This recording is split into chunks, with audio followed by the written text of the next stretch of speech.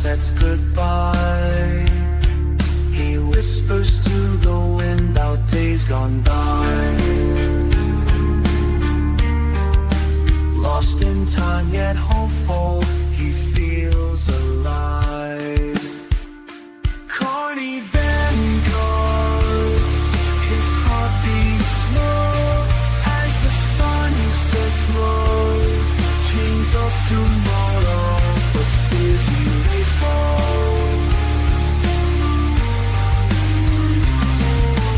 Carney Vanguard, whispers of a sunset in the quiet night. Hopeful and lost in this small town's light. Wishing for a better day, those shadows might bind. Dreams of a future where he won't be flying. Carney Vanguard, through the fields where the wildflowers grow, he finds a path that seems to know.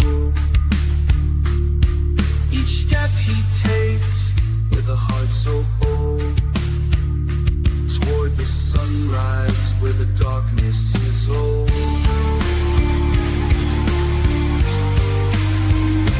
Carney Vanguard, his spirit lifts as the sun sets low. Dreams of tomorrow, but fears he may fall.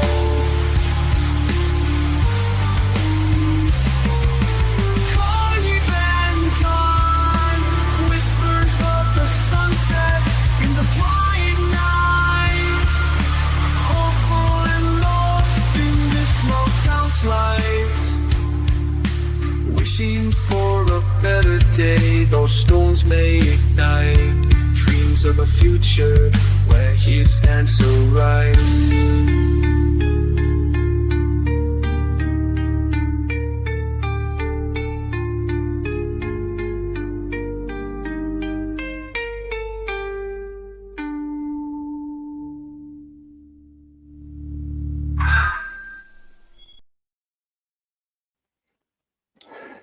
What's going on, Carney Riders? And we're going to do a little bit different, something different today.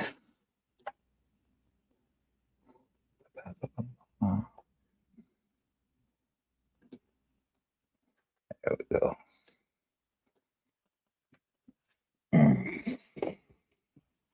Get the coffee crew up here in a minute.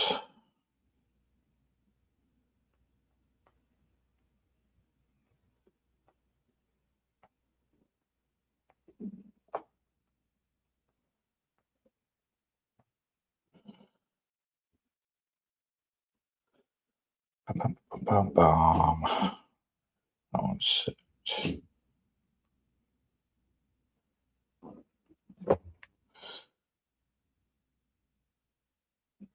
Mirmaz, how are you doing? Thanks for tuning in. Don't forget to hit that like, subscribe, hit that notification bell, let you know when the show is on.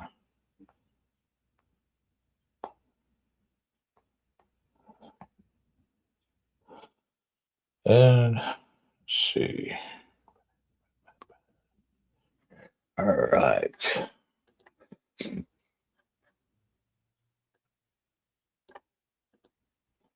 Not seeing these out.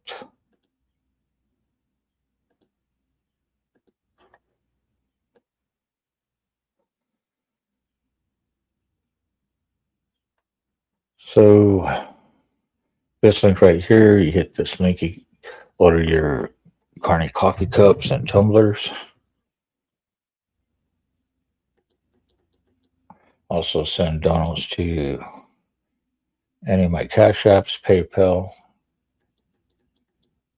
To become a member, hit this link right here. I think the lowest tier I got is at $3.99. Don't forget to send them super chats. Anything helps.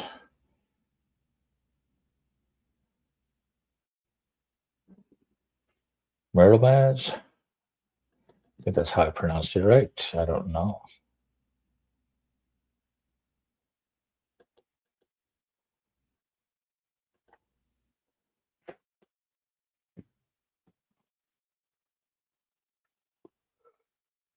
All right. Let's see. What do we got? We still got 9 minutes before the coffee crew jumps in.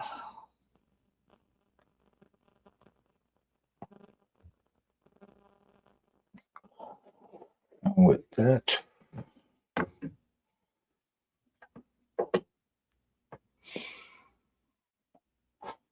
let's see.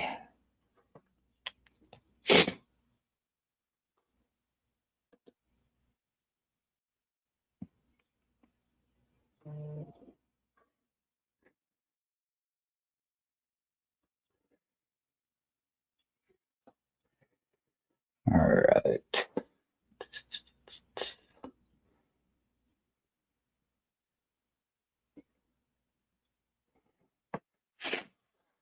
No. Where's all the comments? Where's all the people? Hey, you guys, we got 12 people in. Don't forget to hit that like, subscribe, hit that notification bell, let you know when the show is on. And thank you for tuning in, you Carny riders. Just step on up, step on in, let the show begin.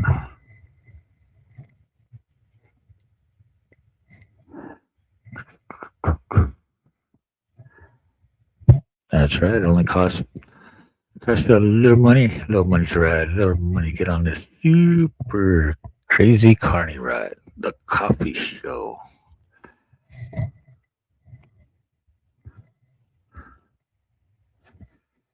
All right, let's see. Maybe later we'll do a open panel. I haven't decided yet. We'll see how it goes.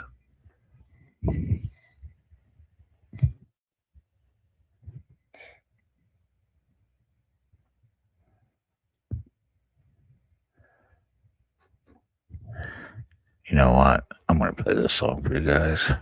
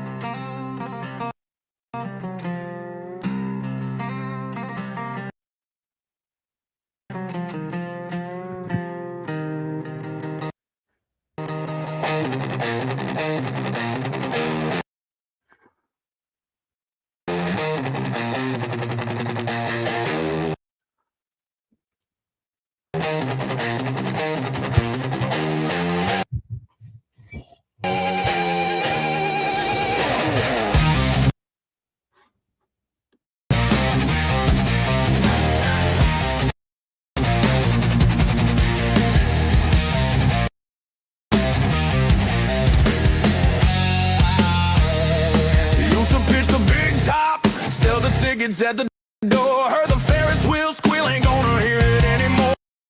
Traded cotton candy fumes for the smell of gasoline. Swap the tilt-a-whirl for a road that's long and lean.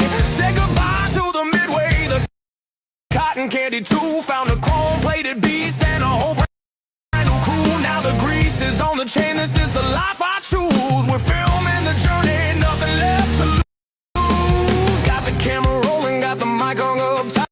Gonna light up the screen with the road at midnight.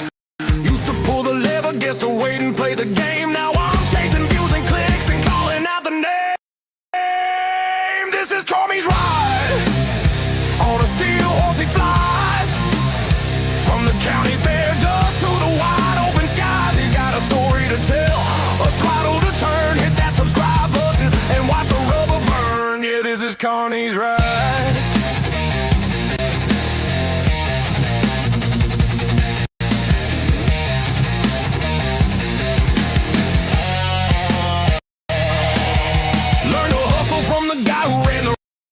Toss that same eye for the angle means no story ever gets lost. Filming the open highway, dodging potholes in the rain.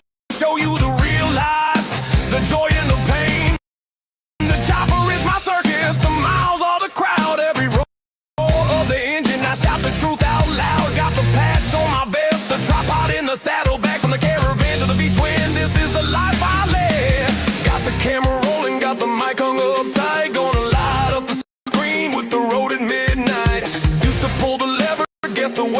the game. Now I'm chasing views and clicks and calling out the name. This is CARNY'S ride. On a steel horse he flies. From the county fair dust to the wide open skies. He's got a story to tell, a throttle to turn. Hit that subscribe button and watch the rubber burn. Yeah, this is CARNY'S ride. He's coming to your feed. More than just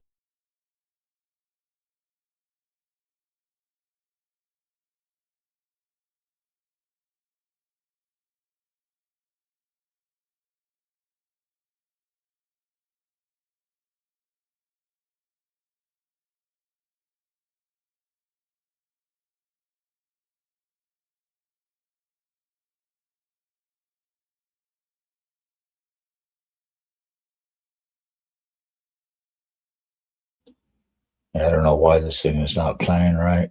Let's try this again, you guys.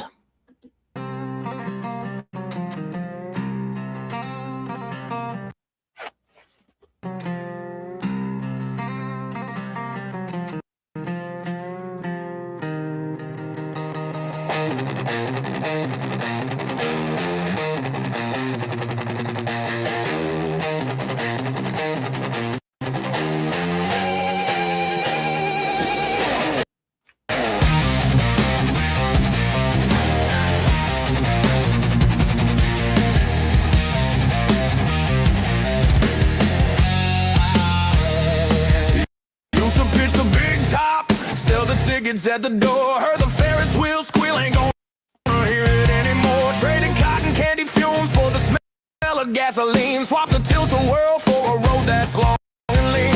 Said goodbye to the midway, the cotton candy too. Found a chrome-plated beast and a whole brand new crew. Now the grease is on the chain, this is the life I choose. We're filming the journey, nothing left to lose. Got the camera rolling, got the mic hung up tight. Gonna light up the screen with the road at midnight. Used to pull the lever, guess to wait and play the game. Now I'm chasing views and clicks and calling out the name. This is CARNY'S ride. On a steel horse he flies. From the county fair dust to the wide open skies. He's got a story to tell, a throttle to turn. Hit that subscribe button and watch the rubber burn. Yeah, this is CARNY'S ride.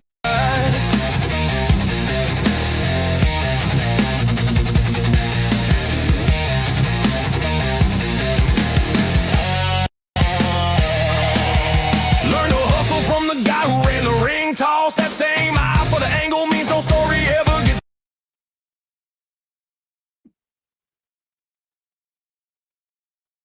And it freezes. Oh, great.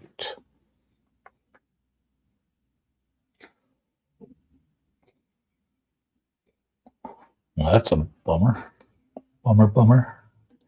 All right.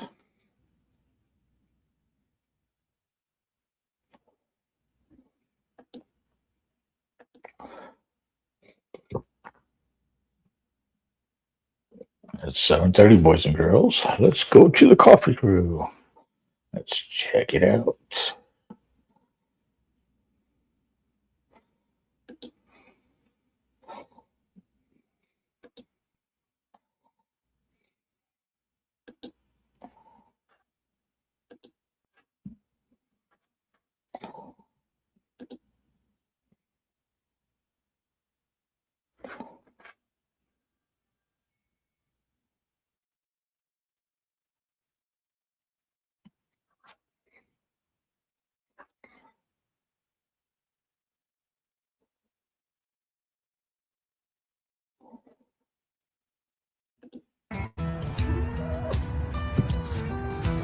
Rides that highway, no map, no plan. Knuckles wide on the bars, engines roar like a band. Oh, Brown Chicken, where are you, man? How you doing? Mm-hmm. Bird up. Bird is a word. Word is a bird. Good morning, Mike Ball. Woo. Here, present, and accounted for. Thanks. You want these wide or tall?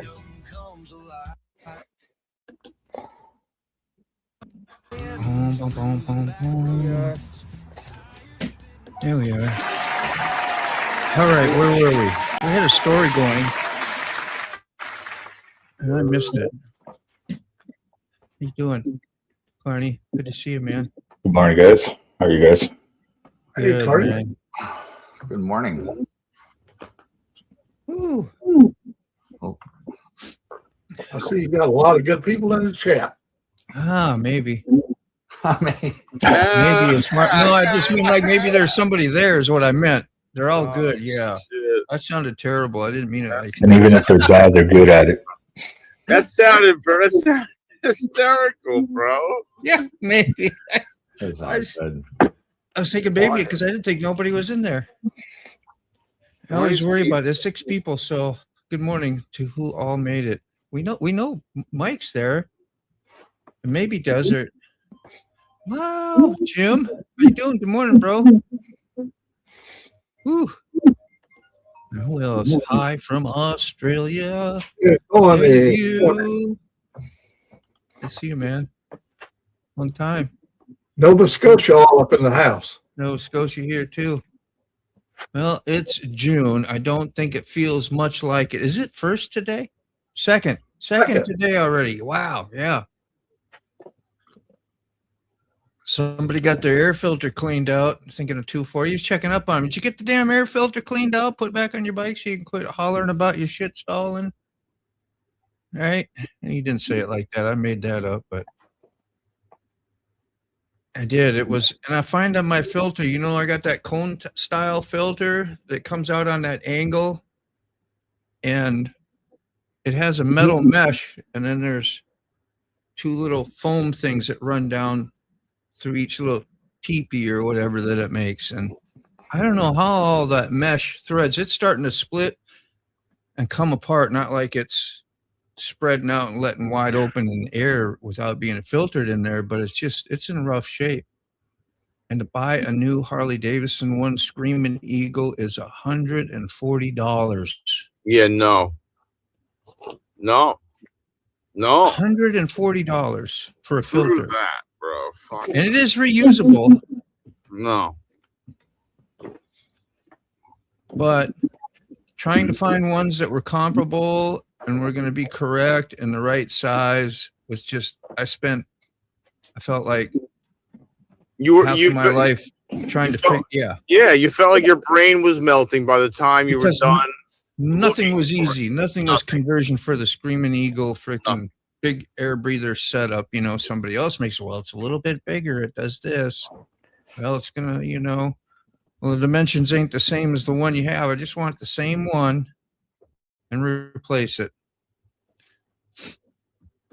So I just gave up, took care of the one I had, cleaned it out really good, resprayed it with the oil. I let it dry like it was supposed to too. It's got to let it dry 24 hours.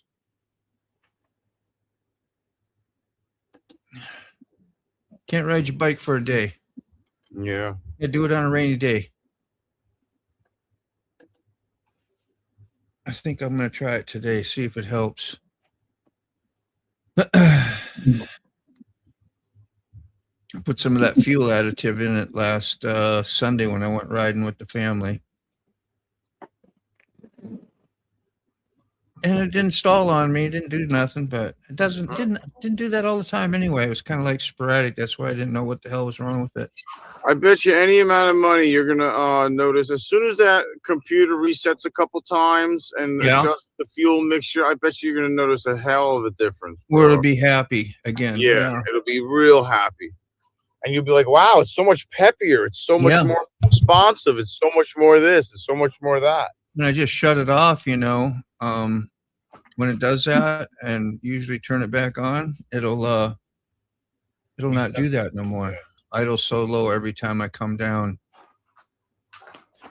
to a slow roll or whatever. That sucks, especially when you're in traffic. Yeah, how'd you like to have that shit happen to you in the bottom of that tunnel underneath the frickin' Chesapeake Bay? And all them cars coming at you, and you're dead on a motorcycle. and nowhere to go. Not a good I time. just keep yammering and nobody else is going to talk. Just saying. Y'all, I was having a safety meeting. you are? I was trying to be safe. TT. The TT. Does anybody watch the TT? Tournament, tourist tournament, what do they call it? Tournament, the TT. Not like I should be. It was I really like good. looking at Dean TTs. Harrison won. A guy named Dean, his same name. He finally Oh, I won. thought you were talking about something else. I was like, I like seeing TTs. Yeah, the Oh, TT. TTs. The TT. The TT. The Not- teeth. Not the kind you can, you know. Did someone say TTs? Were there a lot of A bunch of fatalities TTs? this year in the race? What about the rate? What'd you say? A lot of A lot of fatalities fatalities. this year. I still didn't hear you say it again. Can you not? Is my mic working? I heard all you right? fine, but somebody else was saying something, and I Oh, didn't I'm hear it. sorry. I'm okay. The Isle of Man, TT. Yeah. Were there a lot of fatalities this year? I don't know.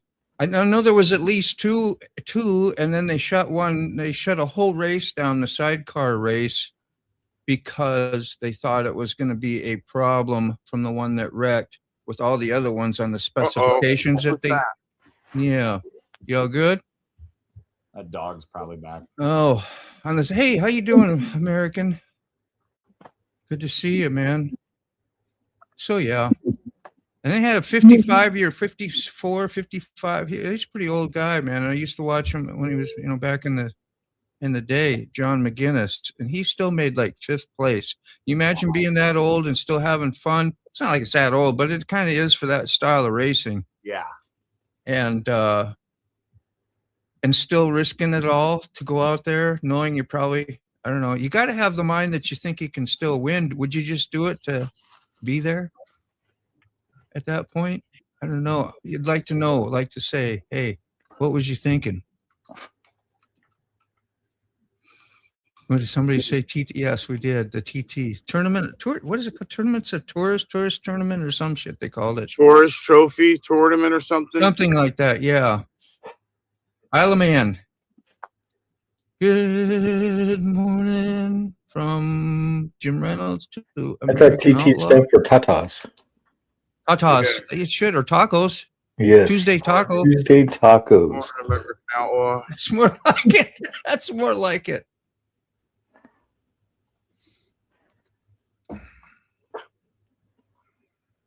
Are you not broadcasting today? You don't have to. I was just noticing. What's that? You're not broadcasting today? Oh, I have the show going right now. Don't you? Oh, you do? You have another one? Mhm. Wow. Like, I should be surprised. I know you do. Yeah. Boom, boom, boom. Yeah, I figured I might as well start using this a little bit more since I haven't been using it. Get this StreamYard action going. Oh. Yeah. I'm just so used to jumping on everybody's panels that it's like, you know what? I need to sit there and just. What, you thinking about doing your own more or what? No, I just, right now, Yes. I figured do mine and then that way I can stay on a little bit longer and all that. Oh, yeah. Let's see. So people are watching me sit here watching you guys. Fitty titty. Oh, is that what's happened? That's pretty cool. Kitty cam. Yeah, if you go to my channel, you can Hey. see how it looks. Look at that little fitty titty, man. They staying out of trouble? Yeah, well, since my overhead door has been broken, I've got it propped up because it doesn't rain here anymore. It hasn't rained in weeks, and it won't rain for at least another week or so. And Yeah.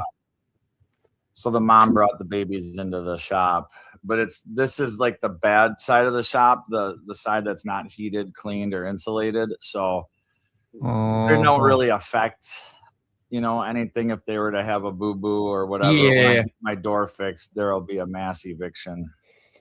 Mass eviction. Time to go.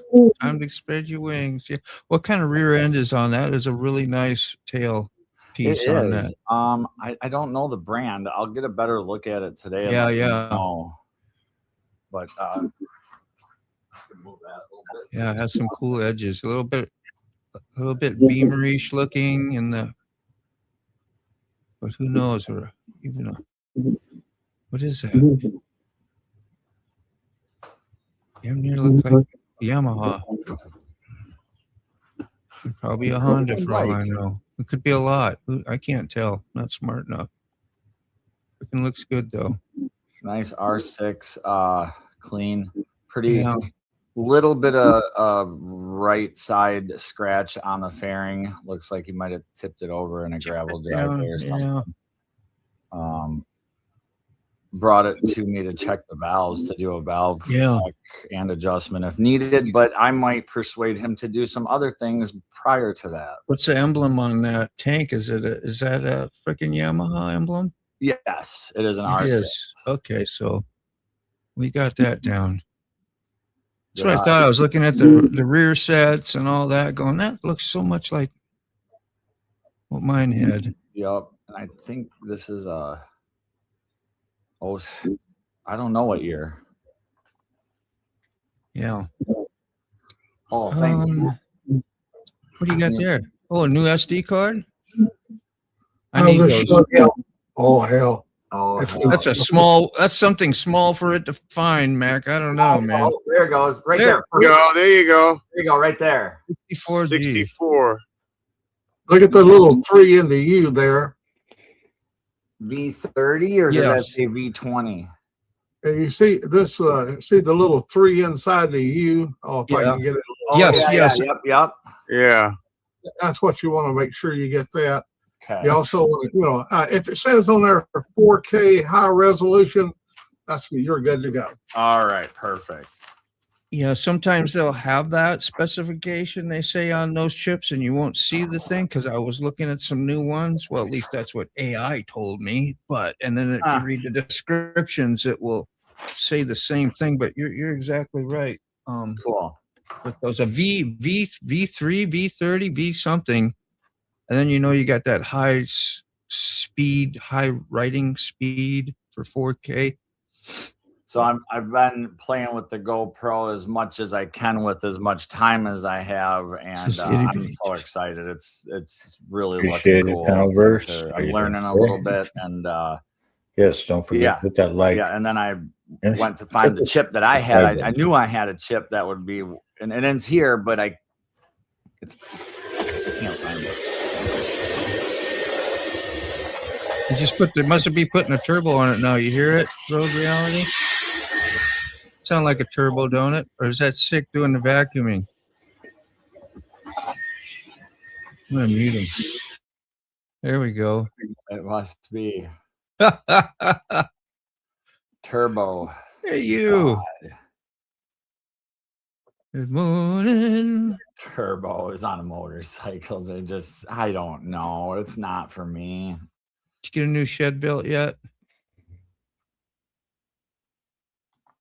Yeah, do you like the turbos are nice though? I mean, they'll do wonders for a weak engine, but you'd rather just build the engine, wouldn't you?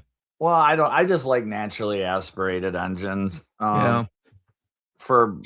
Because I'm poor, I guess. I mean, I would like to put a little pro charger on my G37 because to turbo it would be too much. Yeah, I don't know. On bikes it would be neat. It'd be fun. I'd always want to listen to the turbo. I'd constantly be cranking the throttle. All here I'm gonna take real quick. I gotta see if I can find that Amazon. I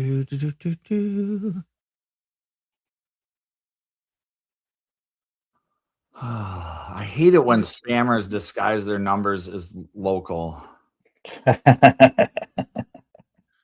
Just tell them sure. And when they ask you your age, tell them 5012. It was a computer recording, so I just went on. Who's got good brake experience here on motorcycles? Like, how thin should they be wore before? I did a research and it said like a 1/16 of an inch. That sound about right? And then do you hear an actual start to squeak and stuff like you do on your car and vehicle? If Depends it's on getting They low, got feelers. They got fewer. do they? Okay. Yeah. Because I got Yeah, don't some wear them down like I do. ready to order up. I think I need some. I was looking it out on the ride and looked at the front. I guess I had about an 1/8 inch, but I started freaking a little bit, thinking, "Oh my God, what if they go in and press and then they crack and break?" And Or when oh, You or really when have we you take do them go off, down and those it just little, slides right off. cliff. I do as well, don't you? You just fall off the cliff. whew. Go, well, maybe the rear ones will work. Got rear brakes. I remember when I first started riding, I was heavy on the rear because I didn't trust front brakes ever, and until I got a sport bike. Actually, when I got the sport bike, and that took me a long time, I'd always lock up the rear brake on it too, because I was afraid if I was too hard on that front brake, it would skid like the rear brake, and I would lose control. I would never use my rear brake. I was one of those people. I didn't understand that though. Never touched it. I hardly use my front. I use my rear mostly because I downshift quite a bit. Yeah, I do that too, The but only time I use my front is when I'm coming to a total stop. yeah. The only- so you put your Not foot hard down. into the corners for traction, because if you trail brake into that corner, you're braking and cornering. You're getting all that. You can Squatting your front end. traction from braking. It's supposed to help your traction. Is that correct? You're pushing your weight and your Yeah. distribution down to your front end. Yeah. Well, Yep. When I would factor in for my suspension, I would also factor in for the compression of the tire as well to the rim. hello. Well, And the anybody, bike always wants to stand up and go straight when you're braking too. a lot of people know that when you ride choppers, all you have is a rear brake. True. Yeah. In that Yeah. case, Yeah. and you're not going for corners or. Oh, crazy definitely. No, stuff. that's the whole point of the cruise. Carney, now you just reminded me why. Because that's what I first got. My very first Harley Davidson was a super long stretch. I didn't even have a front brake. Yeah. So for you to get And into the I was such a habit, to use that rear brake the whole time. And then when you finally get one with the front brake, I'd be afraid to use it. No, I already use my front. I use up my rear brake more than I do the front. Yeah, you try a lot of that. But You you know, know, you I'm really, used to analyze- downshifting and using the engine. Mm, And then once I come to that stop, then I hit the front brake so my bike don't move when I put my feet down. oh yeah. Yeah, that made it difficult with the rear brake on a chopper only and a long front end. You have to hop on one foot sometimes a little bit coming to a stop. I'd have to come in and out of the gate of a military base with my chopper, leaving the 3 little bars that were there, right outside the post, because they always have those usually.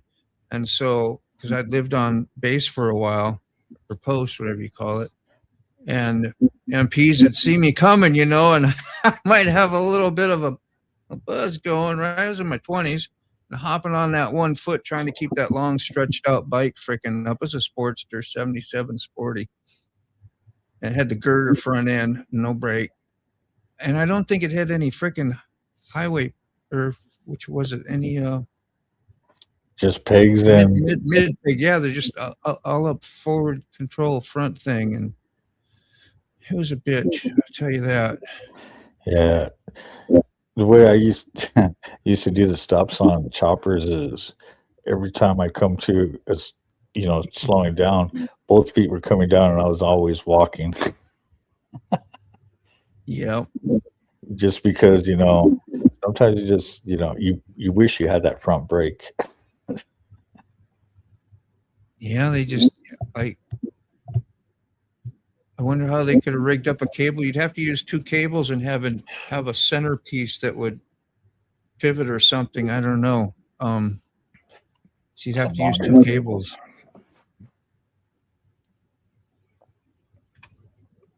Did you ever have choppers, Matt? Yes, sir, I did. Yeah. And we did not have disc brakes. We only had one drum brake in the back, and it was mechanically actuated. When you pushed a pedal, a series of little levers would pull the thing, and you'd get stopped eventually. Maybe. Eventually. Yeah, don't come in hot. Yeah, dig your heels in. Namaste. Good morning, everyone. How are you, everyone? Namaste. Namaste. How are you doing? Hey, you guys, don't Yeah, forget to Minnie. hit that like and subscribe. Hello, America. Hello, America. What's that? A couple songs like that. Hello, America. How are you? There's one. My Vulcan 800 has a drum brake on the back. Yep. You can still. He had a hydraulic brake drum in the back. When you got a mechanical lever, it depends on how much force you put on it, how much a brake is applied. Yeah. So what if you went to stop it hard? Oh, that thing was sliding.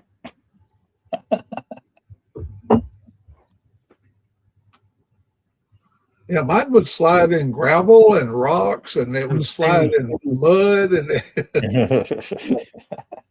But back in them days, I was just like a desert outlaw. We didn't care much about brakes. Who needs a brake? Really They slowed only you slow down. Yeah. They give you wings so you don't have to slow down for corners. That's the only thing I hated about choppers is the turn radius. Yeah, The when longer you're you even get in the that park. front fork out there, the longer that front fork is, the harder it is to turn. Yeah, you feel like you're in a big rig. The longer the fork is. And you see, that was like my first motorcycle that for the street, you know, other than mini bikes and dirt bikes and ride. First one I ever got to go right on the street was that 77 Sportster with the girder. You had to make sure those nuts stayed tight too, because they would loosen up on that girder the way they're. It's kind of weird to, if you know, you know. But starting out and having no front brake, man. But you know, I was in my 20s, so frick, yeah, whatever. I'll get on it and ride it, you know. But you think about it now, you're like, wow, that's kind of something. A lot of love, thank you. 77 40, huh? And hopping on that rear on one side leg, was it? Yeah, on your left one, I think it would be. Because your right side would be brake. Yeah. And then we had to go over that Coleman Bridge, and they had different grates then than what they got now. And they changed, the whole bridge has been replaced. But then it would really pull you, like you'd get on it and you'd do this. Not because you couldn't drive straight, it's just how the grooves would take your motorcycle tires. In our early days, we had 2 foot pedals. One of the pedals was for the clutch, and the other was for the brake. Our bikes had gear shifters on the tank. Oh, wow. Yeah, the jockey shift. Suicide. Yeah, I got one that was converted. I had a side shifter, and they converted it to what they call a Portland shifter that you could shift by foot. And that was pretty interesting. People say, I've never seen one of them before, but now everybody's got it. Yeah. Mm-hmm. Makes a lot more sense to do it that way than having to take your hand off the handlebar every time. It's a lot of work. It looks cool now for nostalgia or whatever, you know, and if you want one, I wouldn't mind. I'd like to ride one around a little bit, but it would kind of bring the danger level up a little more, right? In the early days, you only had 3 gears on the side. You didn't have, your 4 and 5 shifters. Were they just big tall gears then? Just they had to We be. also had And back in our day, our choppers had a big old car tire on the back. We didn't have back those days. In our days, we didn't have the 300 size, No. motorcycle tires. We had a car tire. That's what we ran. I even run car tires in the front when they first built mine, because I had the old Springer front end on it. It's pretty wide. Yeah. There's a class for the tank shifters where Rob races. There's a specific class for the old Harley tank shifters. Wow. So there's usually a handful of old timers out there still running them. It's just so expensive to keep them on the track. I bet. Some of those really old. If you're laid over really hard into a corner and you got to shift that gear to go up or either go down in the gear shift while you're leaned over, that extra motion of your arm changes the balance of the bike. Oh, because you got to apply force on that lever to make it shift. It didn't just touch it and it automatically shifted. You had to bang it into gear. You have a good muscle memory in your shoulder to make the little adjustments you need for all that. Yeah, your brain works all that out for you. Yeah, I do. Thank God. Yeah, those are some brakes I was looking at yesterday. Man, what a pain in the ass. And that's that SanDisk. You use that brand ever? What brand did you have? SanDisk. That's you what do? I Okay, showed. yeah. What I showed him was a pretty high dollar little system. what am I gonna be? I bought them from BMW Cameras up in New York. Yeah. And I got it packed up. If I order this within 14 I minutes. don't never buy the big chip because I never save anything to chip. I load mine into the computer. Yeah, me too. I put it right on then the I just reformat it. I reformat, and I never do the quick reformat. I do full reformat only. And you don't see any of my videos having a little breaking up or none of that stuff. No. And that's funny. I put those little glitches in mine on purpose. Towards the end. Kind of weird. Hey, Sterling, how you doing, man? There he is. But yeah, I put them little things in there on purpose. But now what I did find out, Mac, is really like from research I've been doing, which don't mean nothing because I ain't that smart, but they say only use your camera to delete and the reformat. Not even doing the quick, because I always pull mine out and put in the card reader, which is a little faster for, I think, your transfer. But the main thing was not wearing your cards out. Like a full format, it's good. We'll do that, but they're saying maybe like, I don't know, depending on how much you use it, right? Once a month, once every couple months. It will wear your card out faster. Just shit I've heard and I've read about. I've never had a worn out card yet. I know. But mine finally did. And it kind of happened because I use mine just about, 4 or 5 times a week, 2 trips, each day. And then I bring them in if I use it and wipe it just with the quick format. So don't even do that with the computer, use the quick format anymore. You do it with the GoPro or the camera that you have that's designed to format it the way it's supposed to be for that device. I'm just yammering about the stuff. I'm not saying I know 100% what I'm talking about. What's that? Here you go. Here's a picture. Oh, a 77 Sporty. that is a what? That's Here? a 77 Sporty. Hell yeah. I love that color. Was that an AML or That shit is hot. was that a true controls? Carney, was that an AMF AFM or what are they? The company that took over Harley? Was that AMF? The bowling company. Yeah. Is that what it was? Do you remember, Carney? Was it?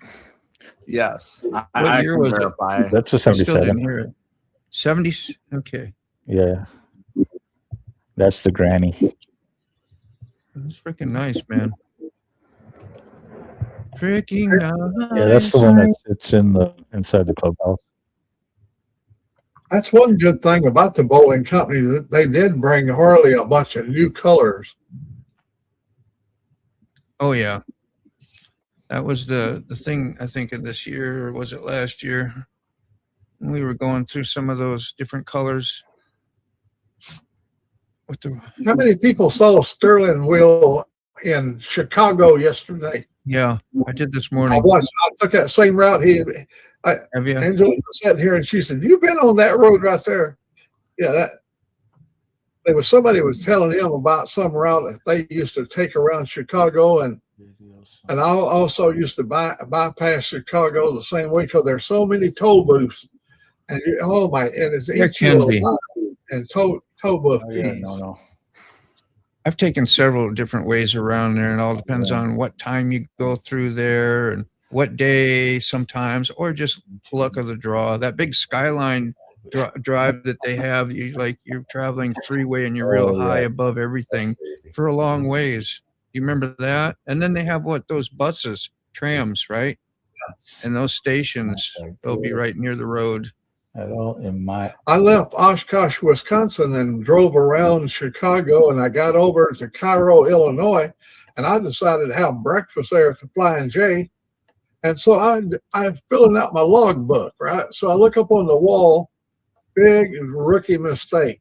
You don't look up on the wall and log down the time, because you're just on that line where Central and Eastern Standard Time is right there. And I wrote it, and it was in the wrong time zone. It put me an hour out my book. They got me in Louisville, Kentucky. And that lady told me, she said, you was traveling at a speed of 88 miles per hour to get from Oshkosh, Wisconsin to right here. You would have had to be doing 88 mile per hour. He was figuring for you, huh? I showed her where I made the mistake up there in Cairo, Illinois, and she allowed me to put an initial and accepted that. I made an error in my logbook. Nothing beats it. I kind of like going through there once in a while. It's pretty fun. Sometimes you go through there, you go by, what's the real tall building now? What's it called? It used to be the Sears. Yeah, and that's been called a couple different things. Yeah. In a foggy day, or where you get a little bit of ground fog, you can't even see the top of it as you go by on the freeway. And I remember flying through there from here to get to Minnesota, whatever, and they actually would dip and tilt the plane so you could see that building, right? And just look at the beautiful thing of the city. Give you almost like a little mini tour when they loop around. But nowadays, you ain't gonna get that ever again. Can I tell you a little story about Oshkosh, Wisconsin? Sure, please. So I was going up to Upper Peninsula, Michigan. So as I intended to stop in Oshkosh, and there's 3 exits, and I remember then it was 3 exits, and I'm at exit number 3. And so I go in and I get stopped, and I go into the Perkins restaurant to eat. So when I come out of Perkins there, for my logbook, I need to know what that little district is called. You know, every town has little towns around them. Yeah, part of the metropolitan area of Oshkosh. But what is that little area called? You know, so I asked this little girl, chewing gum, Herbs. I said, "Ma'am, what is this called? You know, I want to know what this region was called." She went, "Duh," and she put it like she went, "Duh," and stuck her finger over her head. Right above her head was written Perkins. She thought the old foolish old driver didn't even know I was in Perkins restaurant. You know, I've not heard that word for a long time. As Perkins, that was the place you would go to all hours of the night, just about. I think, and get you something to eat. And there's one right up the road. Are they gone? Is Perkins out? I don't know. I'm gonna look and see. There was one right up in Madison here. I just drove past it, but I didn't even look to see if it's still there. Papa's Yeah. coming in. I'm going to throw a super chat thing out real fast, and thank you so much.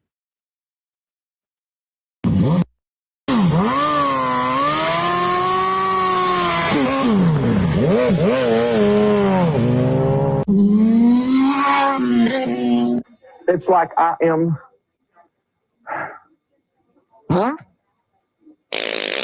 angel. It's like, that's it. Thank you, Jesus.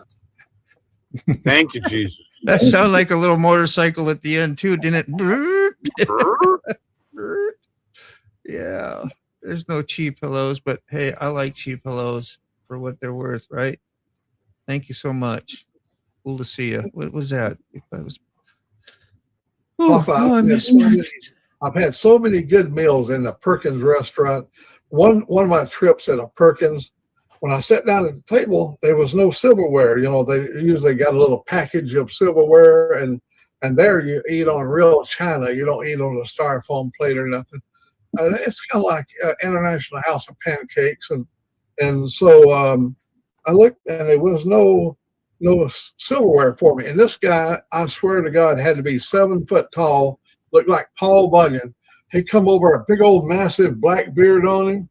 He said, I noticed you didn't have any silverware. And he gave me a package of silverware. And I watched him. He was 2 tables over, but he noticed another human being without silverware, and he came over and shared one that was on his table. I went, man, what That's good nice. human being. That's the way it is. I love Perkins. Do you remember a country kitchen? Oh, hell yeah. Oh, and Copper Skillet, or there used to be another chain. Something about the skillet. Oh, man. They made skillet plates. Yeah, they called them. I mean, every one of them, yes. I remember the black, or what was it, the kettle out down in Texas, southern Texas used to do that too. Yep. Oh, and I'll tell you, there's a place where 35 and I-10 comes together. It's called Griffin. It's over there in Texas.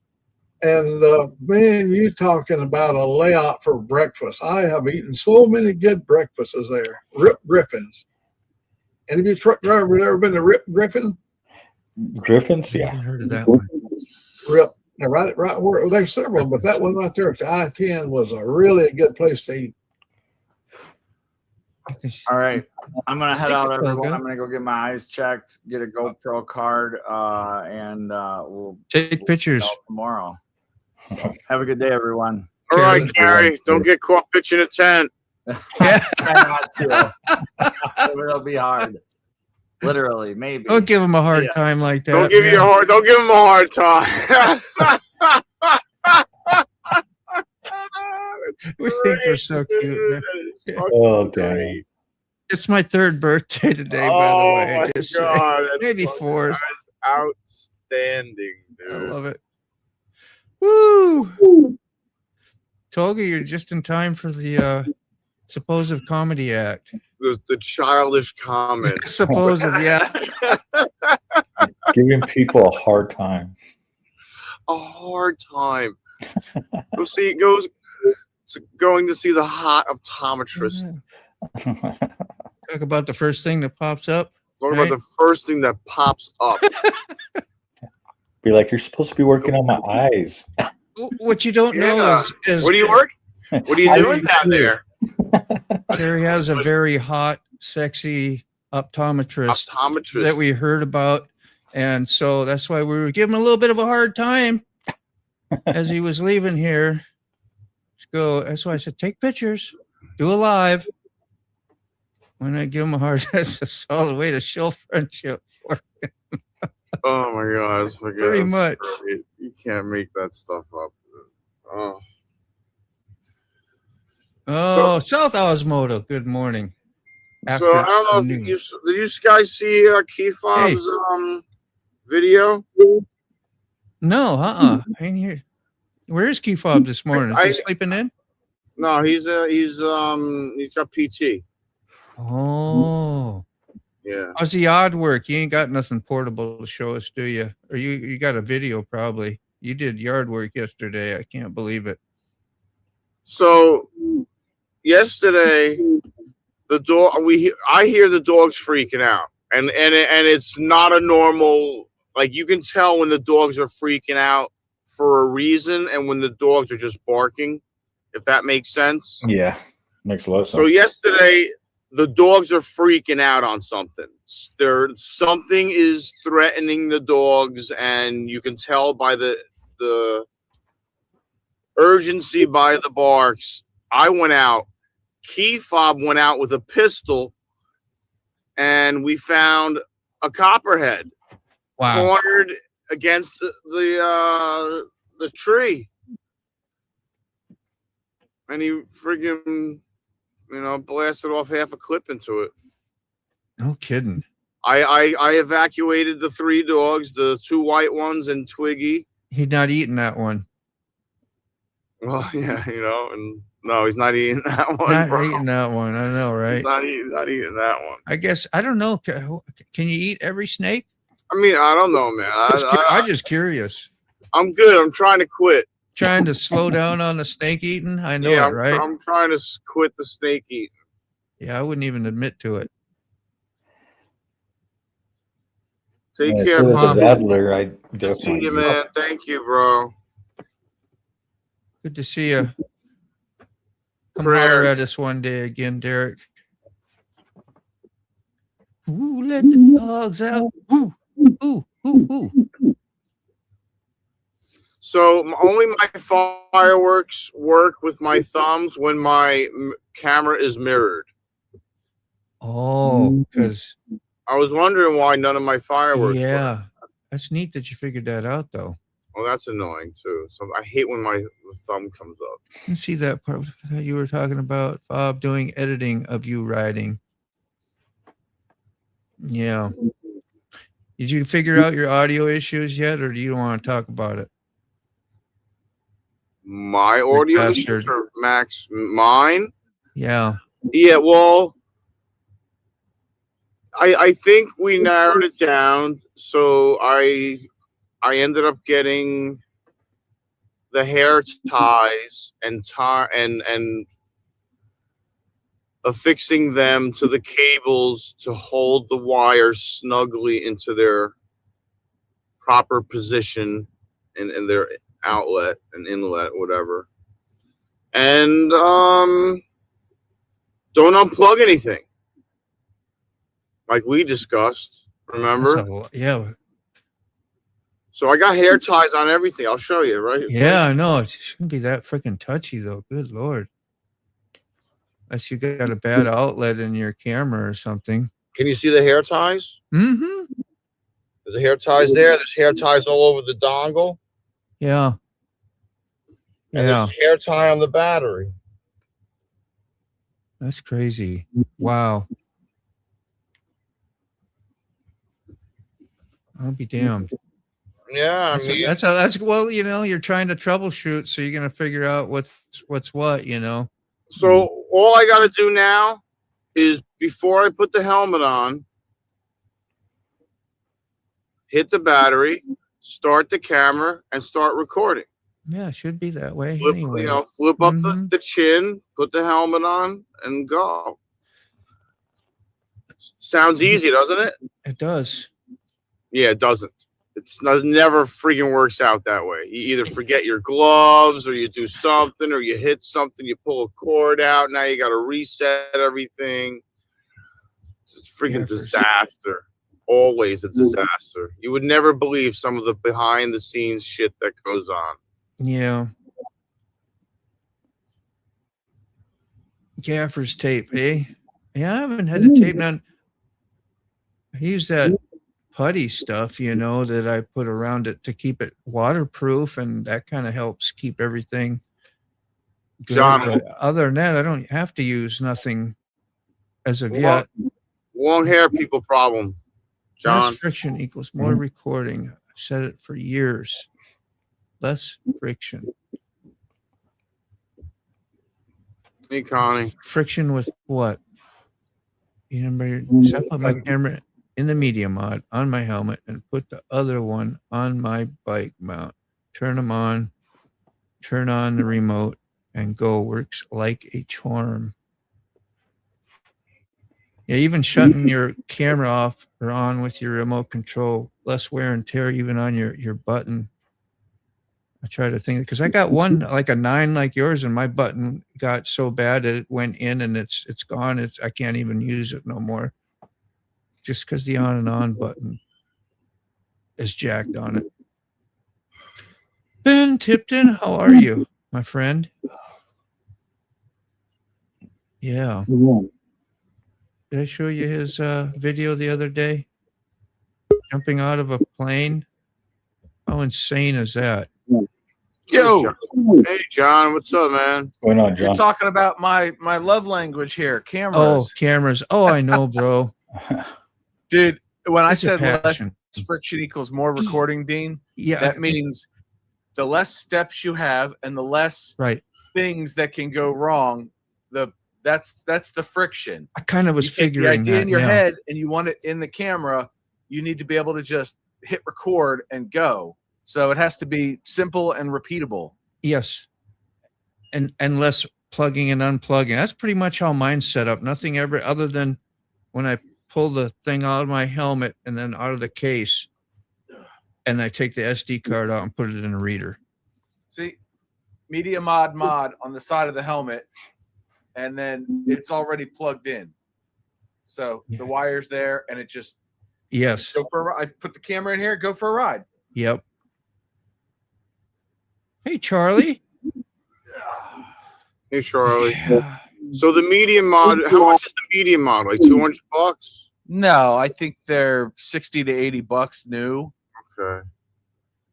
Is that helpful for? He's got a Hero 9, by the way. Just let Same you one know. from 9 to 12 or Okay. 9 to 13 actually. Because I've had that media mod has had a Hero 9, 10, 12, and 13 in it. And you can't use external batteries with that, can you? No. Okay. I use the internal batteries, but I use the white tops, the Enduros. Okay. And that one has Jarvis Biker's Media Mod on it.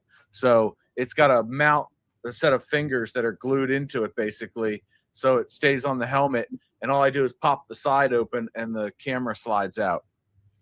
I think my next step is going to be to get a Bluetooth speaker connected camera, and then I can just use my 9 for filming. Oh, so you can get different audio. Yeah. You know what I'm saying? Just to make it a little easier and friendlier for me, because my audio and getting it all organized together is giving me unbelievable problems. It's just not. Nothing's working with me. Everything's working against me, and you know, I've been fighting it. I've been fighting it and fighting it and fighting it. So it's I got to change something eventually. You got to find the friction and remove it. Yeah. I think the Hero 9's the friction. Oh yeah. I downloaded my footage last night, and from the moment the footage was finished downloading to when I was uploading to YouTube was like 2 hours, and that included a full edit with B-roll and all the other stuff across 3 cameras. Yeah, he's got an X3. Yep. I want to get the X4 just because of the lens covers. Nah, get a GoPro Max 2. I like my, you know. Is that the one that Sterling is wearing on his wrist? I don't know if you've seen any of Sterling, but he started. I think so. Yeah, Yeah. I know he has a Max 2. Yeah. Okay. That seems like a really great idea for riding and the way he has that set up. And Oh, it's awesome. I did a video with the GoPro wrist strap last year or the year Yeah. before, and it's phenomenal because I remember that. Unlike where you're riding along and you want to show Old Glory, so you tilt your Boom. head if you're looking forward. yeah, I don't You're have to just look like, the other way. I want to show Old Glory, so you Yeah. just aim your wrist at it, and then you're still focused on the road. I Well, would that's love what I to like do that. about know it. my 360. You know, I have it on the selfie stick off of the bar, so I can just scoot it up if I need to instead of trying to do the remote setting from the phone. I could just hit that button. because I used to like it on the backrest, and then I Yeah. realized, well, if I'm doing live, I can't activate my camera. Yeah, I've got the remote on my cup holder, and it's you know, you were saying, Dean, that you've worn out the Hero 9's button. I did. still turn the cameras on manually and then turn the remote on, and then by the time the three of them boot up, the remote found them all, and I hit a button on there and it says, okay, we're connected, we're good to go. Yep. Then I can power them on and off with the remote button. Exactly. That's kind of how that one thing I got, that app, whatever it's called, I forgot, Camera Tools or something. And Yeah, but then you're using your phone, and I yeah, don't like phones. well, I don't, I'm an old fuddy-duddy. yeah, I long for the days where the phone was corded and mounted on the wall. you remember you used to be able to monitor, like, and I think I had this discussion with you before, and the 7 would monitor, like if I had my 7 on the rear and I wanted to see what was happening behind me, I could watch it on my phone in front, just like it would be a backup camera or something like that, and still be recording. Yep. Other models up above 7 wouldn't do that anymore. I think it started with the 9. I thought you were telling me that was wrong and that you were able to do that, because I've tried a few times and it shuts off. It says it's busy and it won't do that feature no more. And then I read about it and they said that was that way too. But anyway, that with the camera, what I was getting at is with the camera tools things, you can monitor and use that feature because of that app, which is I never use it anymore anyway. But that was just something interesting that was neat to know about it. But yeah, if I have 3 cameras, I have to use a remote. If I only have 2, I just go up and press them at the same time before I get on and go. See, I don't record the whole ride. Yeah, I do. I was out for a couple hours yesterday, and I only got 20 minutes of footage from the whole thing. So think of that. That's what, 1/5 of, or 1/6 of the entire ride time. So I saved a lot on storage for that one. I was going to say that's a big bonus, but didn't you ever, like, I was like, damn, what if I missed the freaking eagle swooping down at the something majestic, I'm thinking I'm going to miss something if I'm not recording, and hate myself for it later. I missed a helicopter that flew like 150 feet above me last week. Oh, well, it happens. I saw it, and that's all that matters. There you go. You got to come to terms with things. Yes. Listen, I record so often, I'd rather not have to store all the rides, because I remember doing that. And I was shocked. I was like, well, I went on a ride to Pennsylvania and it's 5 hours of footage across 2 cameras. Yeah. And it was like 200 gigabytes. I'm like, no, that's too much. Mm-hmm.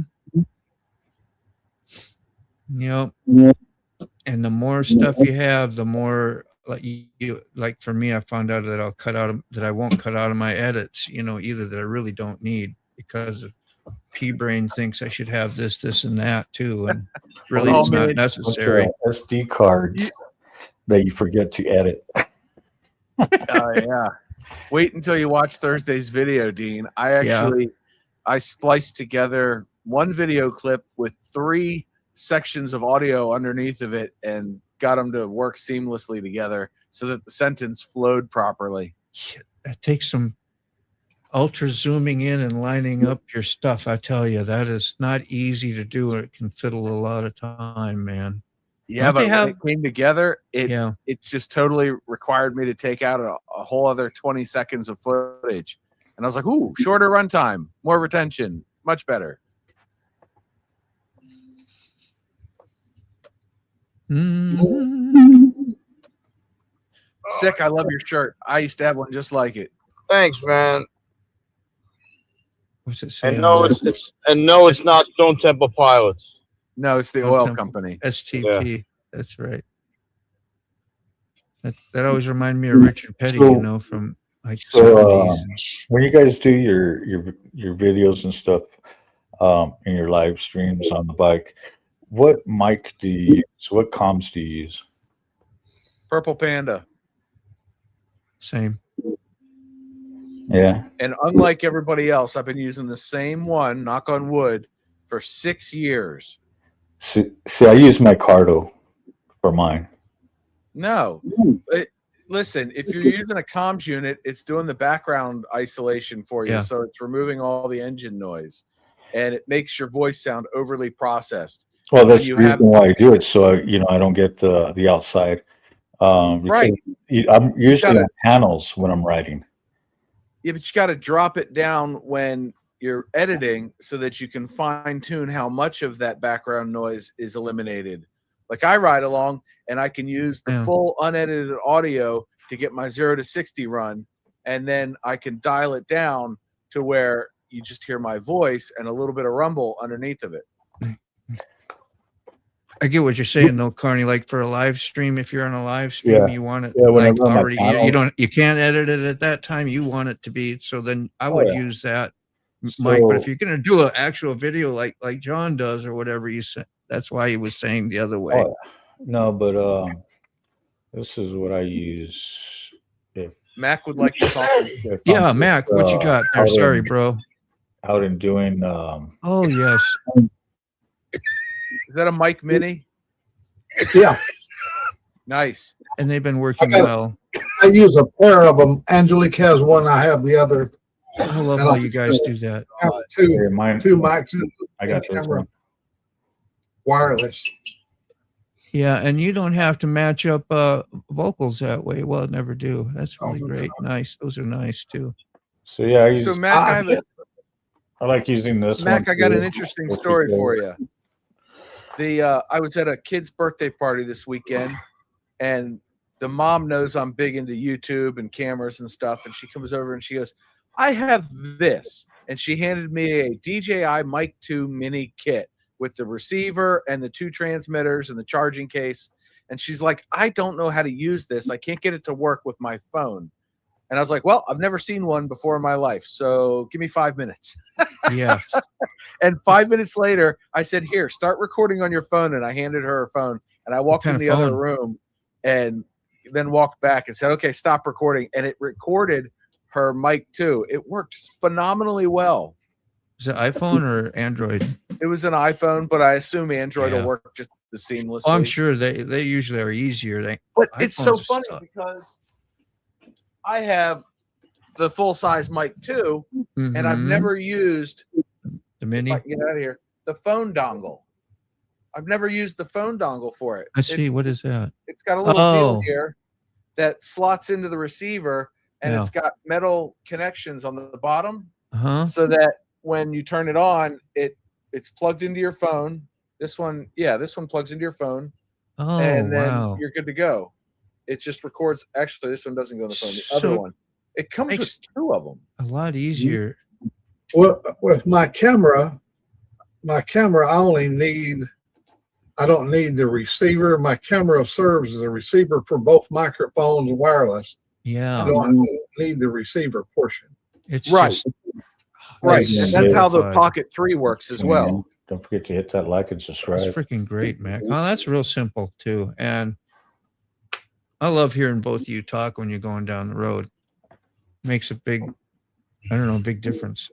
I think Yeah, it's- the Pocket 3 works the same way as any other DJI product. They have a proprietary connection method that is not technically Bluetooth to connect the transmitters to the receiver that's built into the camera. And they just build it into all their cameras. That's why you see GoPro released recently or announced recently that they have a wireless mic system coming, and it's going to work hopefully similar to what the DJI is doing. Because if you try to Bluetooth to one of these GoPros, it's just garbage audio quality every time I try it.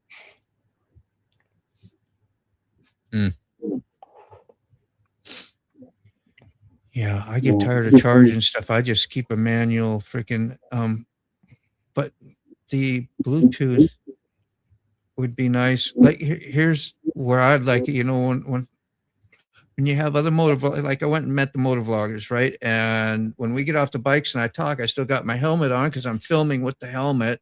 I ain't stopping and getting out a separate thing and holding out a mic and all that. You can't hear them very good, and it kind of sucks for a decent audio video, but it's not that important, I guess. I put up subtitles and do different things and cut and splice their section and raise their volumes up. It's a lot of work, but it would It's be not that nice much work. just to plug in another thing, but I've done that and then it cuts all my audio out sometimes, but you got to leave it like a Y You branch. know what is amazing about that little mini mic? Angelique has hers. Well, she had hers on her shirt collar on her neck. She went into the Piggly Wiggly all the way back to the area where they have the food buffet thing, the deli. And that you could hear every word she was saying, not broken up or chopped or whatever. While you were in the parking lot. Yeah, it came through loud and clear. And you know what's funny? Fantastic. Is that I have the Mic 2 system, and when I did that bobber video where I'm riding back and forth on the street, I was wearing the transmitter, and in one direction it worked like 200 yards, and in the other direction it cut out after like 10 feet. Oh, you kidding? Yeah, I was like, what the heck is this? It just cut right out. Yes. There must have been some interference, too much metal. Especially in those buildings. They're tough going through. It was out on the street. The camera was on the bed cover of my truck, and then I just rode back and forth. It should have worked fine in both directions. You know, on my microphone inside my helmet now, I reduced mine -12. Yep. Because I've got a loud voice to start with, and it doesn't override the mic that way.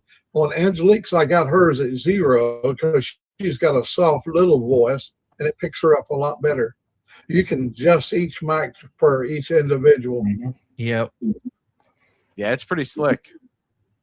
So can you take your mic out of your helmet on the fly? Say like old Mac, if you're like at the Walmart store and you wanted to talk to somebody else, say you still had your helmet on, lift your visor, you could go like to your own voice and then go out here somebody else you were talking to hear them better. Could you do that and then put your shit back in and just leave it alone because it's Bluetooth? Each of the microphones have a little clip. Also, not only do they have a little magnet, but you can clip it on anywhere, even outside. You don't see it where it's inside of your shirt.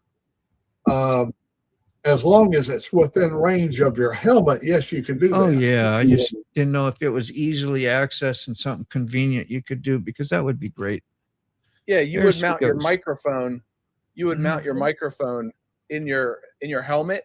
Yeah. You would mount the magnet or get another magnet and glue that to the inside of your helmet. Yep. And then you drop the mic in, and it'll magnet right there. And pop it out when you need it, and then that would be the way to go. I would like that a lot better. Yeah, I do the same thing with the magnet. On one side I have one mic, then I have my boom mic for the Cardo on the other side. Yeah, Ghost isn't wrong. Topic makes a big difference. Being, if you're actually talking about something that people care about, then yeah, you're going to get a lot of views. But if you're riding to the corner store and back and you got nothing to say, then no, people aren't going to watch. I still like to have the audio. Even my little short rides that I do, but I do mine live, so I do get a lot of views on those. Well, what's a lot of views? More than what I normally get on when I do panels. Yeah, it depends upon what. Yeah, it's like when I'm on the bike, that's when everybody wants to watch. I always get my tried and true 49 every time. 49 tried and true. Yeah. There you go, Matt. 49 viewers. I know every one of them too. That my sister, I think Connie, is about the only one that watches my videos religiously. The rest of the family, all my children, none of them has no interest in anything I do. It's boring. I'm just an old man waiting to die. Well, they know you. It's like. It's different. Like I think some of us and others would find it totally different. That's what they say. You had too much of, certain things, right? You take it for granted. Sometimes you don't realize how special things are until they're gone. That's what I'm saying. I try to embrace the family all I can nowadays.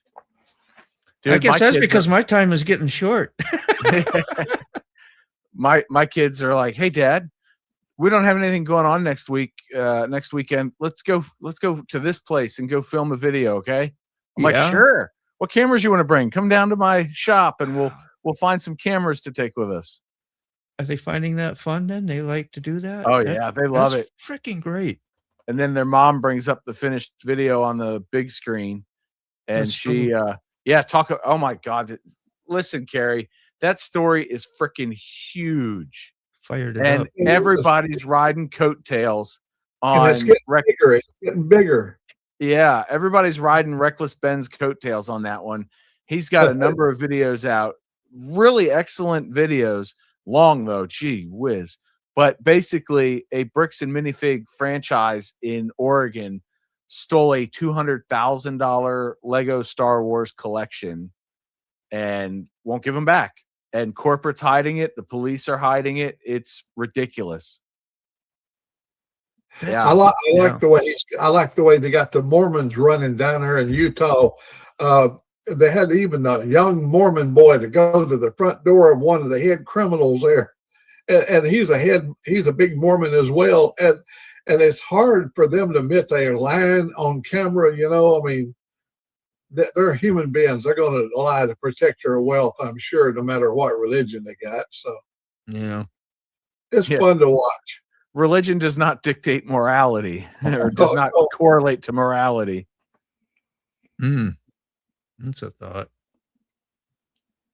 And look how many years they've tried to regulate morality, how they legislate morality. It ain't worked so far. No, and look, it's like they want more and more laws. You can't legislate people into prosperity. No. It just doesn't work. Let's see. Rob's neighbor. I think Rob just dropped a video too. So sounds like Dean needs to sell all his GoPros and buy a DJI Action 6 and nice. a mic mini to go with it. I think that would be really cool. That would be nice, man.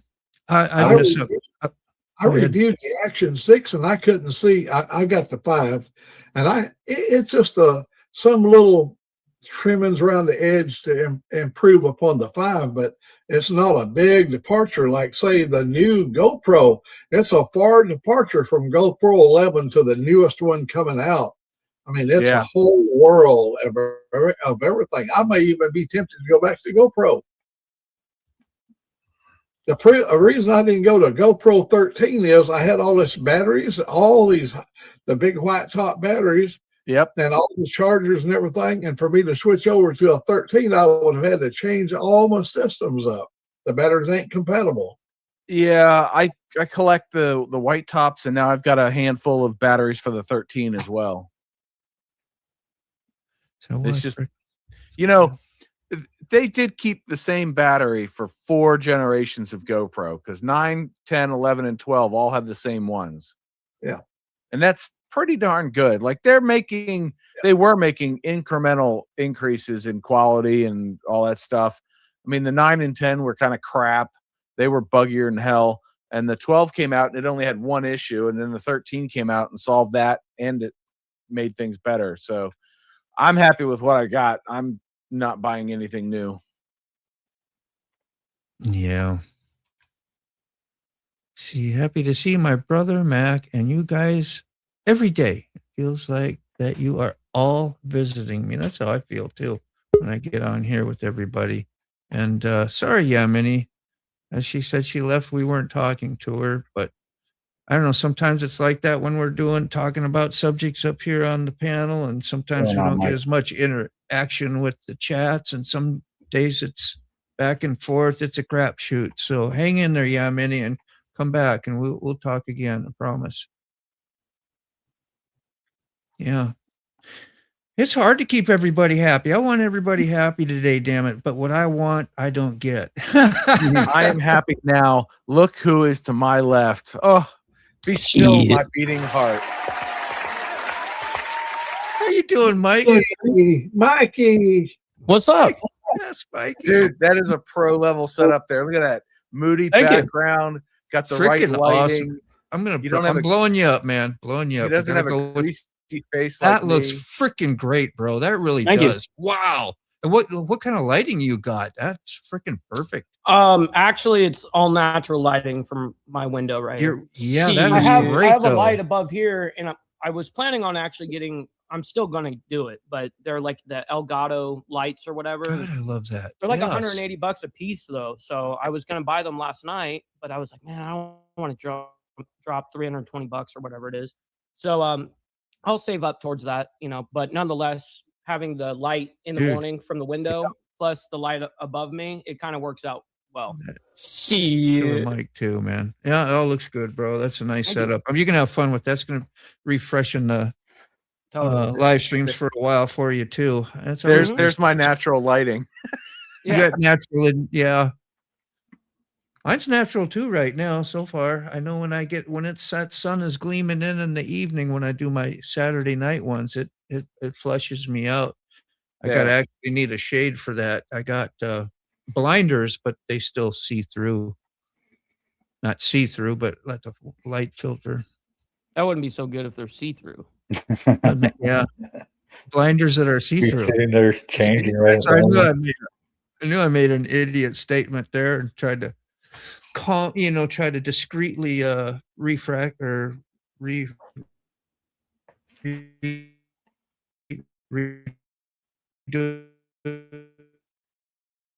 you You're fired. tough crowd, man. It's true. It's tougher. It's a tougher panel than it is a crowd. Come on. Right. fun. That is true. I just came on here to give you crap.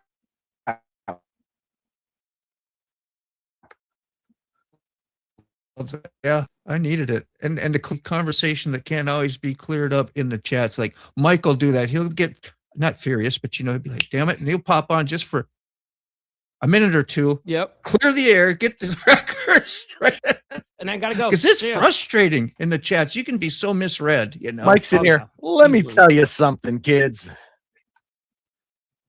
Yep. Natural life. Live streaming Hey, is fun Schmo. because especially how long it takes sometimes for someone to read a message, and then when they do read the message, it's been like 5 minutes ago, and they don't even know what What were the hell they're talking about? Right. Yeah. Yeah.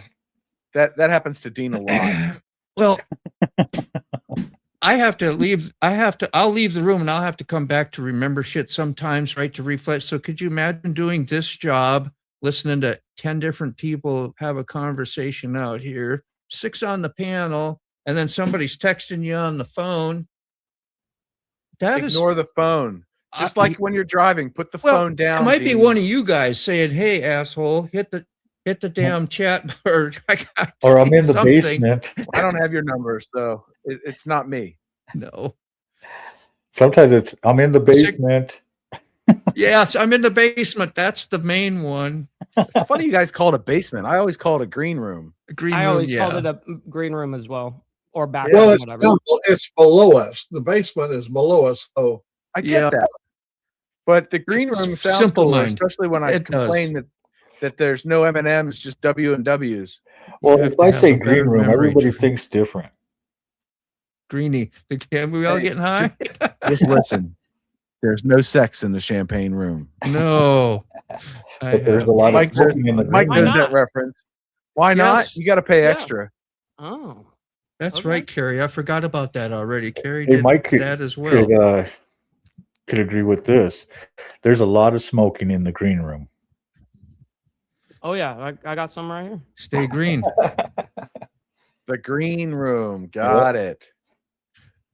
I don't even smoke the stuff, but I think it's fun to use the chime in with the all the references. References. Yeah. I used to, so I know. I was like, and I get it. So, and I wouldn't take nobody's fun or enjoyment or medical purposes, whatever you're using it for, away from them. I think it's fun. I grew up with Cheech and Chong. That was my freaking era. Was weed. Yeah, Dude, I hippies. remember watching the Cheech and Chong movie, and they had a tarp over their grow field, and it was like transparent light could get through, but you couldn't see through it. But they realized they had a rip in the middle of it, and it was the print on the top side was a swimming pool, So they put up an A-frame ladder, and one of He them got up planked there, on acting top like of it and swimming. pretended to be swimming when the drug cops. Was that flew the over next top. movie? I It was think called the was. next movie. I forget which one that was. They had but the I remember Red, his watching brother it. Red in there.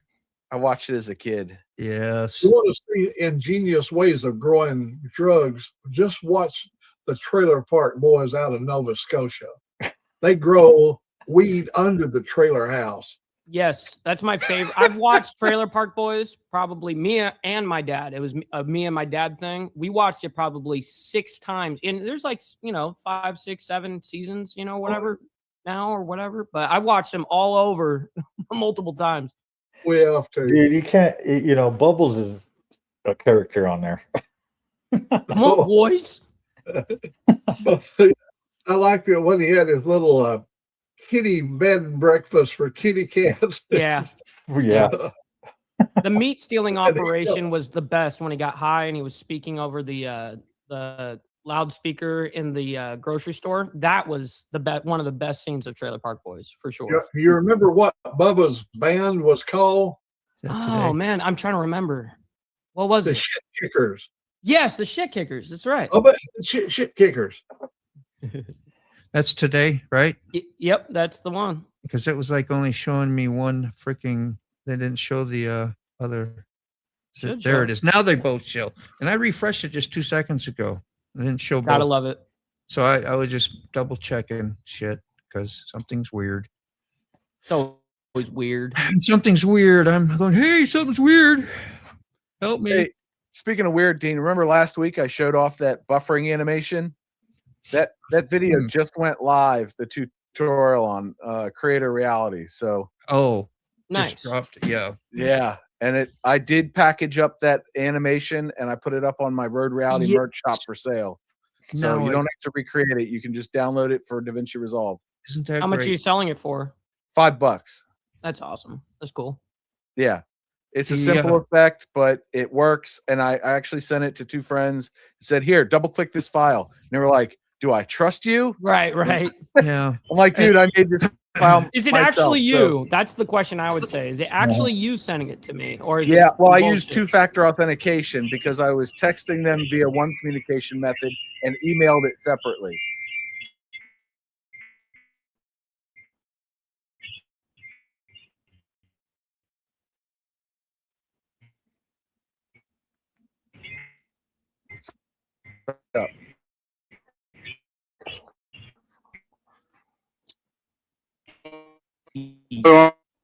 Deal with something. I'll be right back. So they're like contaminated, or they're only 5 of my pumps. So they got to send me a whole new bunch or something. I don't know what's going on. That's a lot of fixing. It sounded like chaos. Well, good luck. It really did. Yeah. It sounded like some sort of lo-fi radio. Sounded like he was at like some plant or something like that. No, I think it was his pump talking to him. Oh. His diabetes Reader. pump.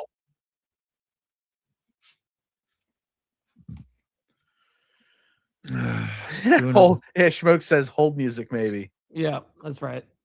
Eric, something like this.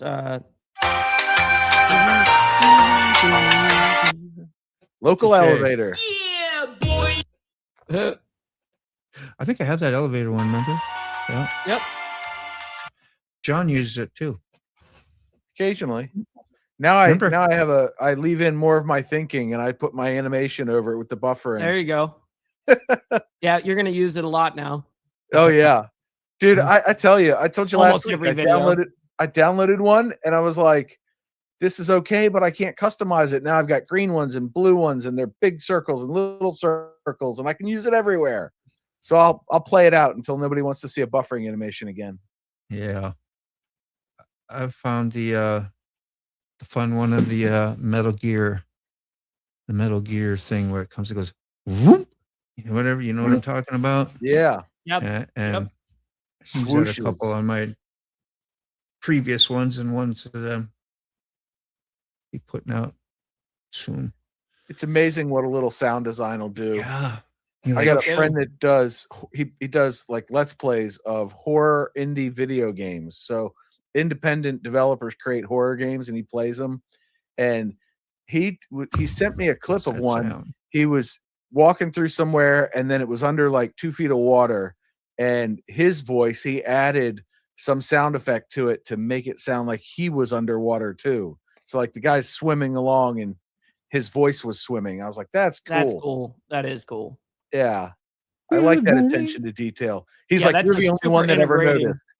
Right. What's that sound? Everybody look what's going down. See, you got the song in my head now. Oh shit! Oh shit! What is that sound? Name that sound. A hot time in the summer until tomorrow. Why don't they have a big game show like they did Hollywood Squares for like all podcasters and different things? And I'll take so and so for 300, or what's that sound? You know, you could do like a game show of that stuff. Yeah, earwig. The That's closest right, game Smoke. show I've ever been a part of is, well, it's not really a game show. It was like them doing awards for streamers, right? So, Yeah. kind of. Oh, no kidding. Yep. I I won the biggest truth teller yeah. last year. That's a good one to have on your Yeah, back, the everyone's truth like teller. the most innovative, Yeah. all these different classifications. You Best get the gamer, Shyster Award. all that. Yeah, the biggest piece of shit on the platform. Yeah. And the award goes to Mike Ball for spitting the most facts. Spitting facts up in this MF. That's funny. We can do both our shit at the same time and Mhm. combine them up, man. Combos. Yeah. I feel left behind. I don't Shit. have a stream deck or whatever. Oh, it's insane. Well, I don't think Dean does either. No, I got a little cheapy thingy, whatever it is. What do you use? Do you just click on the StreamYard, or do you have like a little keypad? Let's see, is this up? Yep. Here we go. I was Gotta gonna go say, for a he has a ride. coffee maker. Woo. Now, let me see. How do I point this thing? Oh, okay. Yep. So Oh, you geez. just Look at that. you installed some of the sound effects in those 6 or 8. Yeah, boy. And then That's these hilarious. 3 here will do like longer and then Recordings. we'll loop it, like if I wanted to continually play that. We just loop it for like the whole stream. Forever, right. Yeah. Yeah. That's cool. It's decent. Got 2 mics, and Yeah, my board Well- is somewhat similar to that. I've got a 4-channel microphone board that I run with the Stream Deck. how about that? There we go. Hell yeah, we get to see the gear. Mm-hmm. And an old ass stereo. I bought that for $20 at a church freaking whatever you call it. W. I still have mine. It's a It looks just like that too. Onkyo or whatever. Yep. And then the Bose 301s. Hell yeah, Those are vintage. that's epic. What years do you think those came out? Gosh, 70s, huh? Yeah, I was about to say. Oh, mercy. That's Is awesome. it that time already? Yeah, unfortunately, I was just about to say I gotta split and get ready for my show as All well. right. Me too. Peace and love, everybody. Anybody got anything to say? Anything going on? The sick bastard, you back? You're not back. He's in the middle of chaos. Yeah. I Yeah. guess we got a minute or so. I don't have to fly this 2 seconds. But... Have a All great right, show, guys, Mike. well, I'm gonna get ready though. Appreciate you guys. All right. On the Peace. flip side. Here we go. Mahalo. Mahalo. Yeah. The Jeopardy hold music. Yeah. All those are recognizable ones would be great. Stream Deck gives you a free mobile app with 6 buttons, all free. Is that what Mike has? The Stream Deck? That you mentioned it. I'm didn't sure he you? has a stream deck, the big one. Yes. The big thing is with the more expensive devices, each button is a little LCD screen and you can assign icons to it so you know at a glance what it is. Yeah. Instead of having to remember what each button does. That's my problem once in a while, especially if I start switching them. I'll hit the wrong one and it's going to be so bad. Ooh. Well, I'm gonna go try out a new filter today, so definitely gonna ride to work. And Yeah, you know what? I'm gonna hit she breathes. 5,000 miles on the road glide today if I Oh, get out for yeah. a ride. I'm at 49.94. I hit my 90,000. I'm I hit at my 90,000. you know, hey, you know what? Jarvis Biker was over to the house a couple weeks ago, and he's got 90,000 miles, not kilometers, miles on like a 22 or 23 road glide limited. That's a lot. Mine's on a how much? 90,000 miles. Yeah, mine's on a 2015. Right. His Yeah. bike's only 3 years old. I got that. That's why I was. He rode. He's in with the ride 22 for 22 group, and he rode down from Canada to Ohio to kick that off.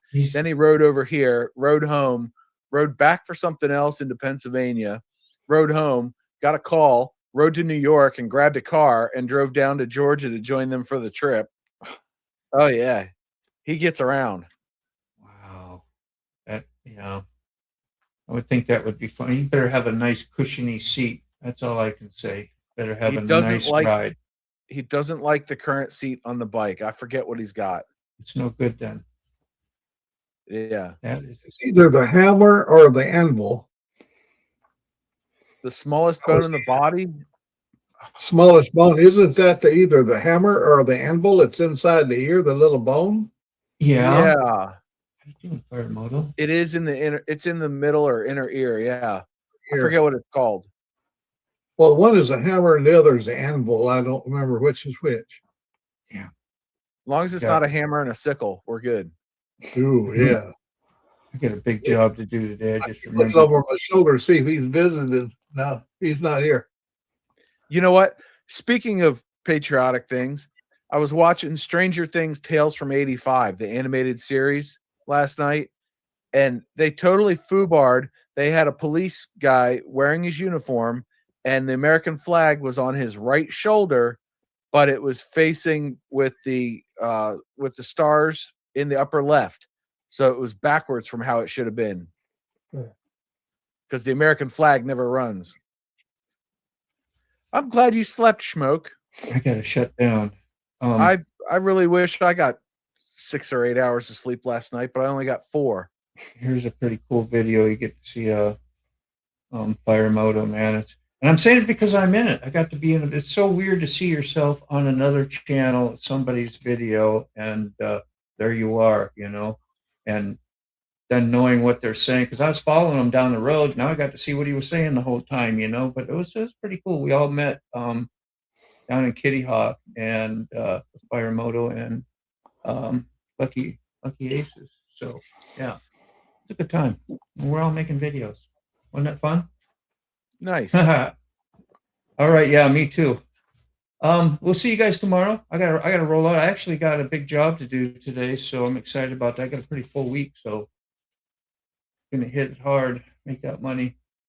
Good luck. Peace out.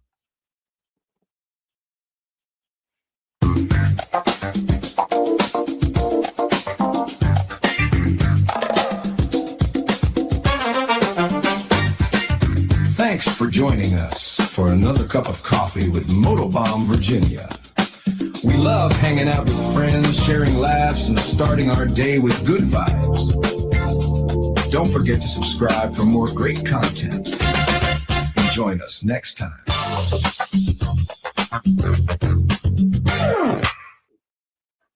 Shazami.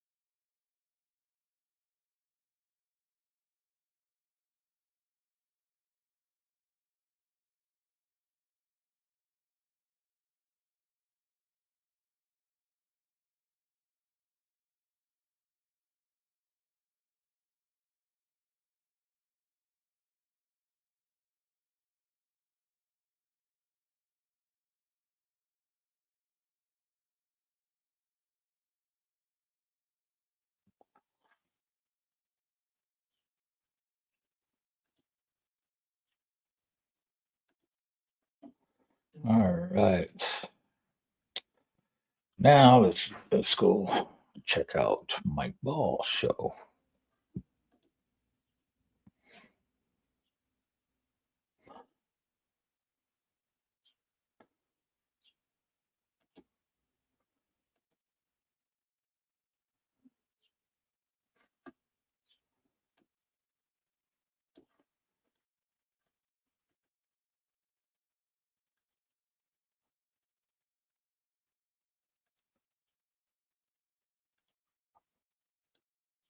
$6 billion fund that Trump was proposing, and sounds like it's been shot down. So we're going to be discussing that here in a few.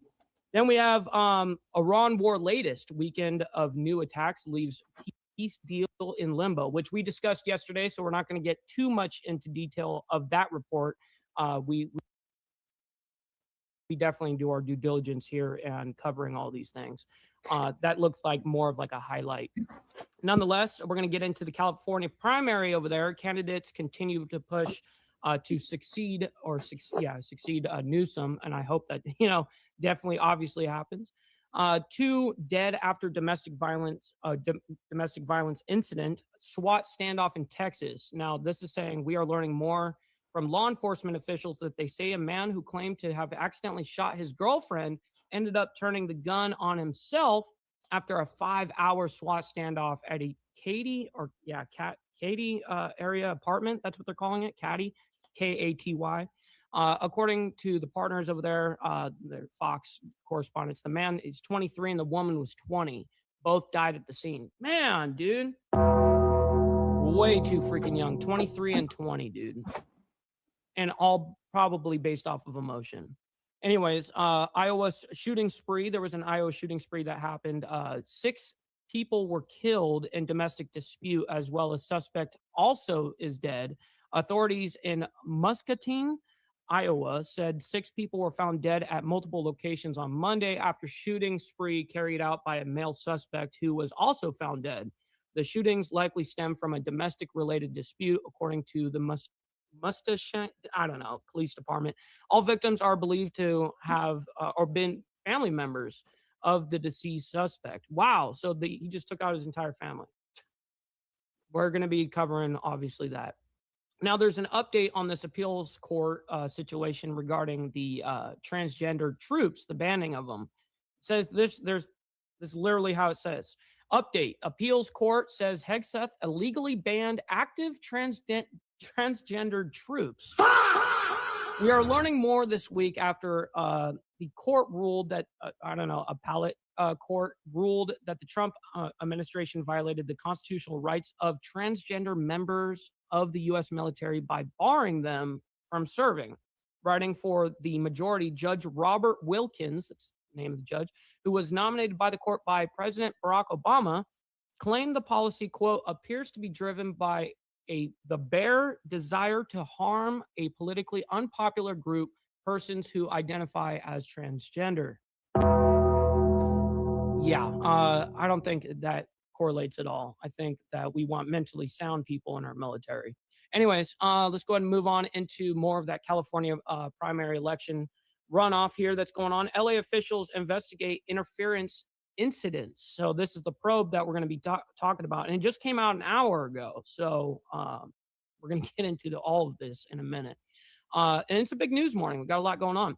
Trump reveals new national intelligence director after Gabbard exit. So it says President Donald Trump appointed federal housing finance chief Bill Pult, P-U-L-T-E, Bill Pult, to lead the intelligence office after Tulsi Gabbard's exit. Fannie Mae and Freddie Mac, William J. Pult, will serve as acting director of national intelligence. Wow, interesting.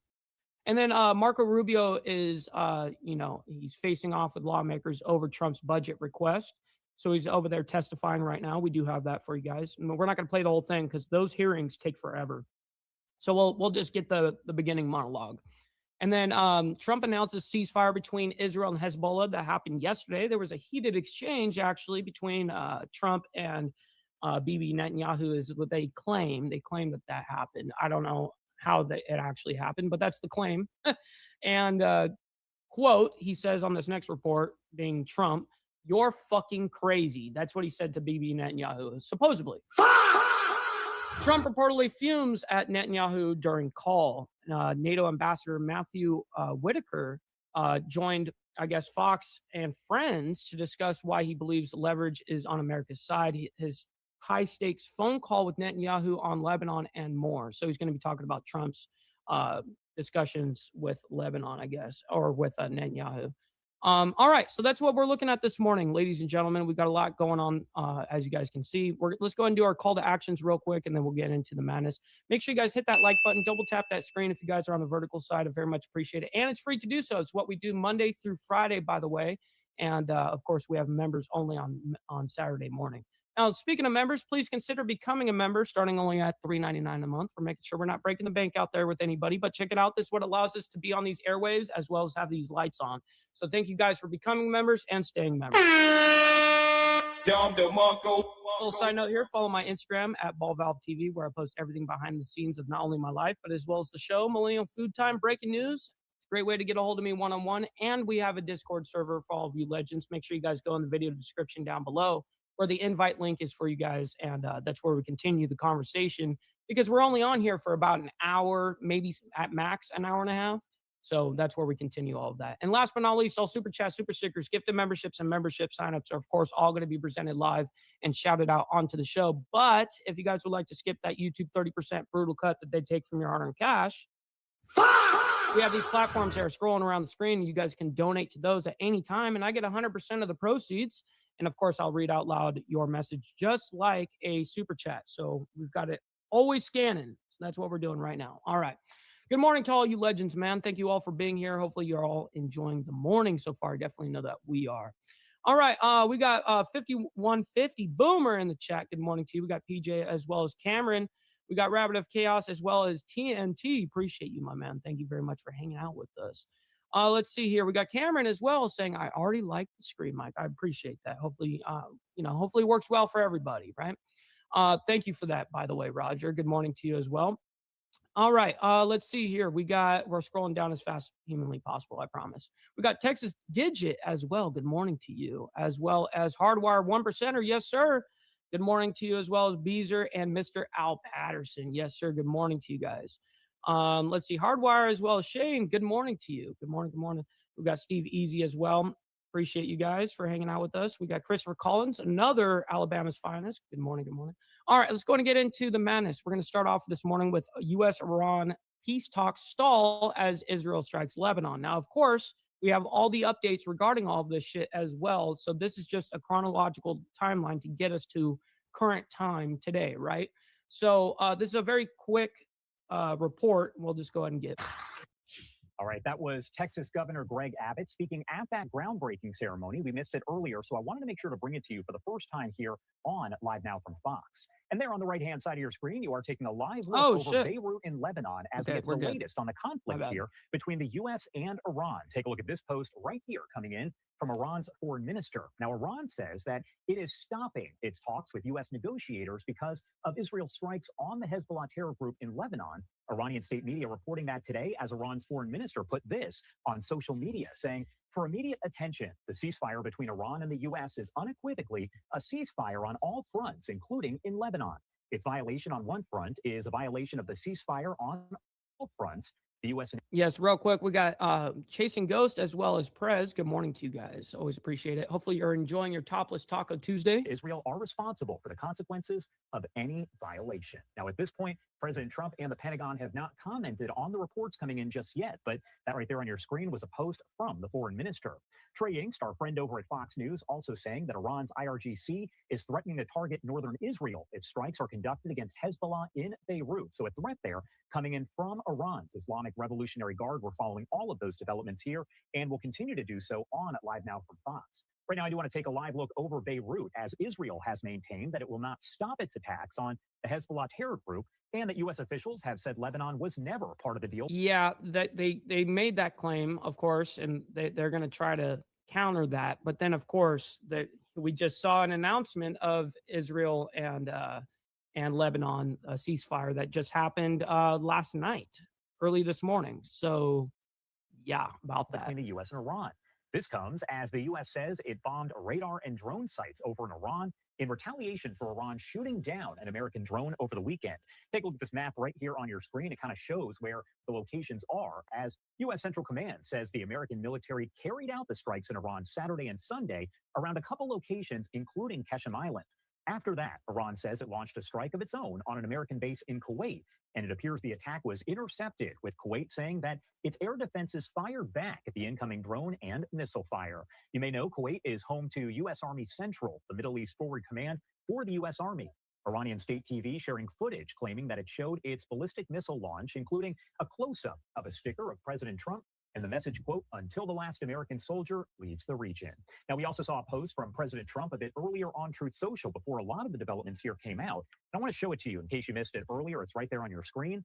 It says, quote, "Iran really wants to make a deal, and it will be a good one for the USA and those that are with us. But don't the Democrats and various seemingly unpatriotic Republicans understand that it's much tougher for me to properly do my job and negotiate when political hacks keep negatively chirping at levels never seen before, Chirping over and over again, that I should the only chirp that I know is she faster or move slower or go to war or not go to war or whatever. Just sit back and relax. It will all work out well in the end. It always does." Again, now Iranian state TV reported that Iran has essentially cut off its negotiations there with the U.S. amid that ongoing conflict. We'll make sure to keep you updated here as we get additional information on all of that, including reaction from President Trump and the Pentagon.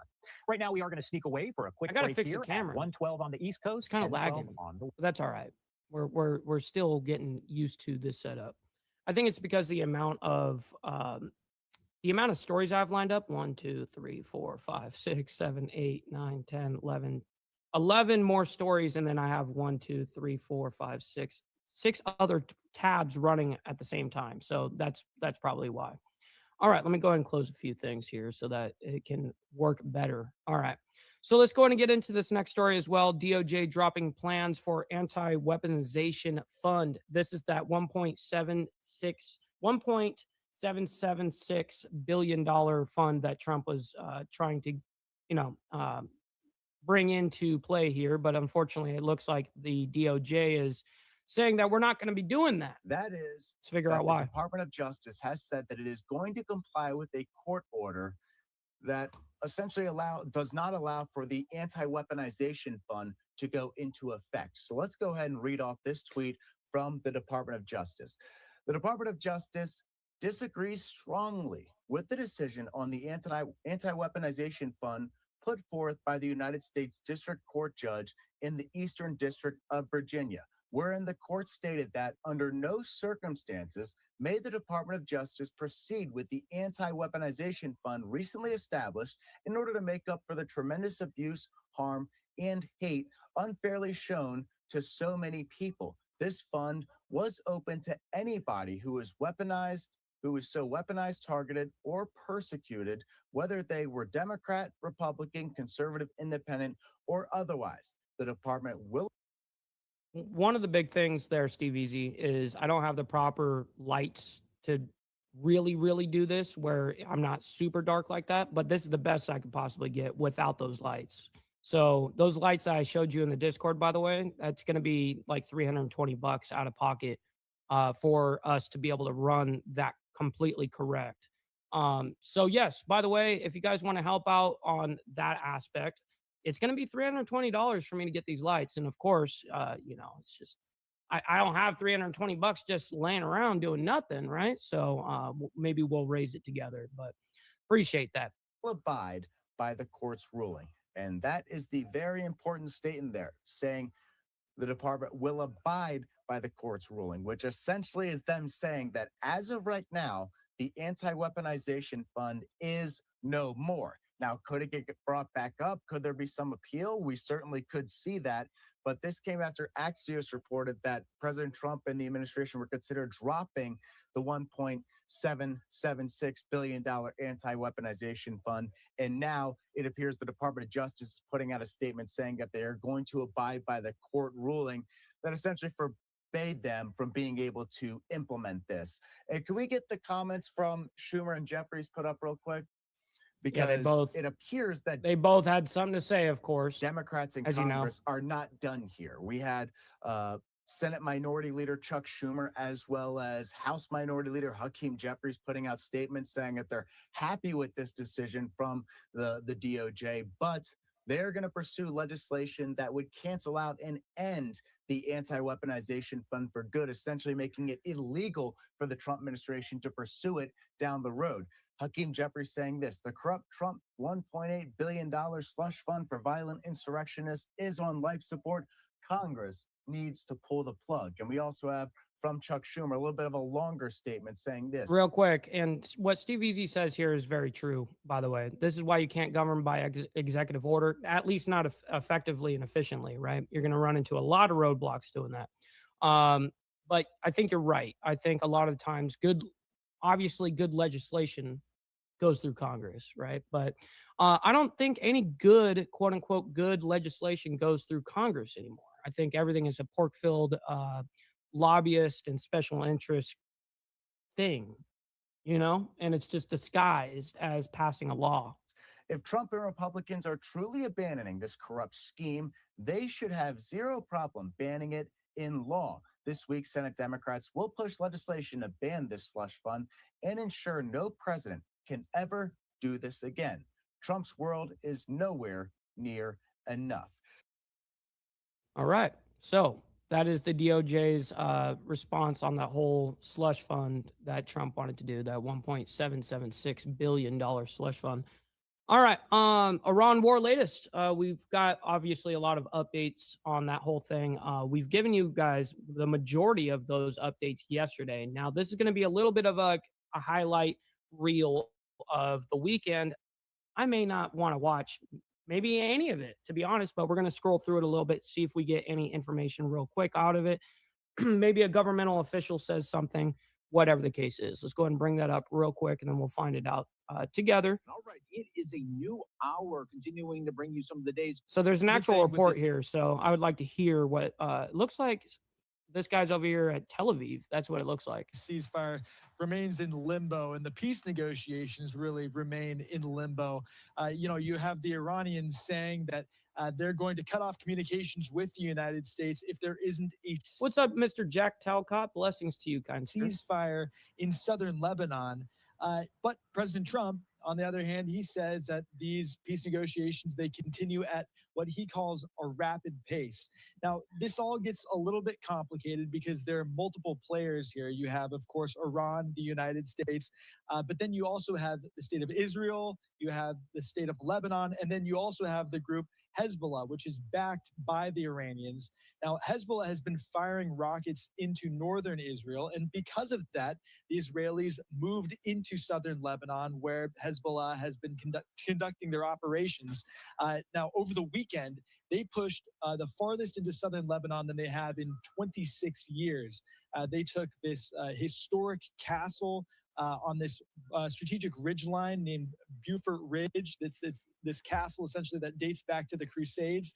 So they pushed up there, and then they were threatening to strike Beirut, a suburb of Beirut. But as this has all been going on today, the Iranians, they said that they were going to cut off communications with the Iranian-U.S. peace process if there wasn't a ceasefire. Now, because of this, President Trump, he held a call with Benjamin Netanyahu, the Israeli prime minister, and the outcome of this call, it's a little bit uncertain because we've had two different messaging coming out of this call. On one hand, President Trump has said that there's going to be a ceasefire where Hezbollah is going to stop firing rockets into northern Israel, and that the Israelis are now not going to be making attacks into Beirut. He said in this Truth Social post, essentially that the Israelis are not going to be sending troops in. It's unclear if they're ever going to be sending troops in, but essentially he's saying that situation has been handled. Meanwhile, Benjamin Netanyahu, the Israeli prime minister, he said that they are going to attack this suburb of Beirut if Hezbollah continues to attack. Right, but they just agreed last night. super late last night that there's going to be a ceasefire. And I have that report, by the way, for you guys that just came out minutes before we started this live stream, by the way. Israeli positions, attack communities in northern Israel, and they will continue to conduct their operations in southern Lebanon as they've been doing. So it's unclear whether or not this is going to be enough to appease the Iranians, if this is going to be enough of a ceasefire for them to continue the negotiations with the United States. But, President Trump, again, he has said that these negotiations continue at a rapid pace. So again, which, I mean, they actually pretty much are, because Trump had to handle Bibi Netanyahu and get that situation under control, which supposedly from the reports, that's exactly what happened. All right, let's move on though, because we have updated information on all that shit. All right, so let's get into the California primary. As you guys can see what the thumbnail was this morning. Let me go ahead and pop it up here. Obviously, the election probe. There's a probe going on over there for California. So we're going to get into that here in a quick second here. So, but before we do, they're talking about the candidates of, yesterday, and then early this morning, they were talking about, just 2 hours ago, that LA officials investigate interference incidents. So this is from last night, like 13 hours ago. And then this morning, we woke up to a probe. So anyways, let's go ahead and get into California first and what's happening over there, and then we'll get into the rest. All right, welcome back in here to Live Now from Fox. I am Andy Mack. The race to be California's next governor was chaotic, complicated, and crowded, to say the least, as voters will have an option of 61 candidates. At least that's what they'll see on the ballot come tomorrow for this primary in this crowded, close. Yo, real quick, hold on. Hold the phone, man. We got Mr. Al Patterson giving out 5 memberships, my man. Thank you very much for that. It goes a long way. And you're helping out not only me, but you're helping out 5 others in the Insane Wheels family, man. I very much appreciate that. It's epic. Good times, Al. Thank you for that. It goes a long way. Watched bipartisan, nonpartisan jungle primary. You can see from the Wall Street Journal, California Democrats, they head to a primary on Tuesday, a ruckus race to help determine the successor. The 2 leading vote getters, regardless of party affiliation, will advance to the general election come November. And so far, some of the polls shaking out, including from the Public Policy Institute of California, saying Javier Becerra leads the field, followed by Republican Steve Hilton, Tom Steyer. What's up, No? Hopefully you're enjoying the morning so far. Definitely know that we are. Also, make sure you guys hit that like button, double tap that screen if you guys are on the vertical side. I know there's a lot of chaos that's going on in the world and in our nation, but you guys can hit the like button for what we do here. So thank you for that. And Chad Bianco. I gotta fix my camera. I'm still messing with it. Potentially. The whole time, by the way, when I disappear and all that shit, it's me resetting my camera behind the scenes. And then I'm also messing with the settings, trying to get the settings the best, because this is the very first time we're doing an operation like this with the green screen and all that shit. So pulling up the working out the kinks. Find enough votes to make the November ballot. Let's continue on discussing this here on Live Now from Fox. Bring in Rob Stutzman, a GOP political consultant, former deputy chief of staff for communications to Governor Arnold Schwarzenegger. Thank you so much for joining us here on Live Now from Fox. And obviously, it's a crowded field. Has anyone truly separated themselves on the eve of this primary? Well, not so far as to remove the doubt in the outcome. Javier Becerra certainly is a favorite. Well, I don't think majority of people here know who these actual candidates are. So I don't think that discussing, just having an analyst talk about it is what we need. That's not what we need. So let's go and skip ahead here. See if there's any other reports here or posts. That's what I do want to see. Are we surprised that neither has dropped out? Because just yesterday we saw on social media Steve Hilton potentially ahead of Bianco, saying a message to every Chad Bianco supporter saying, I respect for support for Chad, but there's now no possibility of 2 Republicans in the top. What up, Liquored Up with Poncho? Good morning. In fact, there's a real risk of 2 Democrats at this point. That's a vote for Chad would bring about. This is not personal. It's about saving California. Logical spark as well. And then just a few short hours later, Chad Bianco, a similar sentiment, saying it's clear that Steve Hilton supporters should unite and support me, while they're at it, Becerra, Steyer, Porter, Mahan, Villaraigosa supporters should vote for me too. Are we surprised neither has bowed out, that Bianco hasn't gone by the wayside? Is that detrimental to Republicans? Well, it could be, but in defense of Bianco, there was talk for quite a while before Swalwell was obliterated. Oh man, look it up with Poncho. I'm so sorry to hear that, bro. Yeah, I'll definitely, have some words with the man upstairs this evening. So sorry to hear that. That you could have a top 2 Republican result of this election. Mathematically, that ship has sailed, I think, several weeks ago. But Bianco has been more or less. All right, so he's going on about these candidates. Okay, I want to see like the numbers. Here we go. So there's the 2 Republicans and then the 2 Democrats over there. So you guys can Decade see and a half. those are the top 2 on each side. Let's go ahead and see if there's anything else from this.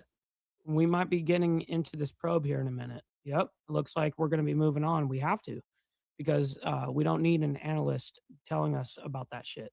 Real quick, we got Naomi coming in with the $5.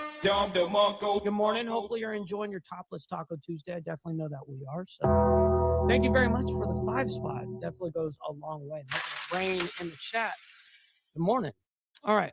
2 dead after domestic violent incident, SWAT standoff in Texas. Now, this is before we get into the California primaries. We got 2 stories, or 3 stories actually, until we get into the probe of the election of California. So I just thought it was interesting that they were reporting on California primaries last night, and then there's a probe this morning. So I thought that we were going to get a little bit more information than we did, but we didn't. So it's all good. All right, let's go ahead and get into this next story. Let's do this. 3, 2, 1, bam. All right, welcome back in here to Live Now from Fox. I'm Andy Mack. Almost 9 o'clock out east. A live look in New York City here on this Monday evening. Also in the Windy City, another picturesque evening. So you can see about 8 o'clock local time as we're following all of the top headlines, developing stories, including one out of the Houston area. There was a SWAT standoff that we were monitoring, and they say 2 people found dead inside of an apartment. Let's take you out to this most recent update from law enforcement on the ground in Katy, Texas. They were providing an update here just a few minutes ago. What's up, Kurt? Good morning. Great to see you in the chat, man. Gary as well. I'm Major Earl Dean with the Harris County Sheriff Office, West Region Patrol Bureau. At approximately 1:52 this afternoon, deputies received a call in the 1000 block of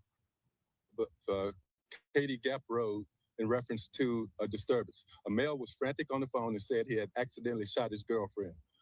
Upon arrival... Now, mind you, yes, he said that he accidentally shot his girlfriend. I don't know that to be that to be truth, but we'll see. We'll see about that. But nonetheless, there was a 23-year-old and a 20-year-old. So I believe that he was 23 and she was 20. And then this guy, unfortunately, he says he accidentally killed her. I don't know that to be true. And then gets in a standoff with SWAT teams and stuff like that for 5 hours. And then he takes his own life. That's what ends up happening here. Deputies, this is what they're explaining. Made contact with the male, and the male refused to obey their commands and threatened to kill himself. He then barricaded himself inside the apartment, where we then contacted additional resources. Our SWAT team came out and took over the scene.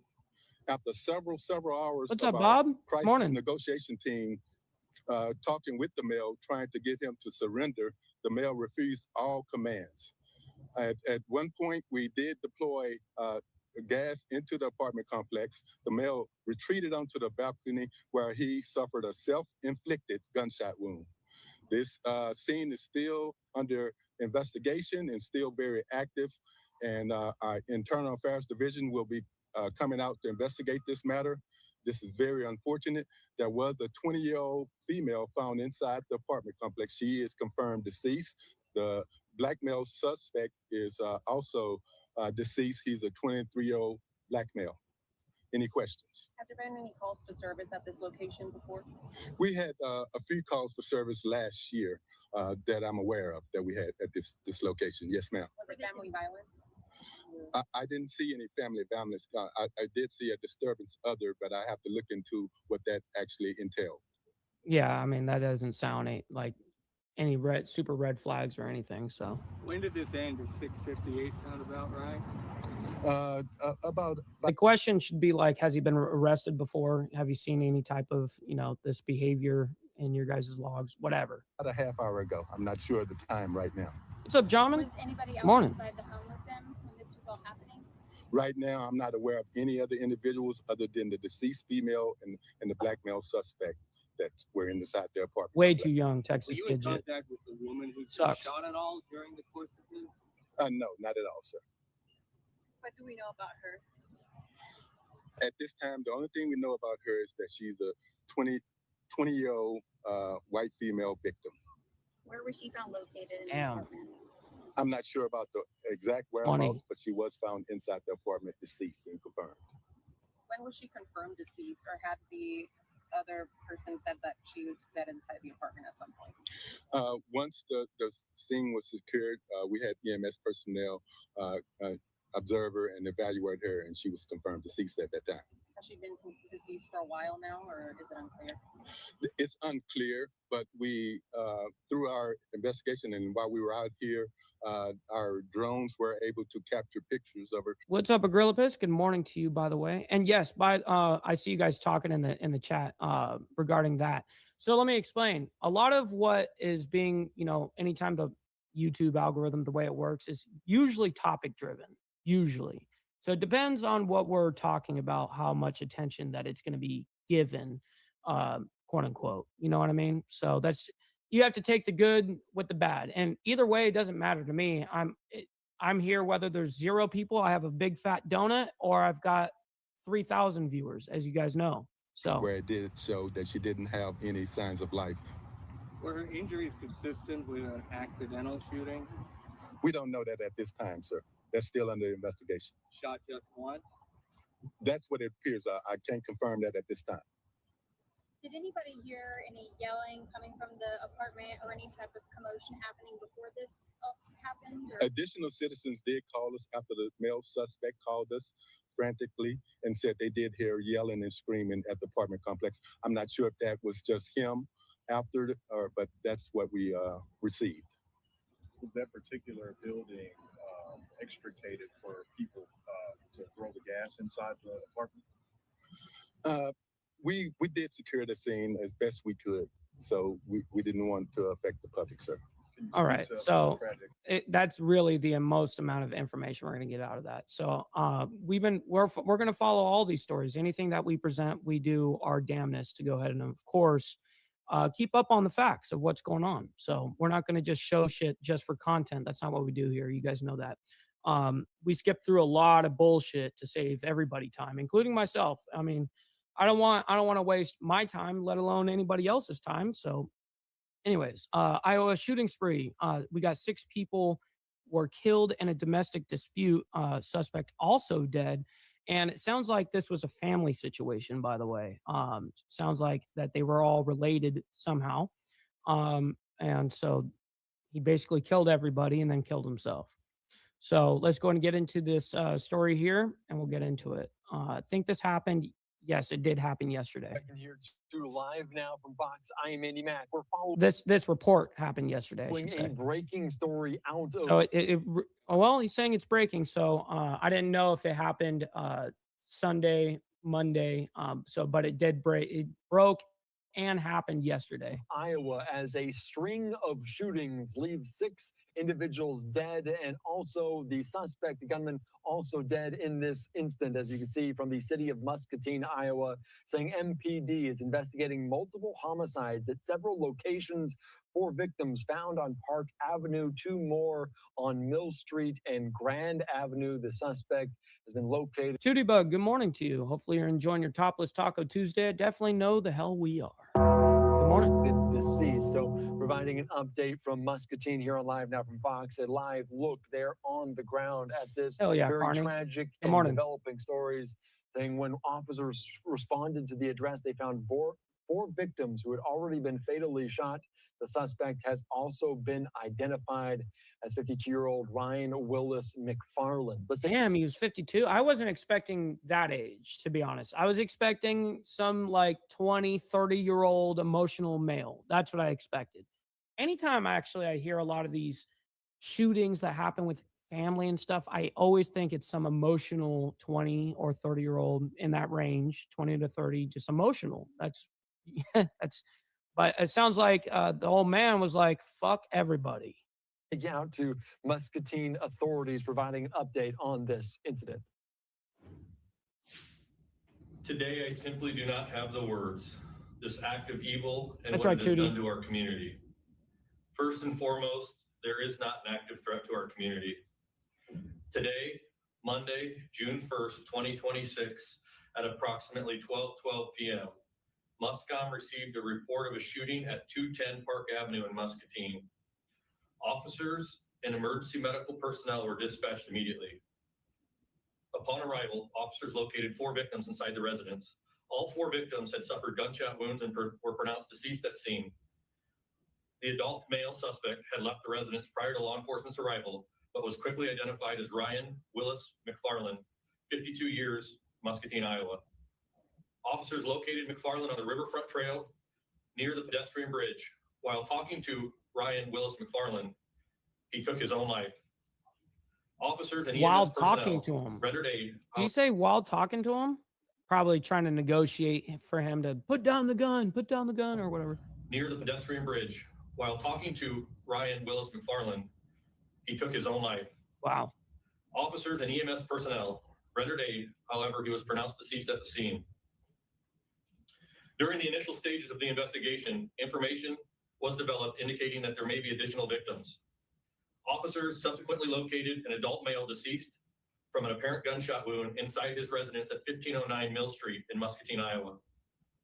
Officers then responded to a business located at 808 Grandview Avenue, where they discovered another male deceased from an apparent gunshot wound. Damn. The preliminary investigation indicates the shooting stemmed from a domestic dispute. At this time, all So 7 total dead because it's 6 found dead after a series of shootings in Iowa. Suspect also dead. So are they talking about he took out 6 and then suspect also dead, which would be 7? I don't know. victims are believed to be family members We're gonna of the find out. deceased. The Muscatine Police Department is being assisted by the Muscatine Fire Department. Yes, by the way, you guys don't have to like all the craziness that's happening, but you guys can hit that like button for me and what we do here on Insane Wheels. So thank you guys for that. Very much appreciate it. Muscatine County Sheriff's Department, the Iowa State Patrol, and the Iowa Division of Criminal Investigations. The investigation remains active and ongoing. Detectives continue to process crime scenes and conduct witness interviews. We are asking anyone with information related to this incident is encouraged to contact Lieutenant David O'Connor at the Muscatine Police Department. Please contact him at the Major Crimes Unit at 563-263-9922, extension 608. Please understand that during these trying times, our community is mourning the family and the friends of the McFarland family, the Whitlow family, and the Harris families. Thank you, and I will take a few questions at this time. Brutal. Mr. McFarland have a criminal record prior to today? He did. Oh shit. Well, you gonna expand on that and say what kind of criminal background he had? No? You just said he did. That's it. Long Are you able pause. to share Yeah, I was about to say, can you expand on what that is though? any details of that criminal record? Not at this time. Not at this time. Why? Why can't you there's some things we all understand why you shouldn't, but and there's got to be some sort of cope reason why they say that, oh, we can't give that out right now. Why? What's up, Chrono? Good morning. Hopefully This you're enjoying concludes the this morning. press release. There will be more coming. Thank you. All right, you're listening into Anthony. Oh no, that's actually Iowa there, Chrono, not California or Clownfornia. Clownifornia. I like that. Let's see if there's any other updates on this. There is actually a couple of updates. Let's go ahead and fast forward and see what it is here. Including from the Congresswoman Marionette Miller Meek, saying, Kurt and I are heartbroken by the tragic loss of life in Muscatine today and ask that you join us in prayer for the victims and their families. I have been in contact with Mayor Bark and I have offered the full support of my office as the community responds to this unthinkable tragedy. From Representative Randy Feenstra, also from Iowa, and Lynette and I praying for the families and loved ones of those senselessly killed in Muscatine tonight. We grieve this. Hey, Nerkis, great to see you in the chat, by the way. Hopefully you're enjoying the morning so far. Definitely know that we are. tragic loss of life and stand with the people of Muscatine. Thank you to the law enforcement officers and first responders, as this area very close also to Iowa. And this one from Congressman Eric Sorensen. All the representatives are coming out to talk about it. Saying, I'm just sickened to learn of the tragedy today in Muscatine, Iowa. I reach out to the Congresswoman Miller Meeks and offer my condolences and support. We must find ways to settle our differences without the use of guns. I share my sorrow with everyone involved. Muscatine strong. So following the story here on Live Now from Fox, again, 6 people killed, including also the suspect is also Okay, so it says including. He said including. so dead from a self-inflicted gunshot wound. Okay, so 6 total. That's really what I wanted to clarify. I know that's a weird thing for me to like hyperfixate on, but facts matters. You know what I mean? Shit. Real quick, you know what we haven't done yet? We got to do the money part. All right, just get the money part done. Give me money. Money me. Money now. Me a money needing a lot now. Yes, it's very true. We did a lot of upgrades recently. It costs a lot to do it, and we got still more to do. So Denied. But hey, we still love you guys. All right, let's go ahead and get into this next thing here. There's an update. Appeals court says Hegseth illegally banned active transgender troops. Oh boy, here we go. Let's go ahead and hear what's going to happen here. All right, welcome back in here to Live Now from Fox. I am Andy Mack. Following a developing story as a panel of federal judges have reviewed a Pentagon policy saying it's illegal for transgender troops from the military service, deeming that illegal here today. Another major legal setback for the Trump administration, as I want to put up this here from Bill Maluzhin on social media, saying in a 2-1 ruling, a federal court of appeals finds the Trump administration policy to ban transgender individuals from serving in the U.S. military. Real quick, we got Tiffany, Lance, as well as Trigger Warning. Good morning to you guys. Hopefully you're enjoying the morning so far. Is unconstitutional from Judge Robert Wilkins, who wrote the majority opinion.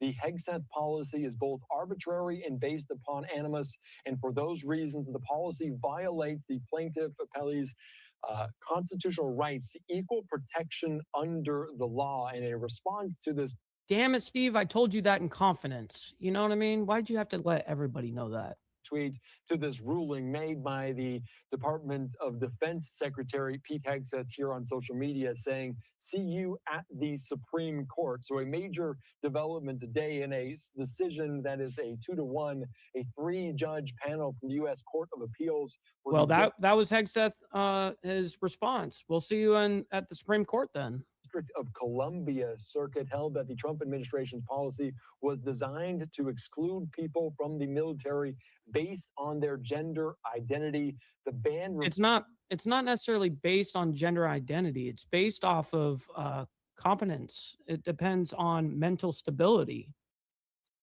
I'm sorry, but it is a mental. You have mentally. If you are so uncomfortable that you're going to change your entire existence into a different sex, yes, there is mental problems there. I don't understand why that's so difficult for people to understand, but remains just in effect, and the U.S. Supreme Court allowed the Pentagon to start enforcing it last year. As litigation continues to play out, the panel's ruling would keep the military from kicking out current service members named in the lawsuit, but wouldn't allow new transgender recruits to join. The judges put their decision on hold, though, to let the administration seek further review. This appeals court panel's decision by a 2-1 margin holds and upholds a March 2025 ruling by the U.S. District Judge Anna Reyes in Washington, where Reyes concluded that Washington and President Trump's executive order to exclude transgender troops from the military service likely violates their constitutional rights. Of course, in this ruling, the Judge Robert Wilkins. I got something for it. A bullshit? A bullshit? A bullshit. A bullshit. Shit. Wrote. If you're a transgender anyways, why would you want to be in the military? I mean, you're just setting yourself up to be in target land. Why? Why would you do that? Majority saying the policy, quote, appears to be driven by the bare desire to harm a politically unpopular group, persons who identify as transgender. So obviously, a big developing story here on this on Live and Now from Fox that will continue to follow. But obviously, whether they take it up in the Supreme Court also in question. So following that developing story here on Live Now from Fox. All right. Now, of course, we're going to be going into what the thumbnail was for today is regarding the election probe, right? So this is specifically talking about California, and this came out right before we started the live stream, basically. LA officials investigate interference incidents. So they're doing where it says here, let me see if I have it here. No, I don't. They don't have it written down, unfortunately. Anyways, okay, let's go ahead and bring this up and we'll quickly discuss it. And thanks for joining us here on Live Now from Fox. I'm your host, Christy Matino. Let's take you out to California, where Republicans are aiming to break longtime losing streaks by... Oh, shit, my bad. We got Chrono coming in with the 5 spot, my man, saying they get movies paid for by tax dollars. What? Homie said what? Shit, well, I very much appreciate the 5 spot. It goes a long way, my man. Emotional, damn it. Perfect. Also, you know what? I would say for California, they need to embrace their fuck ups. Honestly, they need to Beat yourself up over past mistakes. You are going to fuck up again in the future, quite possibly in a most spectacular fashion. Why worry about yesterday's fuck ups when you have tomorrow's fuck ups to look forward to? You are a fuck up, and fucking up is part of your growth process. Embrace the process. Shit. We have embraced. All right. Taking first steps towards winning elections for governor and Los Angeles mayor as voters in the Democratic-dominated California head to the polls today. We've spent months listening to the candidates make their speeches, but what about you? Mario Ramirez live in Silver Lake with more on what voters are saying. Good morning to you, Mario. What have you heard? Hi, good morning, Christy. Well, we're already hearing early this morning from people who are getting ready to head to the polls with a lot of issues on their minds, because here in Los Angeles, voters will be deciding on who will run the city, and we're talking about some of the major challenges that plague the city, like public safety and homelessness. And as we talk about that, just take a look behind me. You can see We can't hear you. homeless encampment. Now we where, can. we've heard from residents who say that It's like he had so much background noise that he got washed out there for a second. not enough is being done. So as Los Angeles wakes up this morning, voters getting ready to head to the polls in a primary election that could help shape the city's future. And for many voters, the top issues are homelessness, public safety, and affordability. Now, in the mayor's race, incumbent Karen Bass campaigning on her record, pointing to her homelessness initiative, public safety efforts. And I hope she gets elected out too. God damn it. Get Karen Bass out of there, dude. She is fucking ass. And fire recovery work. City Council member Nithya Raman pushing for more housing through rental assistance, greater affordability, and a different approach to tackling homelessness. And then you have outsider candidate Spencer Pratt. He's running on public safety, and he's really been pushing wildfire preparedness and the city's lack of handling that situation here back in January of 2025. And while LA voters are weighing in on who should lead City Hall, Californians across the state also helping decide who will move in the race to replace term-limited Governor Gavin Newsom. Take a listen. The governor especially. And why? Yeah, because we don't see no improvement. You know, a lot of homeless people. no improvement. We need help from the government, really. I haven't seen anything. Man, that's a terrible ideology to really have, honestly, though. That's a bad idea. It's a failing ideology. Depending on government for anything, dude, you're fucked. You know what I mean?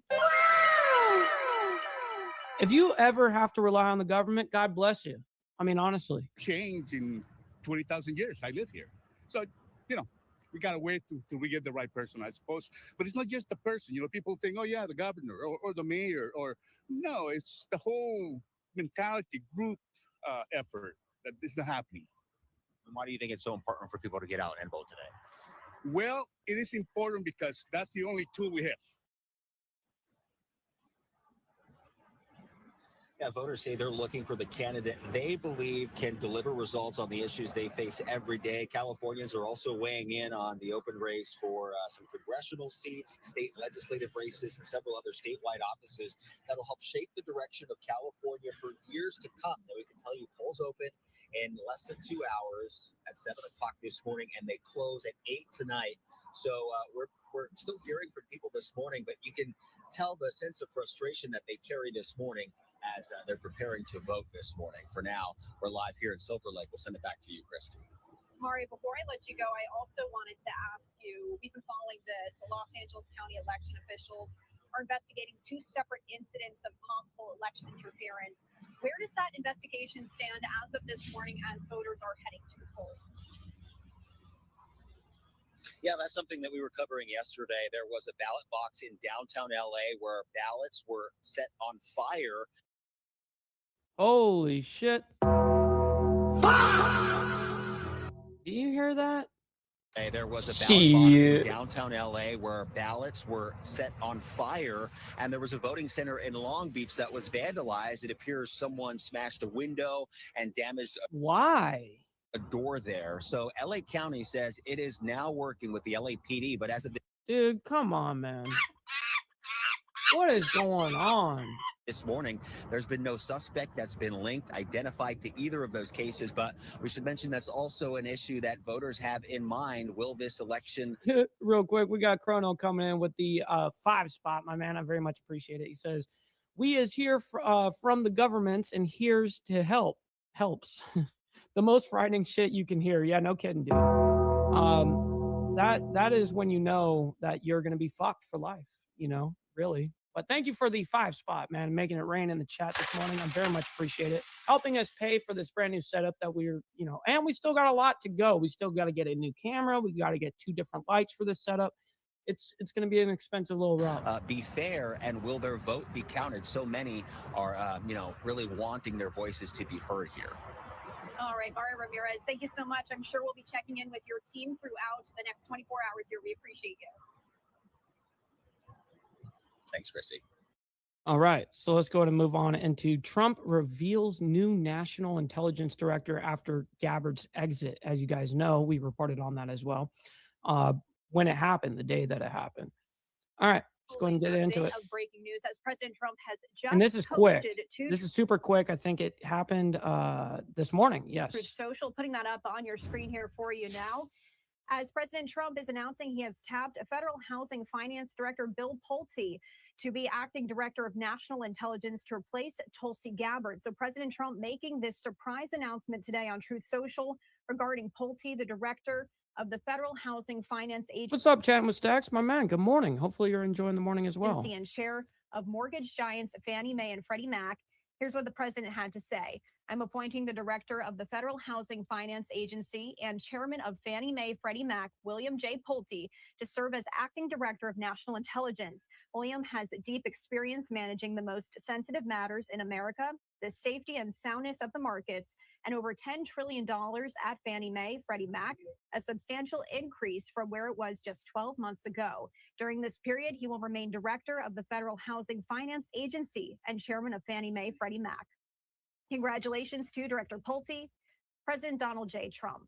Just shared moments ago here from the president. Now, President Trump saying there, Pulte will keep his other positions even as he fills in for Gabbard, who resigned last month after revealing her husband's cancer diagnosis. If formally nominated, Pulte would need to be confirmed by the Senate to hold this position full time. He has criticized Federal Reserve Chair Jerome Powell for having not cut the central bank's benchmark interest rates as aggressively as the president wanted.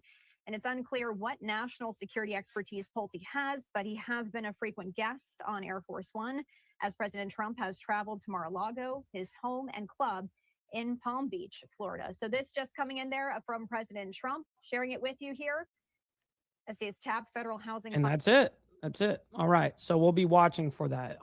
Okay. So Marco Rubio, as you guys can see in the title of today's show, Rubio testifies was part of that. And so, yes, that is happening. Marco Rubio faces off lawmakers over Trump's budget request. So he is under he's doing this whole thing right now. So he's in this hearing. So let's go ahead and this is live where I clipped it. I mean, it's where I stopped it at. And as you guys can see, the live chat's going. I'll exit out of that part. I'm sorry. All right. This is right before Rubio's about to speak. I Did think. you want to? We talked about that. Do you want one?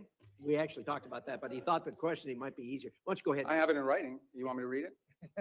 Give us your best. Okay. Well, thank you for having me here. There'll be a lot to talk about today, and I just want to remind And like I've said before, these hearings take fucking forever. A lot of these things go on all day. Okay, so we're only going to really take the very first opening from Marco, and then we've got to move on. We still have two major stories and developments going on with Israel and Hezbollah as of this morning. So we're going to get into that here in a minute, and after this. So, But, our foreign policy is one that's solely focused on the national interest of the United States of America, on the defense of our country, both its military defense and our security, but also our economic security and the vibrancy of our economy, our sovereignty, and our future. We believe that America should lead the world, and I believe that we are, and we'll have a very good story to tell about that. American leadership, however, should always be on behalf of the American interests. I say this because I think over a period of time in our foreign policy, we lost focus on that. The reality of it is that our foreign policy, first and foremost, must always be what is in the national interest of the United States of America. And determining the national interest oftentimes requires us to make pragmatic decisions. Sometimes in foreign policy, the choices are not between a good choice and a bad choice. It's between two less than ideal choices, and you're trying to figure out which one of these two choices is the one that is best for the United States and least harmful to our interests. And that plays out every single day. That said, we remain the world's sole global superpower, the most powerful country on earth. We have the largest economy. We have the most formidable and powerful military ever known to man, by the way. Our dollar remains the reserve currency of the world. Our language is used extensively throughout the world to transact all sorts of business and many of our engagements. But all this means very little if that power is not used to protect the people who built it, the people who it is meant to protect. I also remind everybody the United States government is not a charity. We are not here to play social worker. We are here to win. We are here to win on behalf of the American people and on behalf of the national interests, to win for our country, to win for the people of America, to win for the things that are important for our future. And that's what we exist to do. The State Department exists to carry out the foreign policy of the United States, both in diplomacy and in aid, in a way that furthers the national interest and helps the American people. And it's guided every decision that's been made since January of 2025. I'll give you a perfect example in our own Western Hemisphere, an area that this committee and many of its members long argued, as I did, has long been neglected and not been paid attention to. We now have in this hemisphere a coalition of friendly countries, over a dozen, who have aligned to work on not just the issues of security that we all have in common, but also economic prosperity that go hand in hand. It's an amazing story that basically, other than Nicaragua, other than Cuba, obviously, other than Venezuela, remains with some challenges, and of course, Brazil, although they're in the midst of an election cycle, and to some extent the current government in Colombia as well, at least the president's been problematic. But generally speaking, it is now a region filled with American allies, American-friendly leaders, and an American-friendly direction. Now, obviously, we have to operationalize that into action after 20 years of neglect, in which China and other global powers have intruded in our Western Hemisphere to the detriment not just of American national interest, but to the detriment, in our view, of the people of those countries as well. So these are important achievements, and one that I'm very happy about. I'm also happy about the way we've transformed foreign aid. In any transition, there will be, bumps in the road, but largely speaking, if you think about how those programs that existed in the past were failing us, the old model had to be replaced. And the foreign assistance that remains is being brought under the strategic direction of the State Department. So we're not just providing money, we are also seeking outcomes. It's not just how much money you spend on a program, it's whether you're getting outcomes from it, but it's also being guided with our strategic view in mind.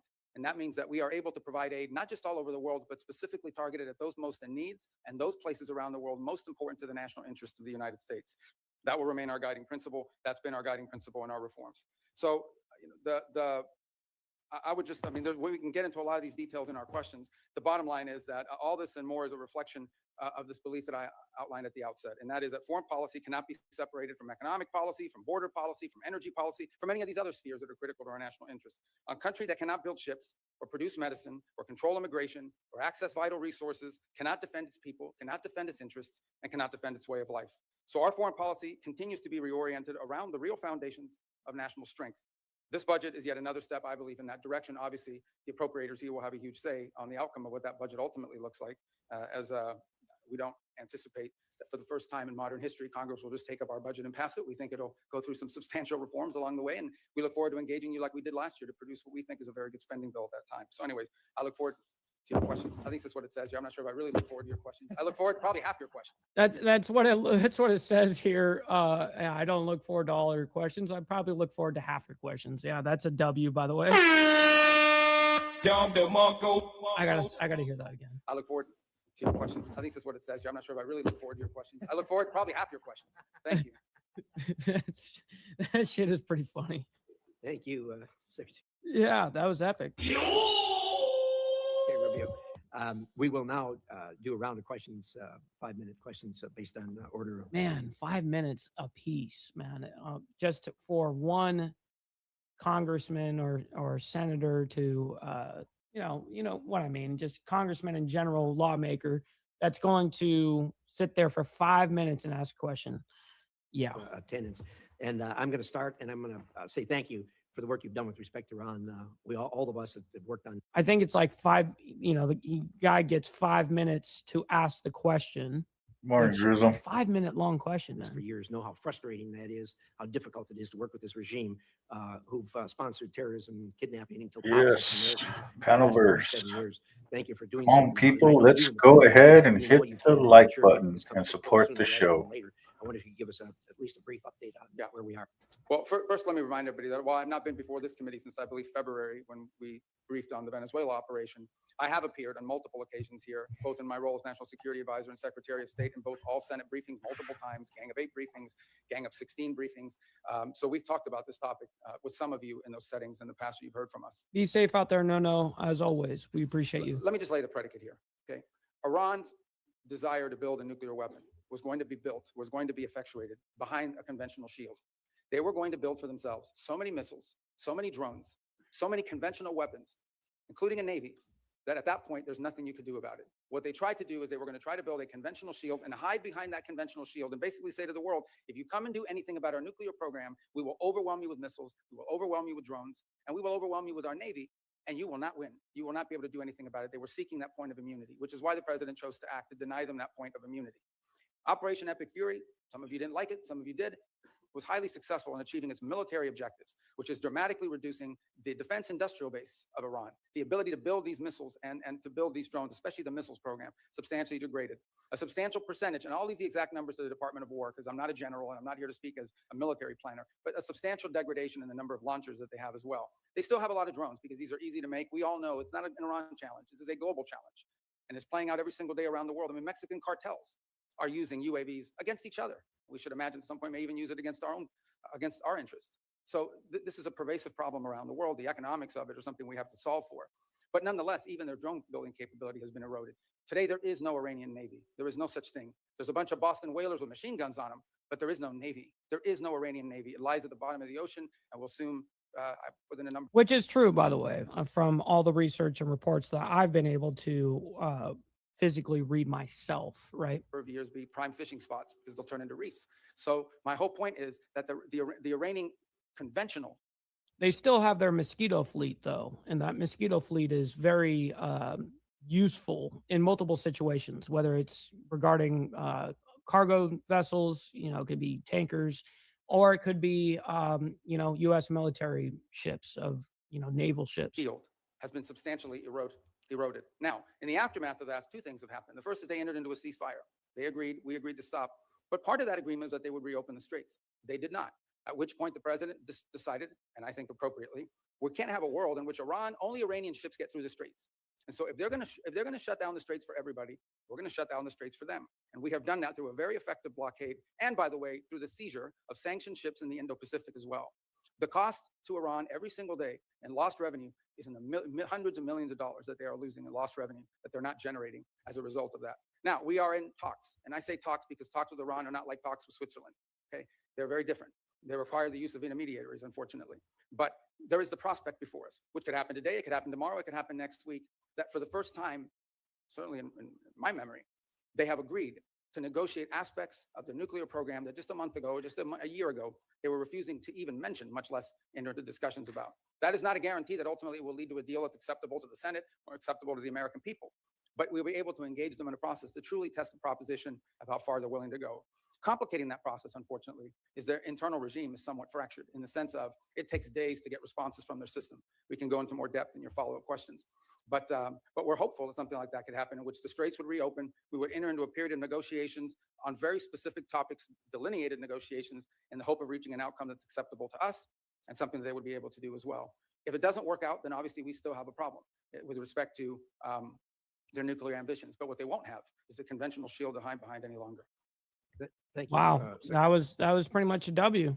Gotta give it to him. All right, let's get into this morning regarding the ceasefire that happened with Israel and Hezbollah this morning. And then, of course, there's the report of, quote unquote, "you're fucking crazy." Trump reportedly fumes at Netanyahu during a call. And that is actually not surprising to me at all. So let's go ahead and bring up this next story. First, actually, you know what we got to do? We got to snack on that big ass Man, sandwich. motherfucker talk all the shit they want. But you see me, I'm sitting up here snacking on this big ass sandwich, not getting a fuck. Kiss my dick, motherfucker. Facts. That is the best propaganda you guys are going to get today. All right, let's go ahead and get into this, though. 3, 2, 1, bam. President Trump sees a light at the end of the tunnel when it comes to peace talks with Iran. So this coming after the president reportedly had a heated conversation with Israel Prime Minister Bibi Netanyahu. Trey Yanks is live in Tel Aviv with the details for us. Trey. Yeah, hey guys, good morning. President Trump indicated that a broader deal with Iran could be closed as early as this week, telling a reporter yesterday, quote, "I think you're talking about over the next week. I still have to get a few more points." As the president works towards a deal with Iran, he was able to de-escalate the ongoing conflict. Yo, Bob, that is hilarious. He said, "God damn, that made me make a egg sandwich last week." That's awesome, bro. That's awesome. Between Israel and Hezbollah, getting on the phone with both sides. The Did you make a sandwich out of it, or did you just make egg salad? I see. president said on Truth Social, "I had a conversation with Bibi Netanyahu today asking him not to go into a major raid of Beirut, Lebanon. He turned his troops around. Thank you, Bibi. I also had a conversation with representatives of the leaders of Hezbollah, and they agreed to stop shooting at Israel and its soldiers. Likewise, Israel agreed to stop shooting at them. Let's see how long that lasts. Hopefully, it will be for eternity." Axios reports the call between Trump and Netanyahu was tense, saying in a piece posted yesterday, quote, summarizing Trump's remarks to Netanyahu, the U.S. official said, "You're effing crazy. You'd be in prison if it weren't for me. I'm saving your A. Everybody hates you now. Everybody hates Israel because of this." A second source briefed on the call said Trump was pissed and at one point yelled at Netanyahu, "What the F are you doing?" At this moment, Israeli troops remain in southern Lebanon, and overnight there were a few Hold on, sirens. hold on. That whole quote summarizing Trump's remarks to Netanyahu, the U.S. official said, he's quoting Trump, "You're fucking crazy. You'd be in prison if it weren't for me. I'm saving your ass. Everybody hates you now. Everybody hates Israel because of this." Damn. Holy shit. So they recognize from the inside that this shit is like a nightmare. Now, everybody hates Israel because of this. A second source briefed on the call said Trump was pissed and at one point yelled at Netanyahu, "What the F are you doing?" At this moment, Israeli troops remain in southern Lebanon, and overnight there were a few sirens in northern Israel from Hezbollah rocket and drone attacks, as well as a small number of Israeli strikes in Lebanon. The Iranians are watching closely the unfolding exchange of fire and words, with Iran's foreign ministry spokesperson saying this. An obvious reason for the escalation and the atrocities by the Zionist regime over recent days in Lebanon is to destroy even the slightest possibility for the ongoing diplomatic process to lead to improvements in the situation. And again, the U.S. is responsible for this. We can't consider the U.S. and the Zionist regime as two separate agents. The Iranians have a lot to say. The reality is their economy is suffering due to the ongoing U.S. naval blockade of Iranian ports. Guys? It's kind of ironic. So how do you view it, Trey? It looks like Hezbollah, when the war started, they're the ones who started launching rockets in Israel. And the only reason Israel's in Lebanon is so they could get into the northern part of their country, because that's where Hezbollah was lobbing rockets into their country. If there were no rockets coming from Lebanon, Israel would be perfectly happy to let Lebanon live in peace. Don't you agree? Yeah. Yeah, absolutely. And look, Hezbollah has been launching rockets and drones into Israel since October 8th of 2020. Which is true. I mean, the exchange there has never really stopped. There was a ceasefire between Israel and the Lebanese government, but that doesn't mean Hezbollah necessarily. And so we reported on all of that, what, 2 years ago, or a year and a half? Yeah, a year and a half ago, something like that. I don't know. Hamas's attack into this country. The reality is that both Israel and Lebanon want to get rid of Hezbollah, but there's a pathway to do so, and the Trump administration has been working on a diplomatic solution. Secretary of State Marco Rubio, behind the scenes, has been trying to get both Israel and Lebanon at the table in Washington multiple times to come up with a framework of a normalization between the two countries that has the same goal, to disarm this Iranian proxy that exists in southern Lebanon and in the southern part of the Lebanese capital of Beirut. President Trump wants a broader framework agreed to across the region that would de-escalate the rising tensions. Hey, you be safe out there, Naomi. We always appreciate you and your hard work here. So we'll see you on the flip that side. continues to take place. Enjoy your And day. the reality is the Israelis and the Americans have a common goal, but the way to get there is a bit different. And so the days ahead will be quite tense to see what happens in Lebanon. We understand that Hezbollah wants to continue to de-escalate because they understand they're getting boxed out of these possible peace talks and the possibility of a broader deal. But President Trump has been very clear. He'd like to see Lebanon join the Abraham Accords. He sees the region as having an opportunity for peace and prosperity ahead. And given the fact that he hit the Iranian regime so hard during Operation Epic Fury, there's an understanding that the groundwork may have been laid to do just that. Yeah, Guys- Trey, do you think? All right, so I don't need any more discussion there from Trey Yingst. But what I do want to hear is to go more in depth about that "you're fucking crazy" part. So they actually did do a separate reporting on it. Let's go ahead and bring that up quickly here. 3, 2, 1, bam. President Trump telling ABC that a deal with Iran could happen over the next week. The president writing on Truth Social, quote, "Talks are continuing at a rapid pace with the Islamic Republic of Iran." And I did wake up to seeing this post on social media. I woke up to it. President Trump speaking to ABC about getting Israel and Hezbollah to agree to a ceasefire, saying, quote, "There was a little glitch today, but I Oh, turned wait, that no, I saw it right before I went to sleep, I think. I think that's what happened. Yep. one around very quickly. I spoke with Hezbollah and I said no shooting, and I talked to Bibi and said no shooting, and they both stopped shooting Process, my man. Good morning to you. Great to see you in the chat, my man. each other. U.S. Ambassador to NATO, Matt Whitaker, joins me now. We're going to get to the glitch as President Trump characterized. Yes, by the way, you guys don't have to like all this craziness. Make sure you guys hit that like button, double tap that screen if you guys are on the vertical side. For me, you guys don't have to like it for all this crazy shit, but what we do here on Insane Wheels, I appreciate it it. in a second. But I'm trying to view this back and forth, delay, no delay, ceasefire, through the lens of the American person watching right now, drinking their coffee. And it seems like we have a start, we have a stop, we have a start, we have a stop. So what do you want the American public to? I don't have it on here. I have it on my phone. But yeah, that shit was kind of crazy. Think when it comes to the constant promise that we're going to have a ceasefire, we're going to end this war, and then just the delay, mostly on the part of Iran. Well, Todd, it's good to be with you. And what I would say on the Iran-U.S. conflict is, What's up, TVT? Good morning, my man. Hopefully you're enjoying your Topless Taco Tuesday as well. And yes, kicking a few bucks, win OT, baby. That's facts. If you guys didn't know, there's no tax on overtime, no tax on tips. So send in your money. All right, that's good. Good grift break right there. we will All right, defend back our to this. interests. Obviously, the president is the negotiator in chief. He has negotiated an agreement that is, that he wants, and he's focused on the final details to make sure that among the most important things that Iran doesn't ever have a nuclear weapon. But time and leverage are on the United States side, and I don't think that there should be any hurry right now to get the best deal in the interests of the United States and therefore the American people.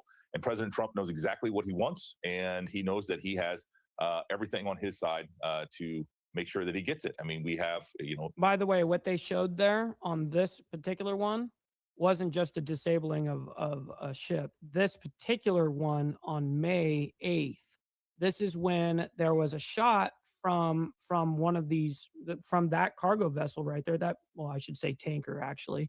It looks like a chemical tanker because it's got the pipeline above like that. Well, actually, both sides have. Anyways, whatever, I digress. They launched something off of that ship and was shooting at one of our jets, actually. And what that jet simply did was just dodge the attack and came back around, swung around, and dropped a bomb right on top of the stack and just blew up the engine back there. So that's what they showed right there. And I just thought that was interesting that they just showed that now. But that whatever. there should be any hurry right now to get the Virginia Chaos, welcome back. Good morning. best deal in the interests of the United States and therefore the American people. And President Trump knows exactly what he wants, and he knows that he has everything on his side to make sure that he gets it. I mean, we have a blockade right now in the Strait of Hormuz, and Iran is on their back foot. Their military has been decimated. Their navy's at the bottom of Gulf. And so there is just so much right now that the United States is holding all the cards. Right. And President Trump is going to make sure that if a deal is done, that it is a sustainable deal in the interest of America. Sustainable is the key phrase there. You also mentioned the word leverage, and I want to highlight some reporting from Axios about a potentially tense conversation between Trump and Netanyahu.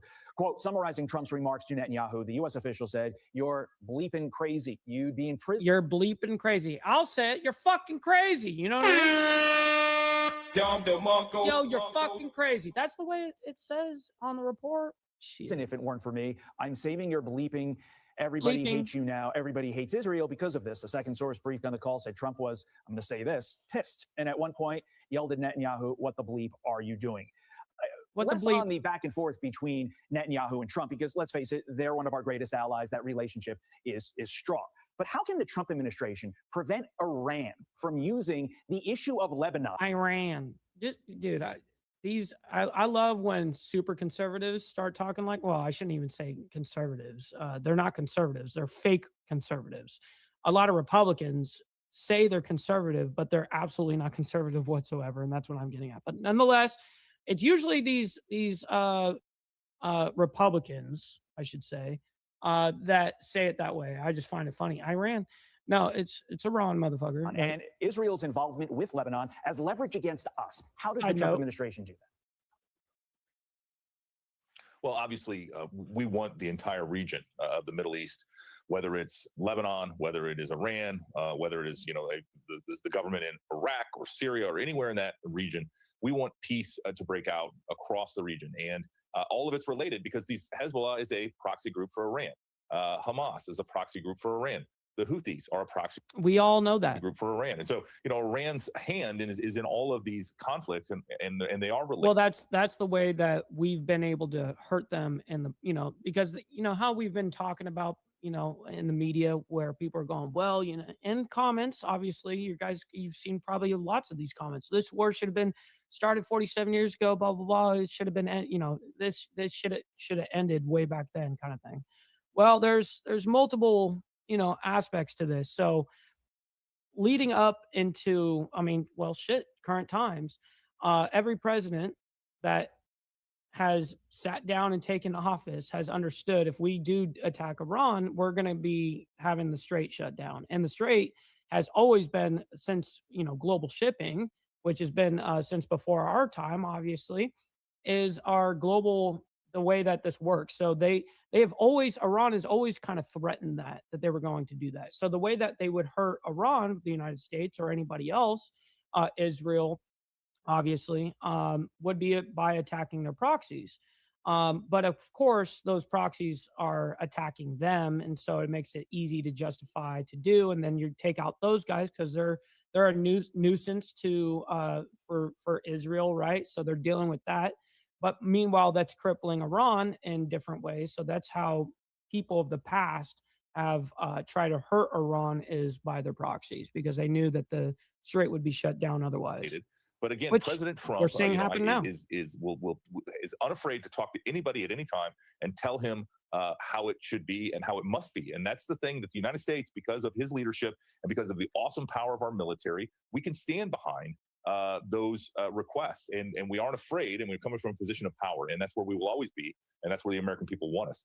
But the situation between Hezbollah and Israel is, again, it's existential for Israel. Ultimately, they have received. Well, and the truth be told on this, Steve, is from what we're hearing in different reports, not just hearsay, that Netanyahu's tried to basically, ever since he's been involved, he's been trying to get every sitting president to basically go to war with against Iran. So that's always been kind of a thing. Rockets, this, Todd. They have received rockets for years from territory in Lebanon, and they are, I think, once and for all trying to root that out. Now, could they go too far? Is that a concern? Maybe, certainly, if they get all the way to Beirut and start, attacking the capital city of Lebanon. But President Trump understands how it all fits together and is negotiating a comprehensive deal. If the Iranians want to include the Hezbollah issue in that, and it can be negotiated, then I'm sure President Trump will find a way to include that. But again, he holds all the cards, and he's going to decide the deal that is going to be on the table and accepted. As the U.S. ambassador to NATO, we would be remiss if we did not ask you about this quickly. President Trump reportedly telling Turkey and its president Erdogan that he plans to visit their country for a NATO summit in July. This is a big NATO summit. What would President Trump's presence in Turkey at this summit, Mr. Ambassador, mean for the future of the alliance? Well, I mean, obviously, President Trump is the key to the alliance and the summit. Last year in The Hague, he was there. We got the 5% commitment, which is historic and wouldn't have happened without President Trump's leadership. Now we have the report card. Now we find out what have our allies been doing over the last year and what are their plans in the future. And that includes things not only ramping up spending, but most importantly, acquiring capabilities, tanks, airplanes, air defense systems, counter UAS, all of the armaments and weapons that we need to deter and defend every inch of the alliance. And we also need to continue this project that we have started, which is handing over the conventional defense of the European continent to the Europeans. We're making progress. Is it fast enough? Probably not, but we're going to keep pushing as hard as we can. And President Trump being there in Ankara is very important. U.S. Ambassador to NATO, Matt Whitaker, as always, a pleasure, sir. Great to see you. Be sure to like and subscribe for all. All right. So I am setting up the raid currently right now. So listen, I can't thank each and every single one of you guys enough for the amount of love, support that you guys show, the engagement, hitting that like button, double tapping that screen, as well as, listen, hitting that subscribe button as well, man. This is what we do Monday through Friday. And of course, we got Saturday morning for members only, man. So setting up the redirect right now. We're going to be sending you guys over to Chatting with Stacks. He's live right now. So make sure you guys let him know that we're coming through with the Mike Ball raid. Listen, I can't thank you guys enough. Much love, honor, respect to you guys. Hopefully you guys enjoy the rest of your Topless Taco Tuesday. I definitely know the hell that we are. And until tomorrow morning, God bless everyone. Much love and be safe. God bless. From the depths of darkness, a voice emerges, a host with a fire burning in his soul, with a heart of steel and a spirit unbroken. He rides on two wheels, ready to claim his throne. Amidst the chaos and the thunderous roar, insane wheels rise as a force to be reckoned with. Fueled by the power that only metal can bestow, he takes his stand, refusing to submit. Insane wheels hear his battle cry, a metal mayhem that will never die. All right. We got some chats going on.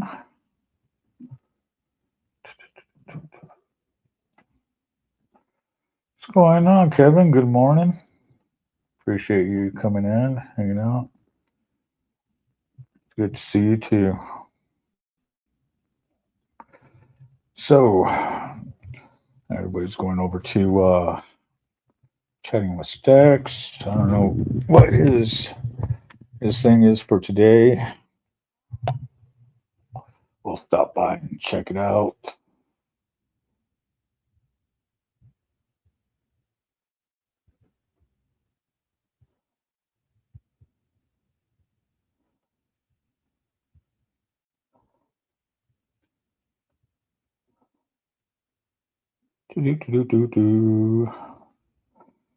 Bam. Get this set up real quick. So how you guys doing today? You guys don't forget to hit that like, subscribe, hit that notification bell, let you know when the show is on. Also, if you want to sit there and help out the show, you could send donos to the Cash App, both Cash Apps or the PayPal, or send those super chats in. That would help the show a lot. Don't forget to get your membership.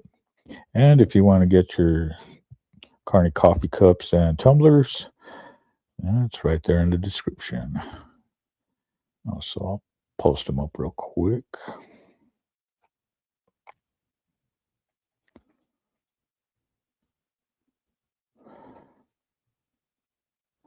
There you go. There's the link for the coffee cups and tumblers. And there's the link for the membership. And here it is for the donos.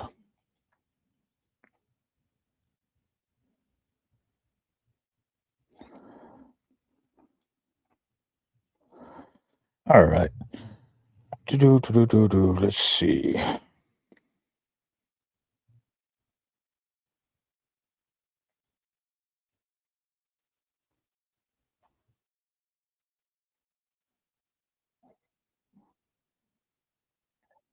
And never mind.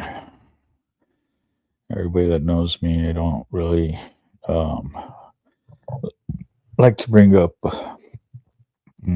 other clubs on the show. Out of respect. So, no chatting with Stacks today. But we could also see who's out and about. Check it out.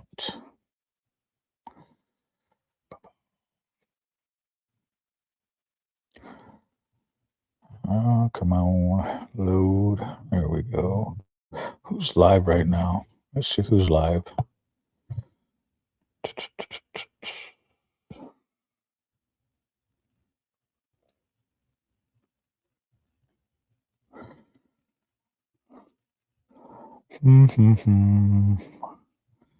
Anybody I know? We got.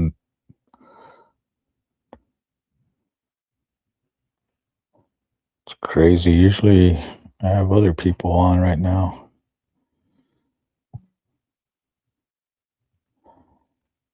Huh.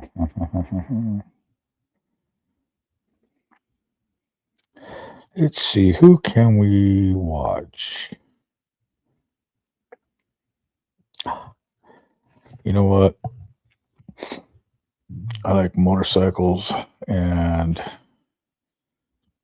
told a friend of mine on Facebook that I would help him or show some of his stuff. And some of you might know him, just GQ.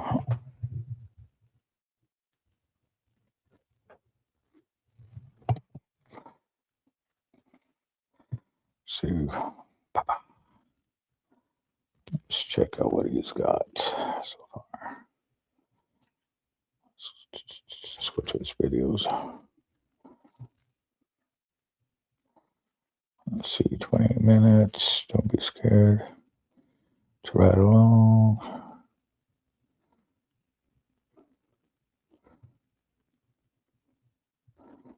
See the reason why Daytona Bike Week leaves you hooked. Oh, shit. Let's check out I'm Hooked from GQ. The reason why Daytona Bike Week leaves you hooked. All right.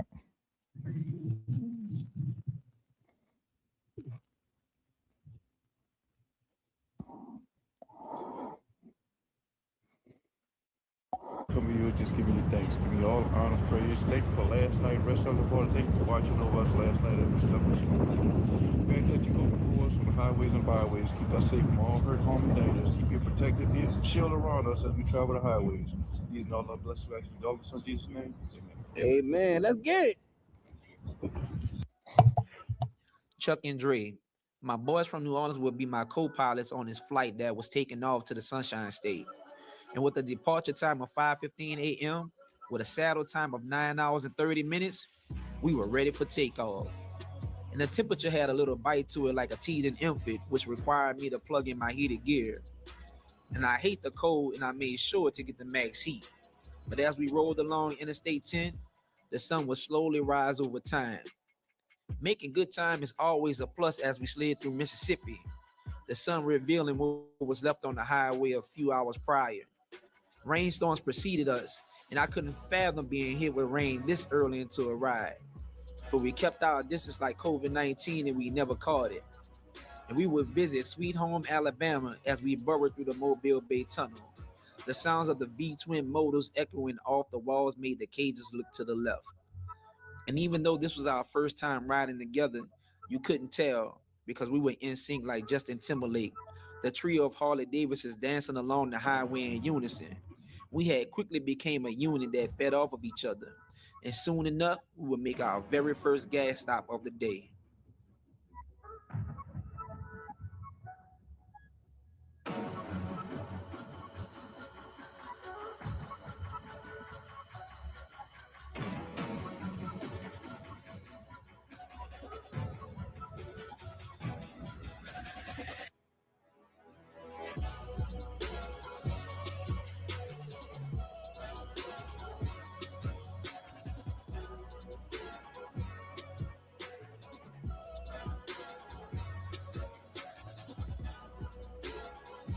said, "Ooh, them boys over there deep." I'm be out the other day. What's up, bro? Bro? Oh yeah. Hey, yeah. I thought you already be out there. All I need, dog. All I need. Eating taquitos and tacos. You know what I'm saying? Pull over. That doing truck driver habit. We would make quick work of this gas stop with a light snack for me, the usual banana and water, but Chuck would opt for a taco that he would later regret. The sun was at its highest point as of now, painting the sky and the surrounding areas with a bright light, causing us to use our tinted windshields on our helmets. The highway had stretched out ahead of us, and our exhaust was barking, and the rubber. Yeah, but if I hold it here, isn't it blocking my face? That's a wrap. Huh?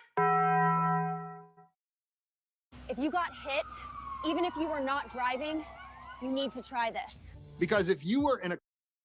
From our tires was gripping each mile. The three of us were riding in a perfect rhythm.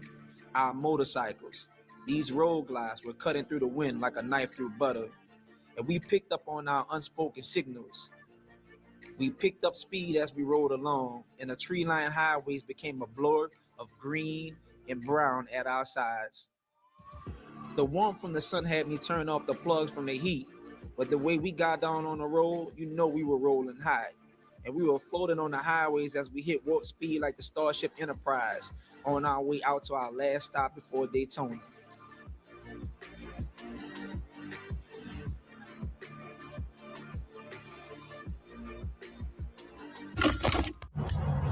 What up, y'all, man? We are at our second gas stop of the day. My man Dre in the back, man. We rolling hard, man. CBO is tearing the road up. The CBO. Hey, I forgot to bring my my thing. But see, look, I told y'all some years ago. See, watch out for that gas station food. I told her. See, my man, you see, it's just two of us out here, huh? See what the other one at. Hey, you didn't tell it. Hey, look, I'll try the water. We'll check back in with y'all later. Man, Chuck say he can gauge when it's time.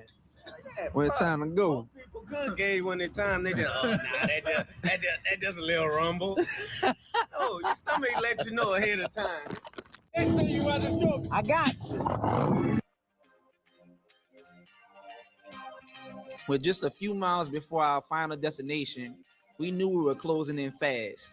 The Florida sun was beaming, and the smell of the salt in the air signaled to us that we were in striking distance. Daytona Bike Week is in sight. We saw more and more bikes along the way, and well, some of them was ridden and some of them trailered, but all headed to the same destination. It was like a whistle calling to all riders that spring is here and it's time to play. And we had crossed a few state lines, and the breeze of the coast had our jeans and jackets flapping in the wind. And crossing our final bridge would bring us to our end and the start of our mini vacation.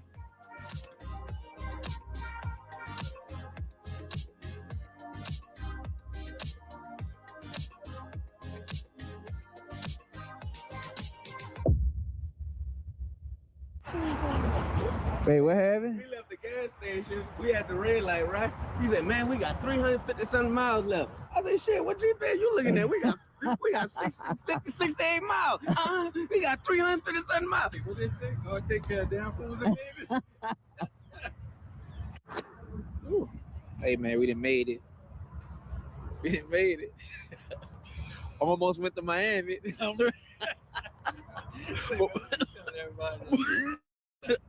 But we made it. We made it. So man, we about to get this hotel room, find us something good to eat. We gonna make it do what it do. And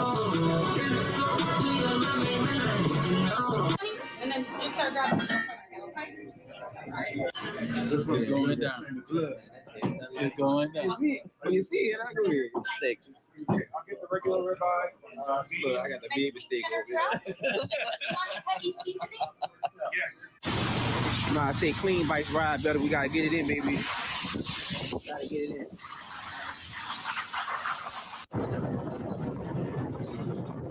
Chuck, Dre, and I had to get our bikes clean because anything else out here is uncivilized. And we wanted to head to take a picture near the world's most famous beach sign, but unfortunately it was closed to the public. And so we made a detour and headed down Main Street. Main Street is one of the highlights of any rally, and Daytona is no different. Bikers ride up and down, and some showing off their bikes, and others just looking for a spot to park in a sea of motorcycles. The neon glow of the business signs reflected off people as they walk by, and you can pretty much find anything and everything in the area. Some get tattoos, others like myself hunt down patches. And with all the riding or walking, you might be a little hungry and decide to grab some open air street food. The bars that line the streets compete with one another for your dollars, and then many beautiful women are calling to you like a siren to patronize their status. Hey, don't forget to hit that like, subscribe, hit that notification bell, let you know when the show's For on. most, it's a reunion waiting to happen. And as we pace back and forth like a father in the waiting room, we headed to the gas station, a popular hangout spot filled with custom big wheel baggers ready to enter the gauntlet. Now, the gauntlet isn't for the weak, and your build definitely has to be on point. The paint, the sound, the wheels all need to be top notch to come out on top. And if your stereo isn't world class, just shut it off, big dog. Don't embarrass yourself. But after watching everyone vibe around for a few hours, it was time for us to take it on in.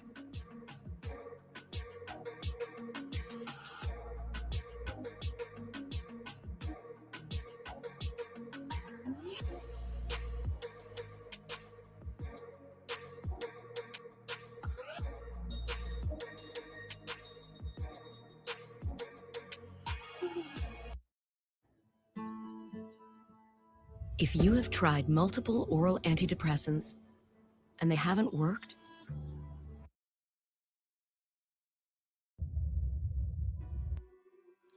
Ironically, the warm and sunny temps usually I find in Florida was still on break. And instead of plugging into my heated gear, I just threw my rain gear over me to battle the bitter temps. So today I'll be heading down to Sanford, Florida for a biker breakfast with the great Chantel Williams, restaurant owner, mother, and biker badass. And many other prominent figures will be in attendance to talk bikes and history. I had long heard of Chantel's amazing cooking, and this was the perfect opportunity for me to find out for myself.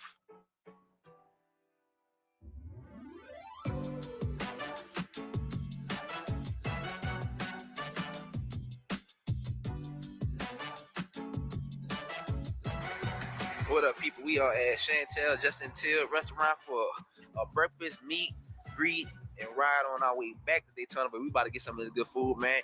Y'all know Chantel. Y'all have seen her on the channel before. Amazing woman, great rider, even better, just human being. I'm telling you, we just come out here to support her and what she got going on out here. We out here in Sanford, Florida. You know what I'm saying? Look, let's go pull up on. Come on, Frank. Come on, Frank. Hey, that's it. Hey. Welcome to Mama. I see that. Chantel made everyone feel at home with not only her presence, but her homemade food, and you know I had to get a plate. But as we sat to eat, we were directed to check out the display of Black rider history and the history of Daytona Bike Week that was orated by those in attendance. Bessie Springfield, William Johnson, and Sugar Bear were some of the figures spoken about, and more people filled in. The love was spread evenly like butter on toast, and the fellowship was underway. Cyclists call them outlaws. Now, that's one thing I do miss is going on them long rides and stopping at a nice diner and just enjoy the foodies, munch. Just, I always look forward to that stop at the end of the day and be able to eat a good meal and get a motel that has a nice swimming pool, get a couple laps in, and then, get back on the road the next day. A pen that I had a jeweler make. It says FAM. Under the FAM, it says outlaw. I tell people I'm a FAM a 200 monument on the beach out by the band shell there that recognizes the people that started beach racing.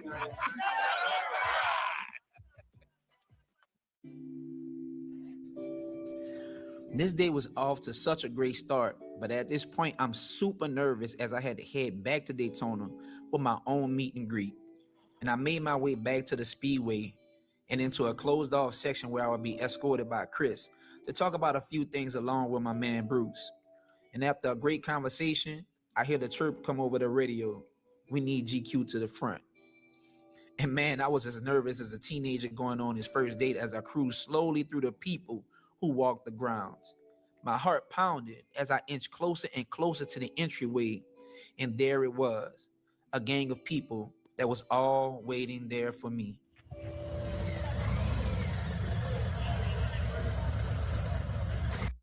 So, yeah, I wish Indian Motorcycles would go ahead and would sponsor me so I could ride across this country, and that would be awesome. Um, I that I would get into editing again instead of the live. I mean, I would do still lives, but um, I would put out a lot more content, videos, stuff like this. GQ, big shout out to you, man. I always enjoy what you do out there, man. Keep the rubber side down, shiny side up. Much honor, love, and respect.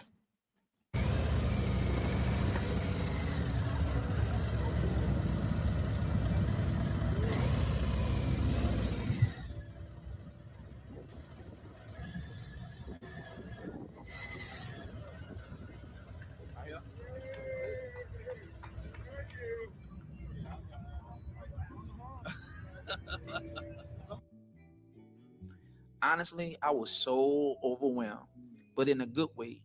The joy I felt and emotions I had inside of me nearly boiled over. And just getting the opportunity to connect with these people, these individuals, the Peace Army, and to listen intently to each and every one of their stories made me whole. I was just as excited to take pictures and to just bask in the moment that I, as well as everyone else, will cherish for years to come. I'm just thankful, grateful, and appreciative of each and every one of them who took the time out of their schedules to support me. Because what See, and the other thing is,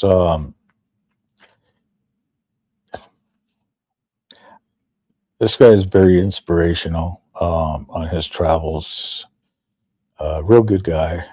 Not this one on the screen, but just GQ. Let's see.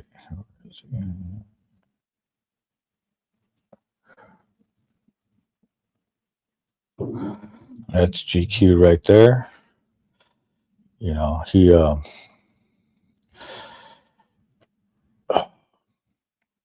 very inspirational on his travels, everything that he does. You guys got to check him out. So find his link and I'll put it in the comments if you want to check him out.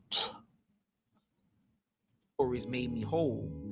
I was just as excited to take pictures and to just bask in the moment that I, as well as everyone else, will cherish for years to come. I'm just thankful, grateful, and appreciative of each and every one of them who took the time out of their schedules to support me, because without them, there is no me.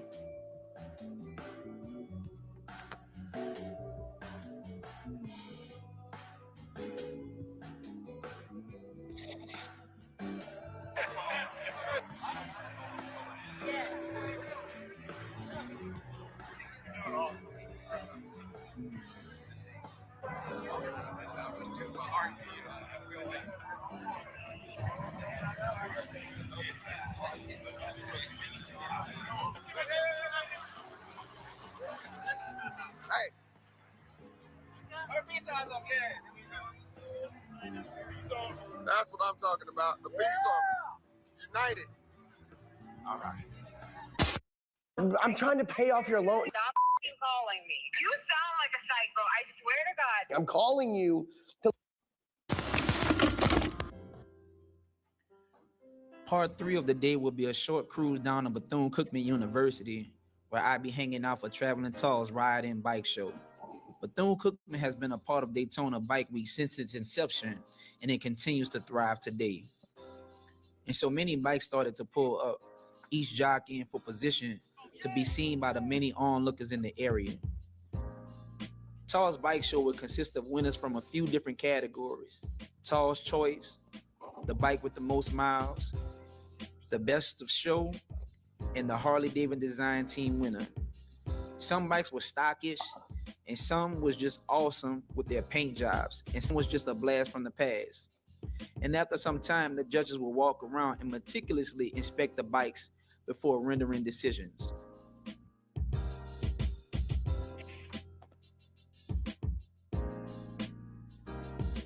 There was a break in the action, and the people hung around interacting with each other until the calls were made, and the medals were handed out to each of the winners, with all of them expressing much joy There's and happiness. GQ's The rest of the time, I just hung channel out on the right street there. If you and want took to some time to take it check all them out. in before heading over to what would What's going on, the So last Loud? stop How are you of the doing evening. today?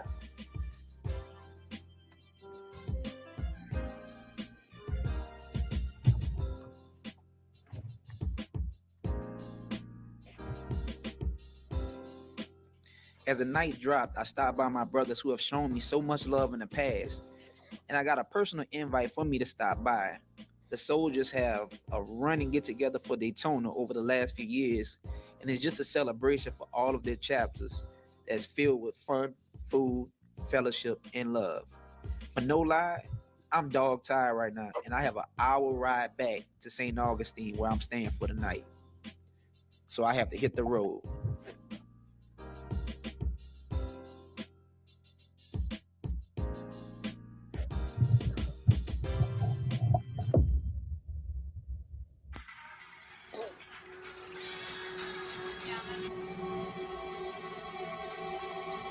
It's time to go home.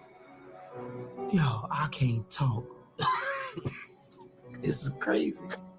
Please. Turn left and heading right. Good morning, good people. First stop, racetrack. It's a quick top off. Get a banana, some water. Yeah, I'm on my way.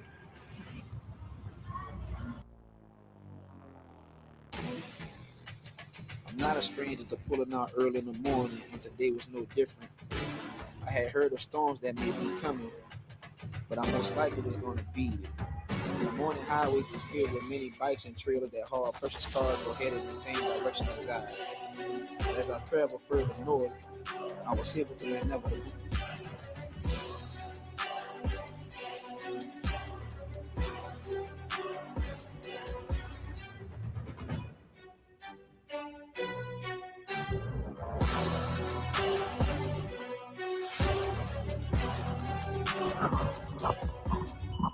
Miscalculated my the rain. I thought I had another 30, 40 miles before I hit it. But it hit me, definitely got me. So I'm about to go ahead and change, get into this rain gear, and then we're going to keep this thing moving. I was caught off guard by the early morning rainstorm that hit me, and I quickly put on my gear and prepared myself for a potentially rainy ride home. And for a few miles, the rain would subside and the sky would lighten just a bit. But as I rode back east, I saw a sudden shift in the sky that turned and made me a little nervous. That color wasn't the usual gray hue that blankets the sky on a wet ride. Mother Nature had painted it a dull orange, like the sun and the clouds mixed to create a word of caution to those coming through the area. The drop still hadn't fully formed yet, but I could tell that they were gathering themselves for a big drop, like New Yorkers at Times Square for a New Year's Eve. 10 minutes later, each and every one of the soldiers of the sky readied themselves into position and aimed themselves at my location. And I tell myself over and over, I've been through this before, but in reality, it never gets any easier. You just become tougher. Much like in life, you can see the many obstacles in your way. People who doubt and don't believe in you. But here you are, pressing on like the warrior you are. And you are built for these battles that are thrown at you. You are built to become greater than you are. You are someone special, and you are someone amazing. You are an amazing individual that people love and revere, and so you never give up. No matter the weight that you carry on your shoulders, you just strap it down tighter and tighter to your body and march on. You become a shield of peace, and you put on the armor of love, and you wield the sword of joy, ready to embark on this quest we call life. And believe it or not, you have many people behind you, in your corner, ready to assist you at a moment's notice. And now you are fearless in the face of everything that comes your way. And as I make my way back home to Louisiana, I reflect and think about my own personal battles and how they motivate me to keep on, because the light that you bring affects others. The light that you share will infuse into others so that they may shine brighter. Into the Power their play with Iams High Protein. Life comes at you fast. Make sure you organize your finances in one convenient. The rain turned off and on like a light switch, and the thunder roared like a pride of lions announcing their presence. Lightning flashed before my eyes like my life at times. And Mother Nature never ceases to amaze me with how fickle she can be. And after checking my radar a few times, I was hoping that the rain would shift north of me, but instead, it kept a direct line of sight on my path. And as miserable as this can be at times, ground yourself and think about it can be much worse. I mean, after all, you are riding when some cannot. So take it in, the good, the bad, and the ugly. But it's the beauty of it all that connects us as riders.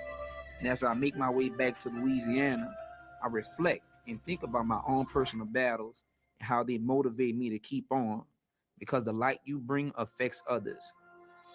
The light you share will infuse into others so that they may shine brighter. And to the people I met in Daytona and beyond, thank you, and always press on. But I got low rider ST at the house and I rode cross country because of your story. Hey. I just said, you know what? So you had a story about your mom. I had an illness that I lived with. I said before it's too late, I wanted to do it. So I went across country on my low rider ST. That's what I'm your talking story. Hey, I want to say thank you, man. Hey, I appreciate that, bro. It's kind of especially when you got into that with your mom. Yes. Kentucky. I know. Much respect, man. Hey, I appreciate you. Stories about your mom inspired me to get back on the road for my dad. Yeah. I'm rolling his first Harley because of you. Wow. And I rode independent because of you. Yeah. So I appreciate the stories about your mom. He lost my dad on the Milwaukee with his motorcycle club. Yeah. It was the most brothers that he got to go. Yeah. It's Iron Soul out of the Bay Area. Right. And so my dad was just rolling. So now I rode his bike because of the few things he didn't get to do on the East Coast. So that's what I'm doing right now. Hey, how you doing, bro? Man, when you cry, I cry. Hey. That's from my we love you that much, my brother. Pleasure and an honor always to meet people, good people who follow and watch the channel, man. I'm here with my man Moto Flamingo. Yes, sir. Yes, sir. Already. That's all right, man. Keep doing your thing, brother. Hey, man. Bless it, man. I appreciate that, bro. And this is your man, GQ, the leader of the Peace Army, telling you guys to be safe, be cool, and most importantly, be you, and peace out until we meet again.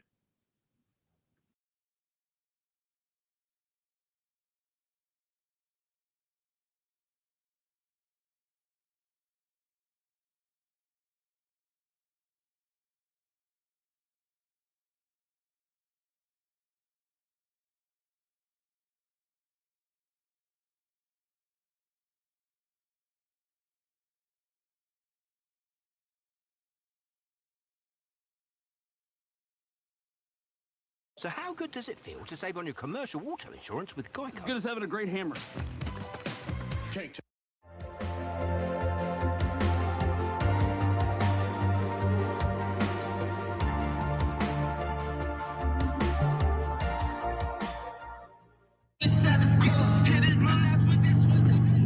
What's up, people? It's GQ coming to you again.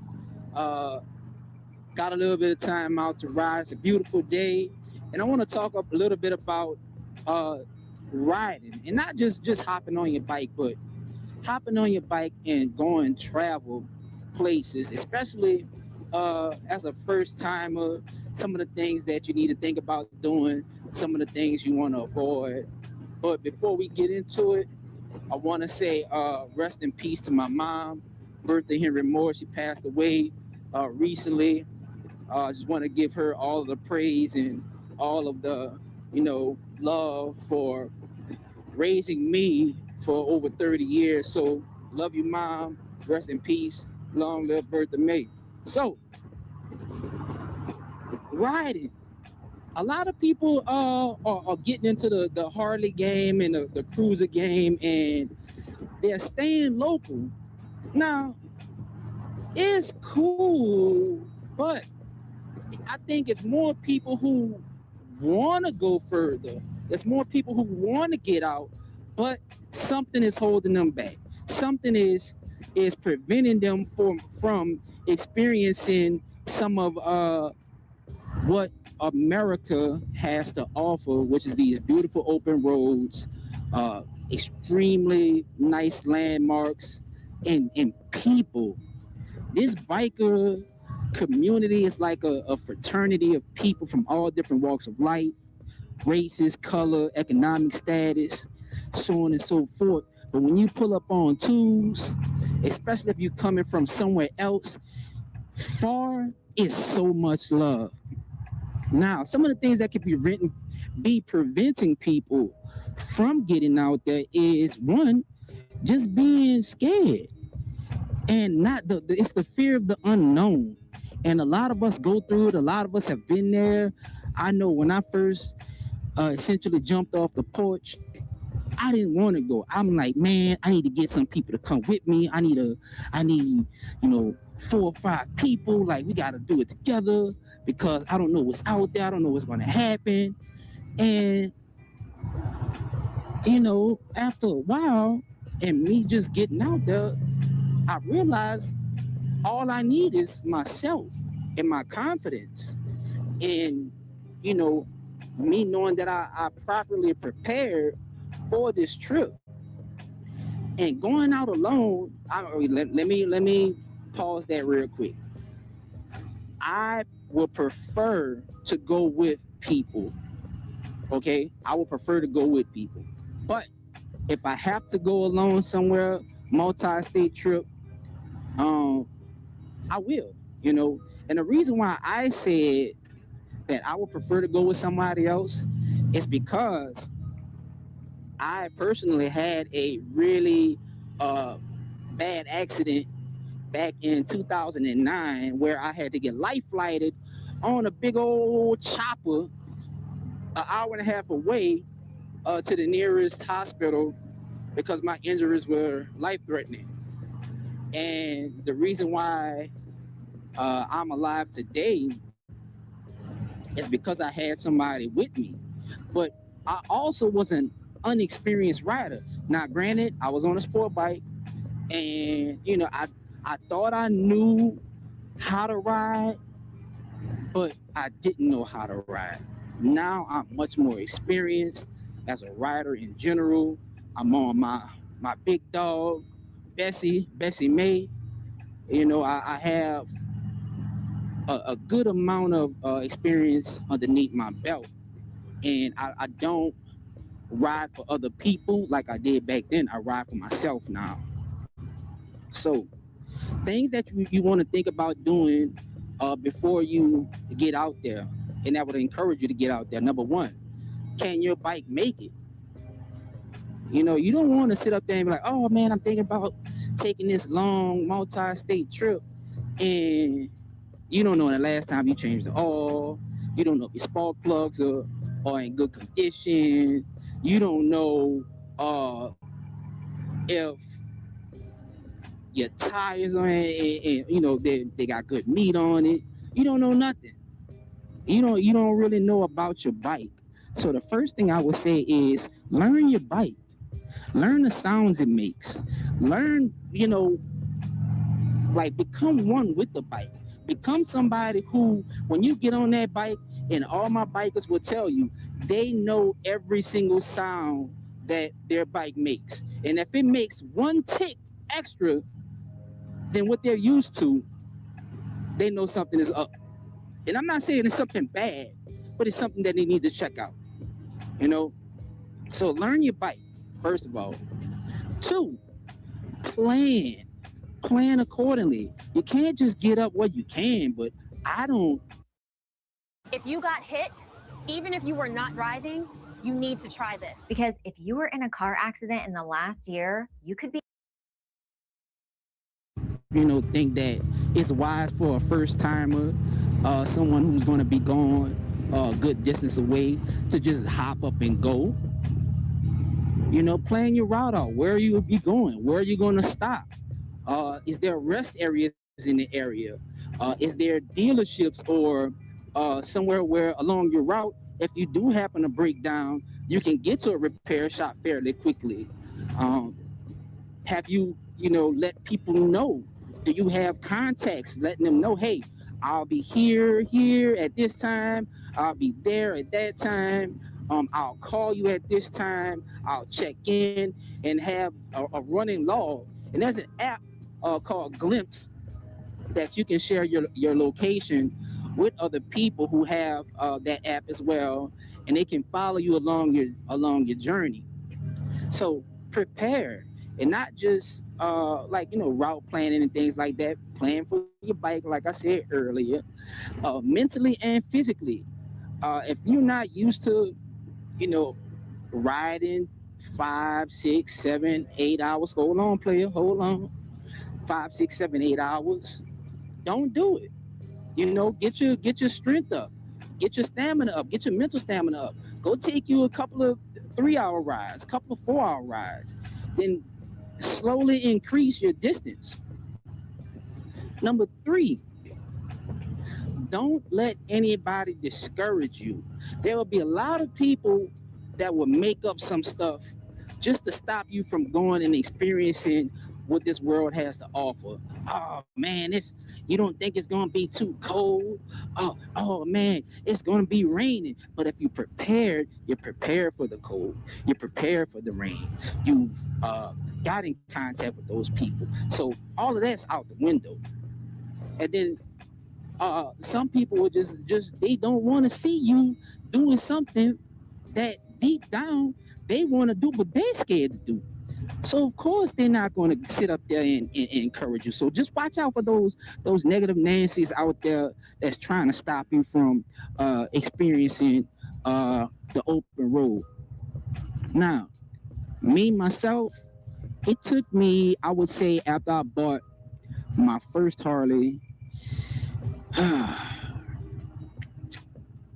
let's see, the first time I bought my first Harley, I bought a Road King, 2001 Road King. That was Bessie number 1.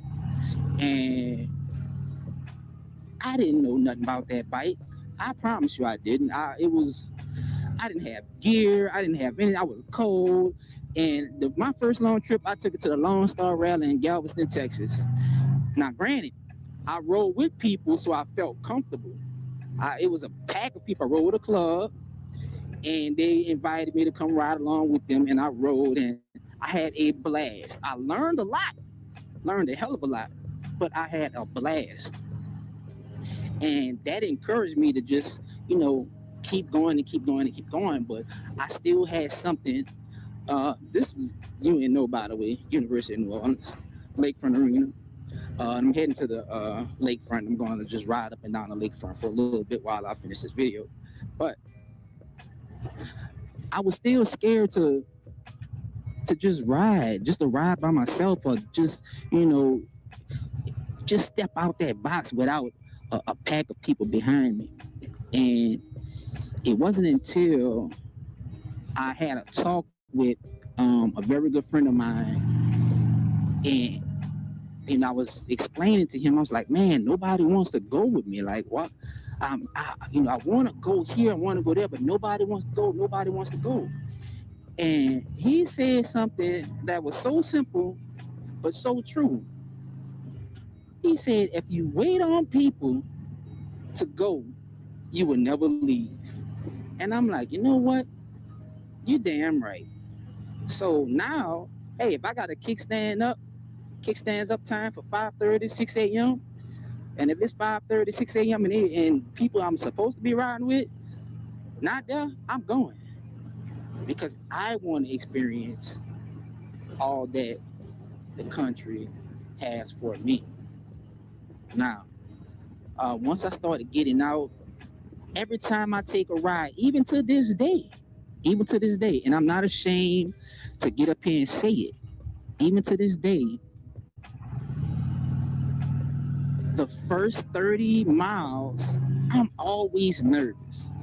I don't know if it's just the excitement for the trip, but for me, I'm just like, I'm jittery. I'm just, I can't explain it. Got butterflies in my stomach. And until I settle in right before that first gas stop, I'm good. I'm good. And once I'm in, it's no turning back, baby. I'm getting out there and I'm hitting it. Now, some of the benefits of getting out and riding your bike and seeing different parts of the country and meeting different people in different parts of the country. One is the love that you receive when you make it to your destination. If I'm telling, this goes back to properly planning. If I know I'm going, like I went to Miami a few weeks ago, I have family out there, but I also have people that I know in the motorcycle community as well. And I let them know, hey, I'm leaving at this time, I'll be there. Bundle your home and auto with Progressive and you'll get round-the-clock protection. A little on the nose, don't you think? Saint-Pierre brioche is sacred, so please treat it with respect. No. Boom. I pull up, I finally make it. It's like a goddamn family reunion. Like everybody, oh my goodness, GQ, you here, you made it. Hey, you're hungry, you need something to drink, whatever, man, I got you.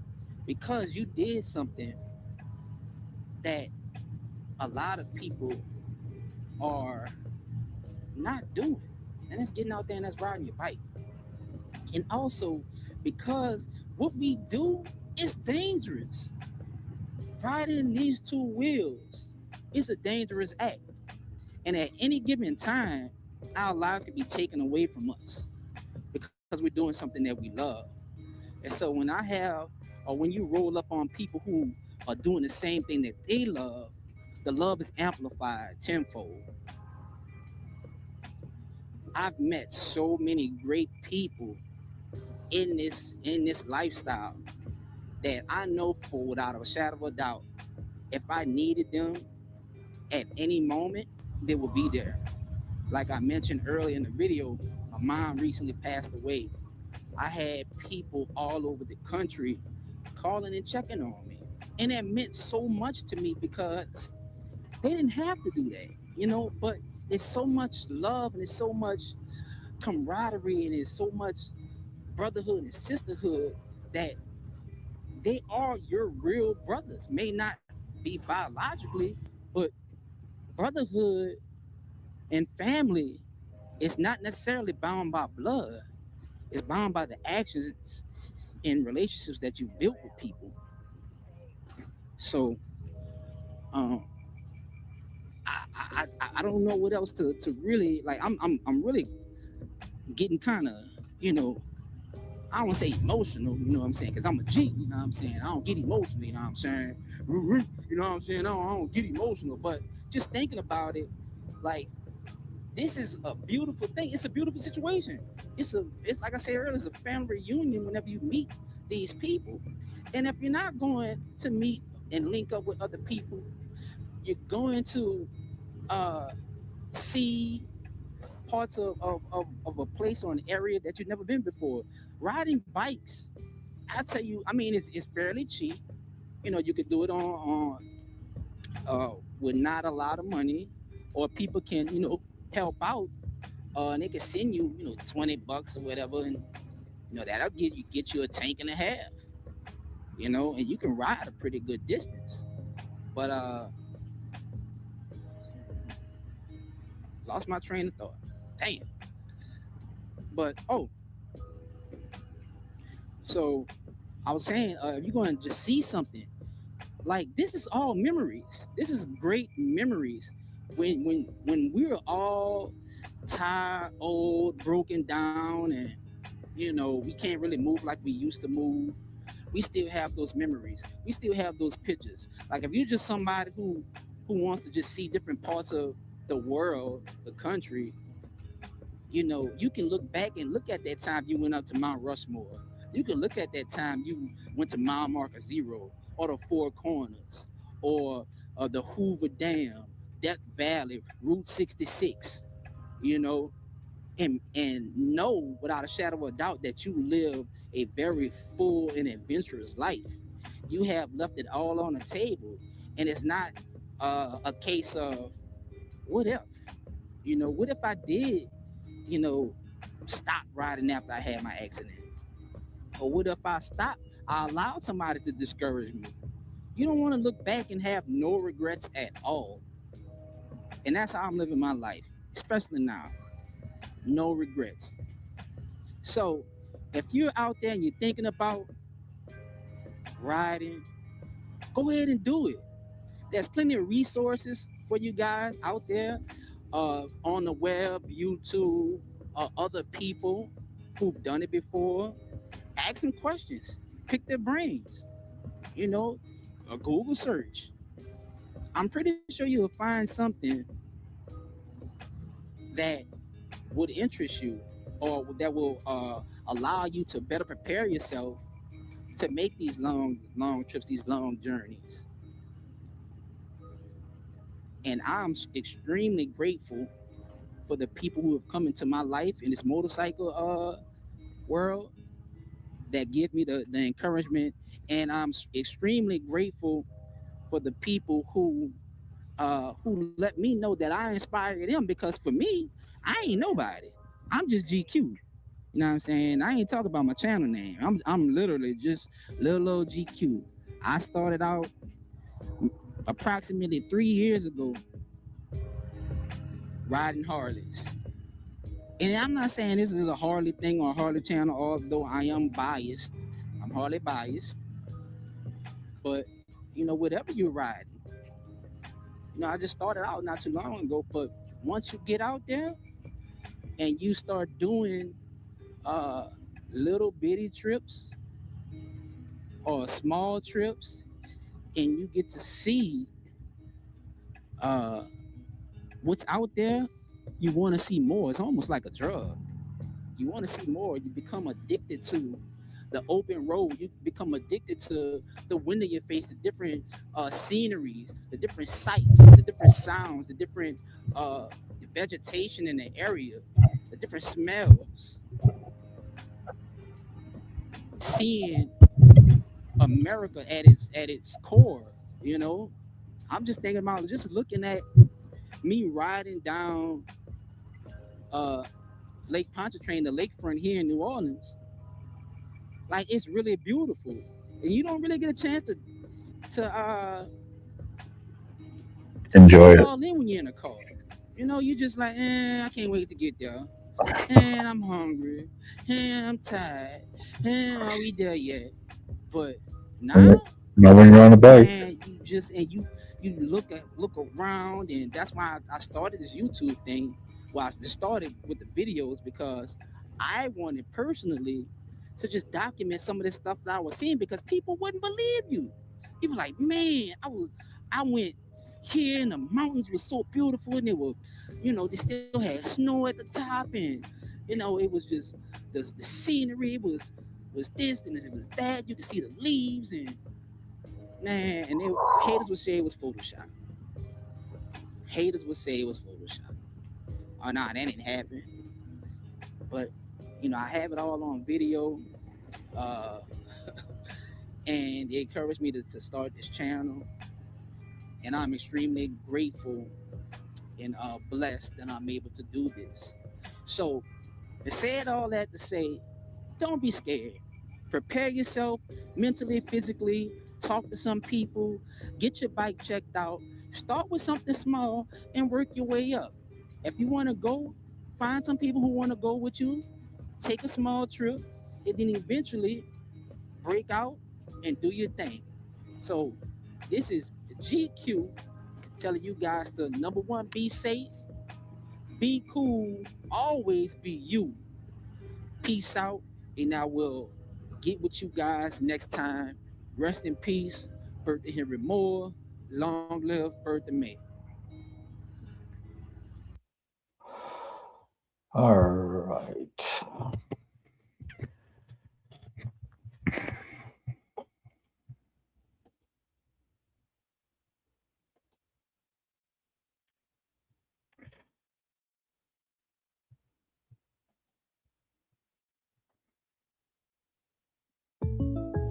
So you guys are just like State Farm, right? State Farm. Get out of here. Here's a song from my friend Cody. Gather around the Hatchet family. Something new in the air tonight. Y'all feel that vibe creeping in?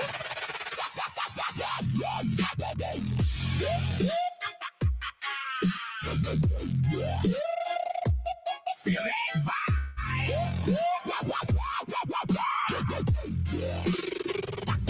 Woke up in my trailer, paint still dripping on my face. Fago stains on the carpet from the last wicked chase. But something different hit in my ears, not the same old scream. It's bouncing off the mirrors, making nightmares turn to steam. Juggalos dancing in the moonlight, hair flying wild and free. Juggalos gripping hatches tighter, but this unity we see. No more haters in the shadows trying to kill the clown parade. This new sounds like a thunderclap calling us from the grave. We've been sleeping on the same old tracks, same old wicked flow, but now it's evolving, family growing, letting the real shit show.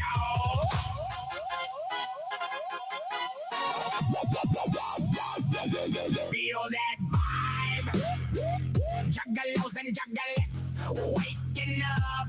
New sound creeping through the night. Dark carnival turning up the fight. Feel that vibe. Everybody in the family rise. No more scratch CDs. The shit is bright and clean. Working with fresh sounds, wicked and mean. Feel that vibe. Yeah. Feel that vibe. Yeah, yeah.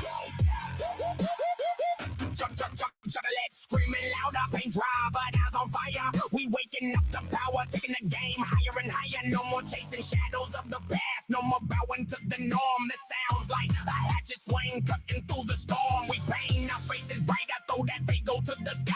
New era for the wicked clowns. Watch the hatchet fly from the gathering tents to the streets where the real ones dwell. Everybody's connected now, ringing that family bell. They tried to bury us with silence, but we rose up from the dirt. This vibe's eternal, baby. Feel it burn, feel it hurt. Feel that vibe. Juggalos and juggalettes waking up. New sound creeping through the night. Dark carnival turning up the fight. Feel that vibe. Everybody in the family rise. No more scratch CDs. This shit is bright and clean. Working with fresh sounds, wicked and mean. Feel that vibe. Yeah. Feel that vibe.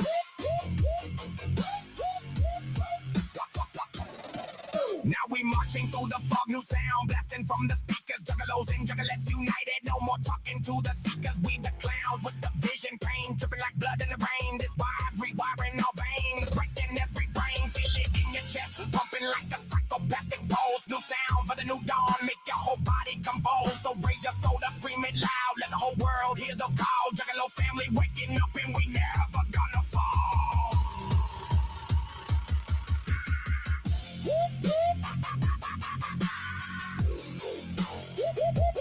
Feel that vibe.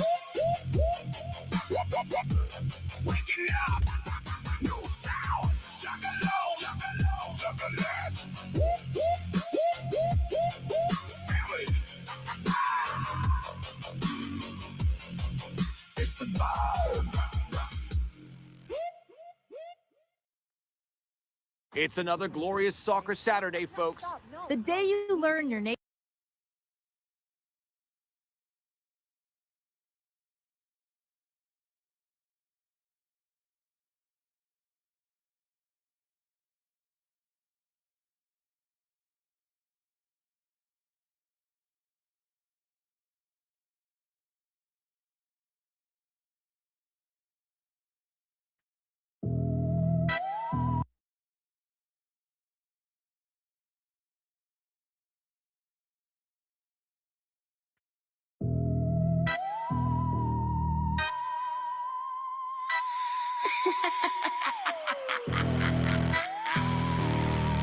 Yeah. Yo, we painted up fresh from the gathering. Jugglers roll deep, no time for that flattering. He slides up smooth with that I ain't like the mothers. Fago breath, fake tears, talking about his brother. Says he's down with the clown, but his eyes on the prize. Baby, I respect you. That's the first of the lies. One drink, two drink, come on, let's just vibe. Next thing you know, his hands trying to slide up the thigh. I swear I'll be gentle, we don't gotta go far. But the dark carnival's watching from the black ass stars. He's got a whole playbook, every ninja does. We've seen it 1,000 times, but we ain't dumb, cuz just a tip, that's what they all say. But the carnival knows all, bitch, we see through the play. Just a tip, I'll pull out, I swear. Dark carnival laughing while they drown in despair. We know the game, we wrote it all, you can keep it, yo, just a tip. We ain't falling for that shit. He hits you with the I love you after one show. Then my ex was crazy like we don't already know. I got a van full of Fago, let's go get it wet. Translation, let me smash and I'll ghost you bad. Massage that turns to oops, my finger slipped. Or it's just a head, baby, I promise that's it. Promises of rings while he's grinding on your hip. But the clowns in the shadows got the full screenplay flip. We jugglers ain't new to the wicked shit. We seen every trick. What's going on, Jerry? Thanks for tuning in. He'll throw a whole fit, but the carnival's tallying every last bit. Just a tip, that's what they all say. But the carnival knows all, bitch, we see through the play. Just a tip, I'll pull out, I swear. Dark carnival laughing while they drown in despair. We know the game, we wrote it all, you can keep yo, just a tip. We ain't falling for that shit. Listen up, ninjas. We the daughters of the dark carnival.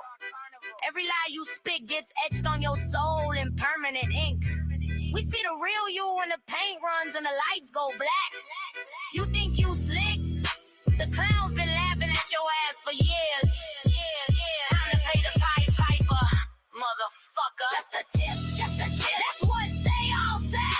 But the carnival knows all, bitch, we see through the play. Just a tip, I pull out, I swear.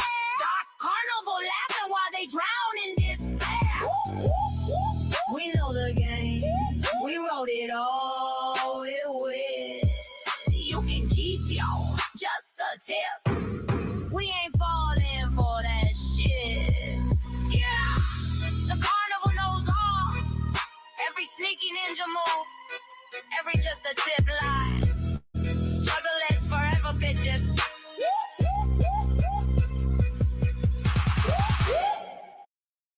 Inside RX Bar.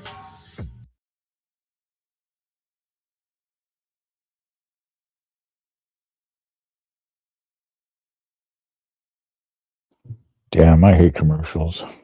Let's see.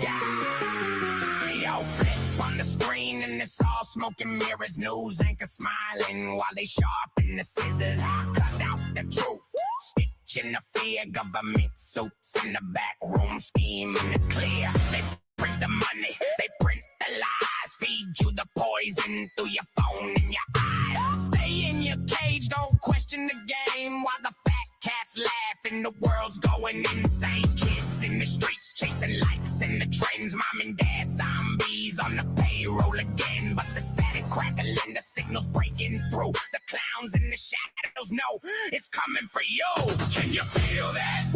The ground start to shake. Can you feel that? The whole fucking world's about to wake. Media scams crumbling like cheap ass cake. Government's running from the hatchet man flood. Can you feel that? The rage in your blood. Can you feel that? The truth cutting through the mud. No more sleepwalking through that puppet show. Juggalos rise, let the real shit flow. They bomb the Middle East for the oil and the gold and cry on TV about the heroes they sold. Election circus, votes in the trash, big tech overlords deleting your ass. Farmer pushing pills that fry up your brain while the suits get richer off your permanent pain. Trust the science. They laugh in their towers, but the fine print screaming about the Indian hours. We've been hoodwinked, bamboozled, straight played like a fiddle. Now the fog's lifting and the world's about to riddle. Who the fuck's really pulling the strings in the night? Time to paint up our faces and bring on the fight. Can you feel that? The ground start to shake. Can you feel that? The whole fucking world's about to wake. Media scams crumbling like cheap ass cake. Government's running from the hatchet man flood. Can you feel that? The rage in your blood. Can you feel that? The truth cutting through the mud. No more sleepwalking through that puppet show. Juggalos rise, let the real shit flow. Now the streets are stirring. Eyes wide in the dark, family dinners turning into truth bombs like the spark. Grandma unplugging from the cable news feed.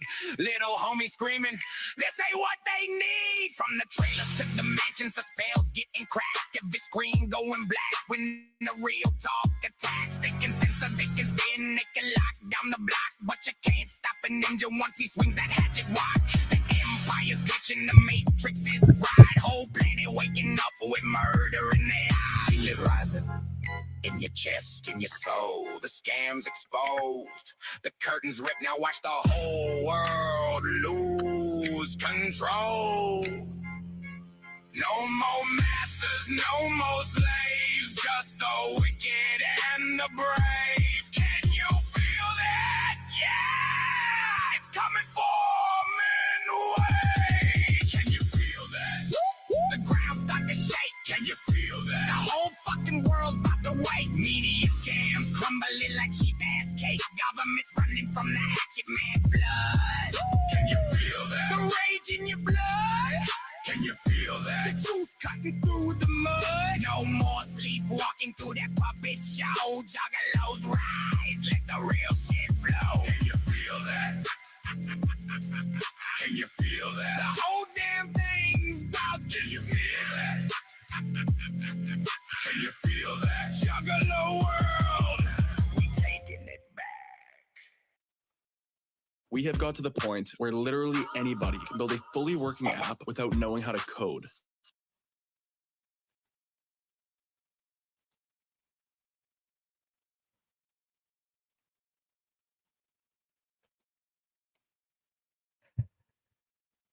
Oh, appreciate everybody that's tuned in, hanging out.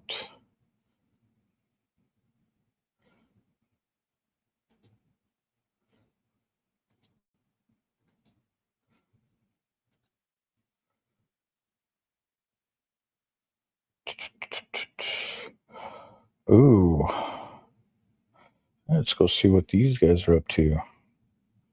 I haven't been live in a few days, except for the restream. I was like, let me give the people a little bit of a proper dusty stream, and we can laugh at Marte, who's actively back on the walkout roster because he's such an insufferable piece of shit. What I also love. Right, so I started a few minutes earlier. This is a few minutes earlier than the timestamp I was given, but I feel like it might be worth taking your camera, yeah. taking the on ramp instead of just parachuting in. It's doing this every so often. I would do that. That's one thing that we could do.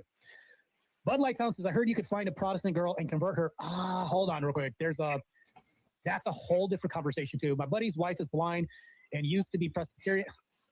I recently just had something called the blind pill that I talked about on Roll Tomasi's channel. But anyways, he converted. So shout out to Bud Light Talent for this excellent, what I believe is a troll. Apparently the blind pill is something that Marte has discussed with Rollo Tomasi before. But let me just read Bud Light Talent's comment without all Marte's little interruptions. I believe that this is the tee up. I believe that Bud Light Talent here is teeing up the blind pill ball. I heard that you could find a Protestant girl and convert her. My buddy's wife is blind and used to be Presbyterian. He converted her during courtship. I always joke it was easier because she's blind. Her during courtship. I always joke it was easier because she's blind. Well, here's the thing, though, is if you're on Hinge and Tinder and all these other sites, it's very rare you might find an Orthodox girl. But a lot of people who are on, like, hopefully I'm not I'll find a lot of Orthodox girls on Backpage, Marte. outing them too bad, but I would accept Marte's expertise in there are a dating lot of site. frustrated. There are a few frustrated curves. In what? Dating site curves. I mean, I think he might know more than me about what dating sites do and offer. So I'll accept this. Well, I think the motivation is a little fucked up. I gotta change my avatar. My avatar is still AVG. men there. Like, I'm not gonna lie to you. And they're probably because the influx of Protestant Christians, at least in the West, seems to be largely fueled by the Orthodox pro debate spaces, right? Just like Marte followed Andrew Wilson in Orthodoxy, just like I see AVG down there, I assume she did the same thing, right? These male figures are doing a massive push, at least in the West, to bring people into a religion that otherwise they probably wouldn't be exposed to. Damn, why is my stuff freezing? saying the same thing. They're like, you know what? Nobody's here. There's nobody here. I'm going to go see if I can convert somebody to the Orthodox Church. Nothing wrong with that. Like, I'm not telling you there's anything wrong with that, because I do go into Orthodox singles because it pops up on my notifications sometimes for Facebook. And guess what happens? I'll see a beautiful woman who looks Armenian, Greek, something. She'll post. She'll say, I'm 27. I love with no that kids, comment, 22 with no kids, AVG. 30 with no kids, something like that. And she'll say, I'm in Greece, or I'm in, she'll say, I'm in Ohio, or whatever, I'm here. And she'll post pictures of herself. She'll be gorgeous, right? And then underneath, because we always gravitate towards comments, we'll look underneath and go to the comments. And then right then when you go under the comments, nothing but dudes. Of course. Oh my God, imagine that. A Facebook group dedicated to Orthodox singles has dudes posting in response to chicks posting. Fucking crazy. Right. Like, nothing. Imagine the straightness. With this, like, that's what it, like. That's the dating market. That's, yes, sexually, every organism on earth that sexually reproduces has to compete with other members of the same sex. Yes. Do you guys think, I'm trying to think of the best way to word this, like the competition, you would expect Marte, who really bills himself out here as, like, oh, there we go. Okay, I'm not frozen anymore. A competitor when it comes to weightlifting and everything, you would expect the competition to be more of something like that. It's like, yeah, I mean, some of us thrive on competition. So for a self-proclaimed competitor, you only compete for things that you are interested in. What is the process? He doesn't care about women, so he doesn't care about competing for them. He cares about competing with men. I wouldn't even say body stuff. Ooh, that's an interesting thing to point out. But I wouldn't even And say he competes with everybody for Andrew's honor. I will compete in eating pizza. Okay, I think Has he gone to bat for any woman? Huh? Has he gone to bat for any woman besides No. Rachel? But Yeah, no, because he doesn't like women. You compete for things that you are interested in. But what were you trying to say, Dan? How does someone actually compete? What does that process entail? I use my checkbook. That's I whip out my little bank card and I just outspend the other guy casually without mentioning it. Are you saying you got a ton of money? No, I'm totally joking, but it's an excellent flex. It is, and it's actually one. But how would you get a lot of money? Duels at dawn. I married a rich woman. Or you compete in the work. Well, you fucking with me. Bring yourself up and you make money. I'm not. I'm trying to make a point. I mean, what do you do in order to compete? What does Marte compete at? Bodybuilding. Gay bar. The gay bar. How does he get good at bodybuilding? You gotta We're work. going to gay bars. You gotta work. It's that simple. He works his muscles, right? He Right. goes to the gym. Why is Marte unsuccessful with women? he doesn't work. Because he doesn't care. He Because he's doesn't. gay. Well, Yay. he also has this thing of like he's comes across, at least to me, as being very entitled, right? He seems to like women are beneath him, therefore he's entitled to their attention. He's entitled Hold on. to their attention. I don't He's think there's been a entitled- woman beneath that man for a while.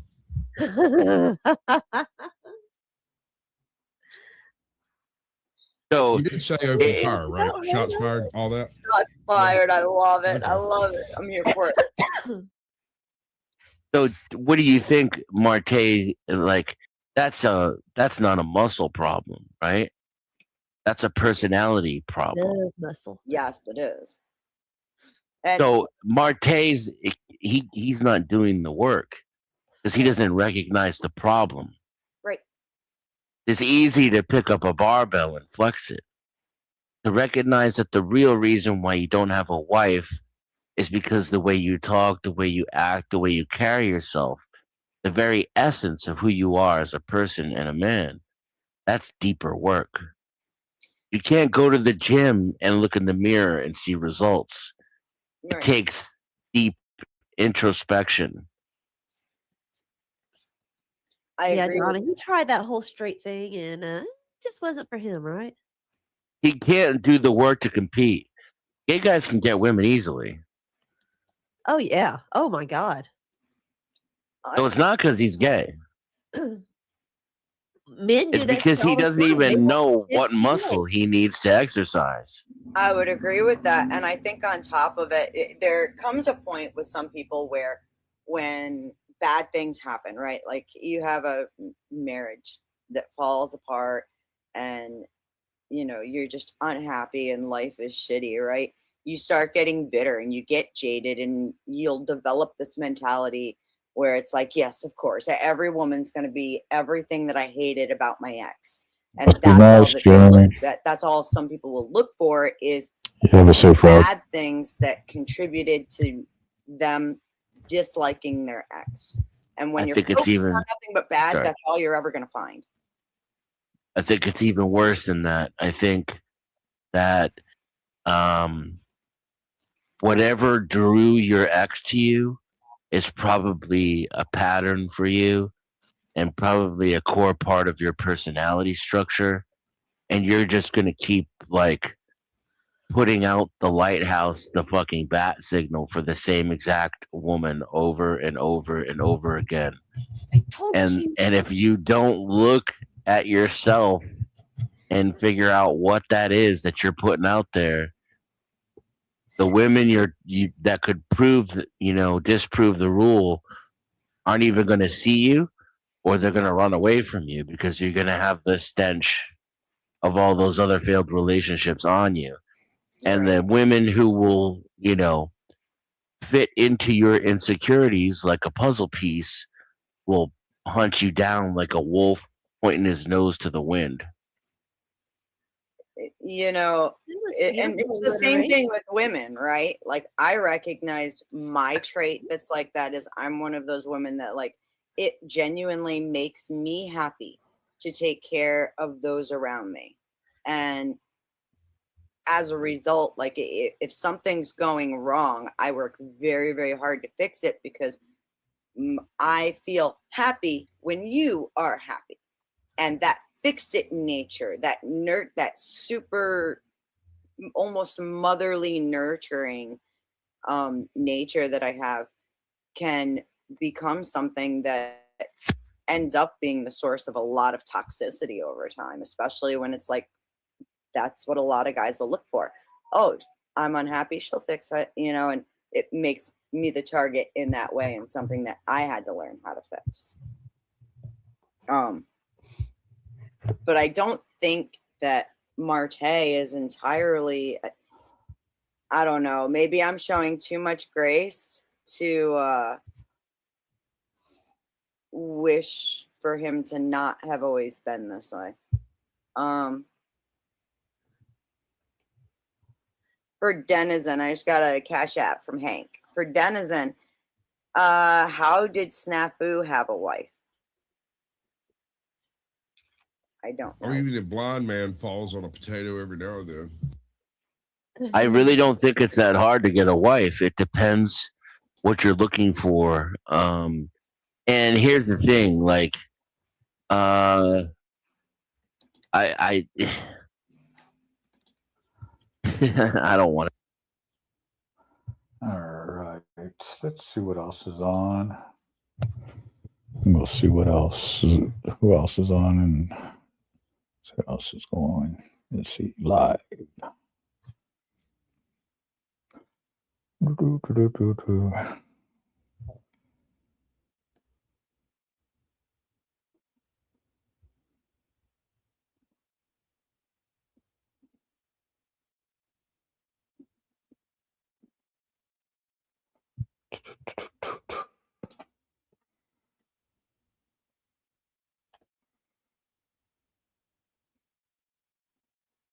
Let's see, anything that I want to check out?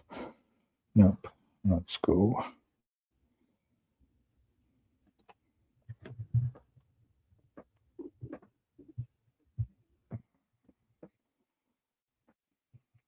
Check out some motorcycles. How's that, guys?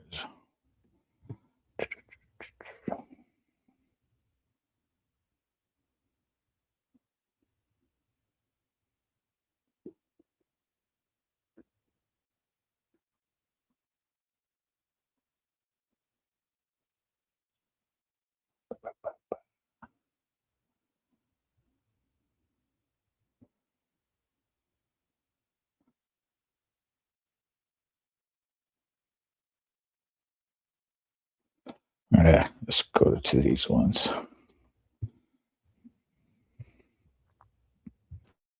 We are gardeners. We are farmers. Bum, bum, bum, bum, bum, bum. I have all their secrets. People have a right to know the truth. From Steven Spielberg.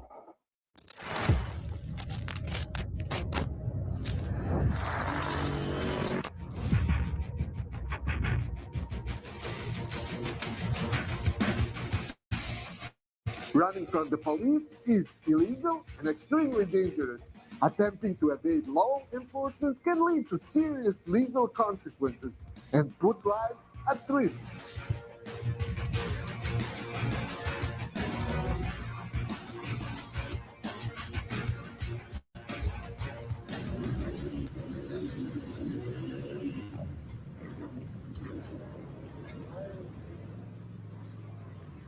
Yo, what the hell?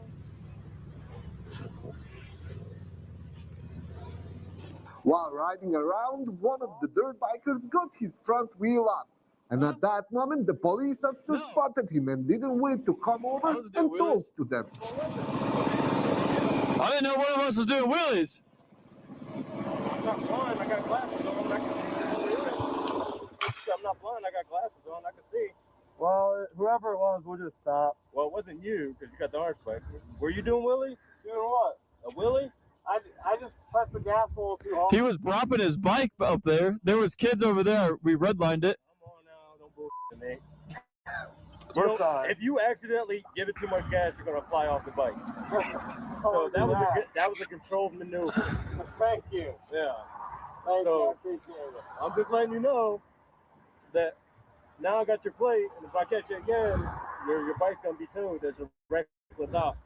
And we're taking people to jail for that now. Oh, okay. Yes, sir. Because it's summertime and because of the mile, the mayor doesn't want us to mess around with it. So. Oh, because of Park Ave? Yeah. Oh, we don't even go there. There's mayor citywide now. Sorry, I'm mistaken you. There was kids over there, and I was propping my engine a little bit. I know. I wear a uniform, and you guys think we're stupid. No, I thought you were referencing towards that. And everything. All I do is pull up the footage, and yeah. I'm sitting there looking at you. I'm just letting you know because I'm giving you a warning now. But yeah, we're taking people to jail for reckless op. When you do a wheelie, it's reckless op. Okay. We're towing your vehicles, and it is what it is. We got you. Thank you. Yes, sir. I understand. I got you, sir. Just like I said, if you're gonna do it, find over there by the airport, there's a road back there where. Yeah, that's where we. Yeah. But if you're on the main street like this, yeah. And I wasn't trying to be a jackass. I genuinely thought you were talking about the kids over there. I wasn't like. We were watching somebody doing a wheelie. Yeah. I was like watching. Yeah. I was like, really, right here? I know it's dark. It's a blacked out vehicle, but I still got police on the side. Yeah. No, we got you, sir. Yeah, we got you. Like I said, find somewhere where there's no cars or anything like that. Nobody's gonna call on you. We won't bother you. You're on the main road, and the mayor's being the way she is, where she doesn't want any of this nonsense going on. Then yeah, it's gonna be pretty bad. So, all right, like I said, just find somewhere safer and quieter to do it. Yes, sir. While the police officer was instructing the bikers to safely exit the highway and pull over, one biker saw an opportunity to leave the situation and decided to take it.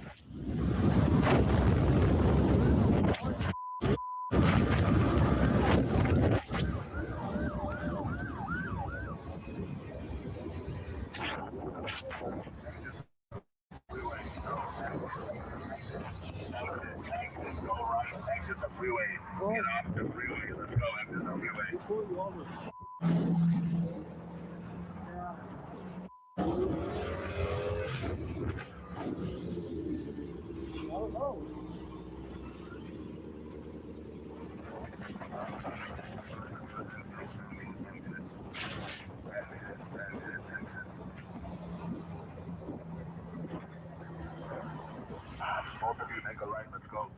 Both of you make a right.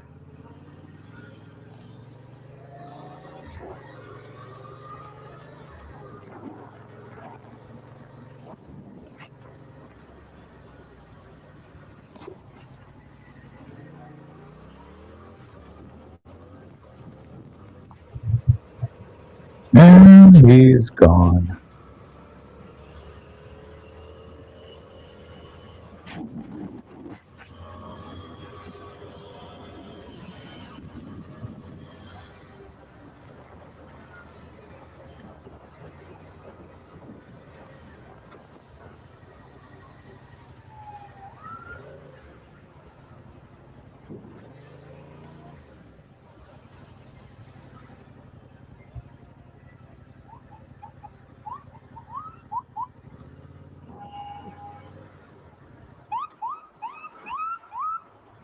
Do you have a license?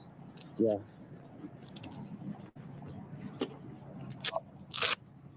It's your first time riding or what? I kind of just got this when I was testing it out. Okay, so you don't have a motorcycle license? I do have a motorcycle. Oh, that's cool. You have the registration insurance? Registration, yeah.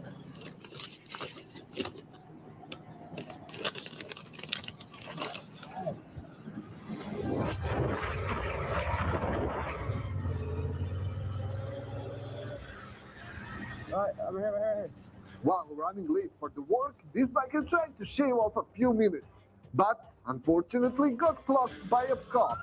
Let's see if he'll get a ticket or not. Oh, sir. Officer, head up on PD. The reason why I'm stopping is you're going 59 miles an hour. The speed limit there is 40. Is there a reason why you're going so fast? Oh, I'm sorry, who's that? The reason why I'm stopping is you're doing 59 miles an hour. The speed limit is 40 miles an hour. Is there a reason why you're going 19 over the speed limit? Yeah, it's because I'm just late. That's why. Where you heading to, man? Work. The one right here in Upland? Yeah. Oh, good stuff, man. Do you have a license with you? Yeah. Get your license, man. Beautiful bike, man. You just got it? Just got it. Dude, it thing's nice. Thank you. 25? Yeah, 25 R7. Woo. Driver's license. There. Okay. You got your M1, man? Yeah. Beautiful. Okay. I don't know if you live in Upland. Yeah, you do, man. We have a right to live class. I'm not sure you're familiar Right with to it. live, no. No, I don't know if you have us on Instagram. We usually post it. It's basically a motorcycle safety class that we kind of host for free. Oh, is it on the? This is on the police Instagram, right? Yep, the Upland Police. Yeah, we usually post it there. The dates. I'm not sure if we don't have a date right now, but we regularly post it. So just keep an eye out on. Yeah. It, okay. Give me a few minutes. Let me just check your license. What year? You said it's 25, right? 25, yeah. Just give me a few minutes. Let me just check everything, make sure everything's good, and then you'll be on your way. Okay, bro? Yeah. Thank you. Look, man, what I'm gonna do, man? I'm gonna give you a written warning. All it's saying is that I stopped you. I told you to please slow down, okay? Because it's unsafe driving at that speed. Okay. Your signature right here in the black box. It says no court warning only. The way you see an idea in your mind. Commercials. Okay.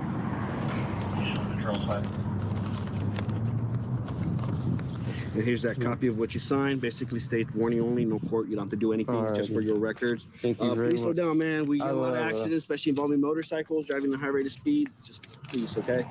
All right, man. Take care of yourself. Thank you, you too. All right, keep an eye out for that class, man. I will.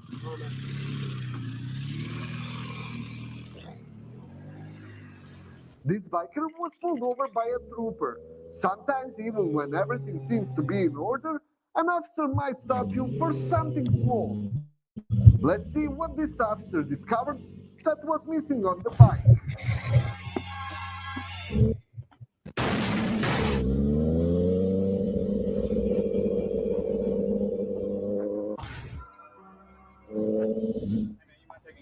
Oh, yeah.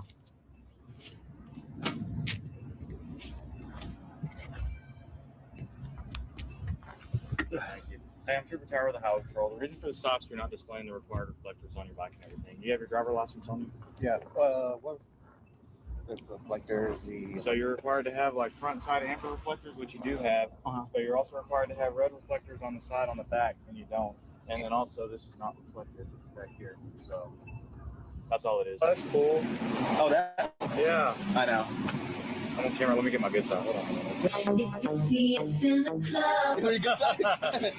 Yeah, man, I've got one so far, but sometimes doing this is easier because then we don't have to really chase people. We can just file warrants. You going to the car meets tonight? I don't know there was one. I don't do that stuff anymore. You don't? Okay. I try not to.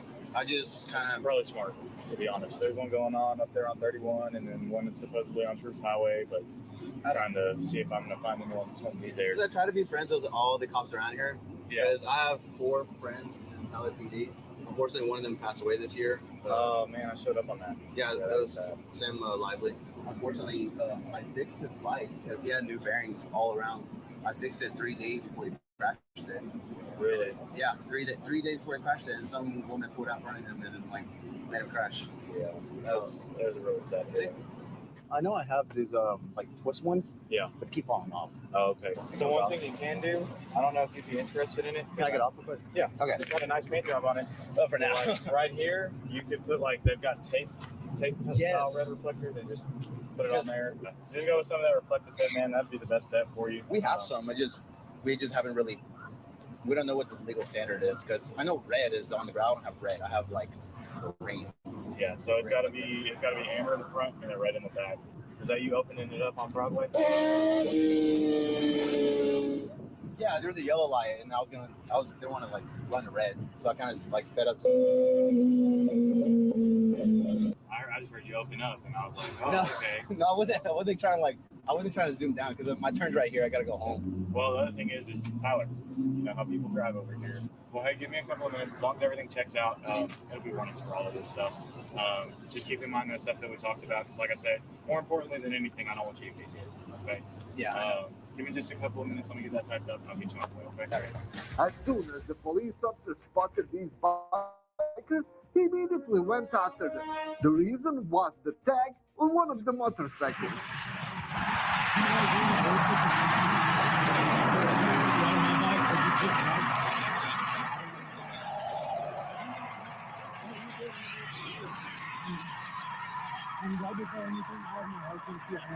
You're good. You're good, man.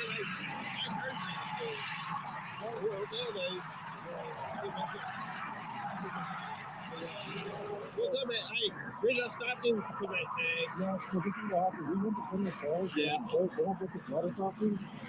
All right, guys.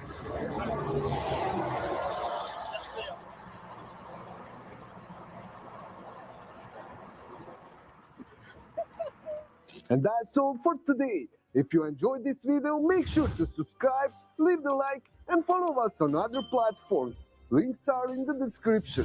If you want to support us, visit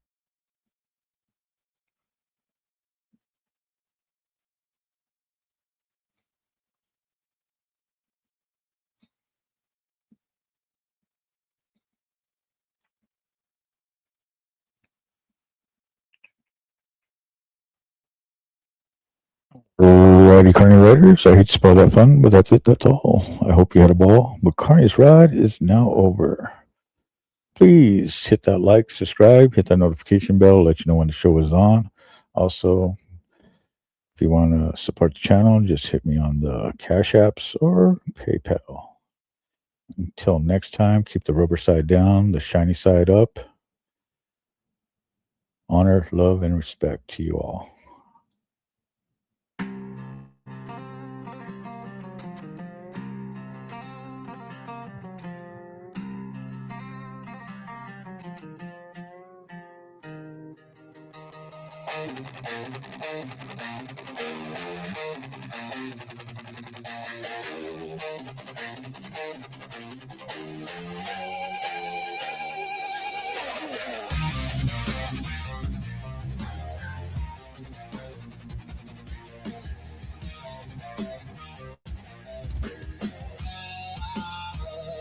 Used to pitch the big top, sell the tickets at the door. Heard the Ferris wheel squeal, ain't gonna hear it anymore. Traded cotton candy fumes for the smell of gasoline. Swapped the tilt-a-whirl for a road that's long and lean. Said goodbye to the Midway, the cotton candy too. Found a chrome-plated beast and a whole brand new crew. Now the grease is on the chain, this is the life I choose. We're filming the journey, nothing left to lose. Got the camera rolling, got the mic hung up tight. Gonna light up the screen with the road at midnight. Used to pull the lever, guess to wait and play the game. Now I'm chasing views and clicks and calling out the name.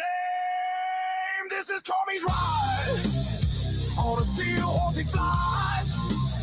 From the county fair dust to the wide open skies. He's got a story to tell, a throttle to turn. Hit that subscribe button and watch the rubber burn. Yeah, this is Carney's ride.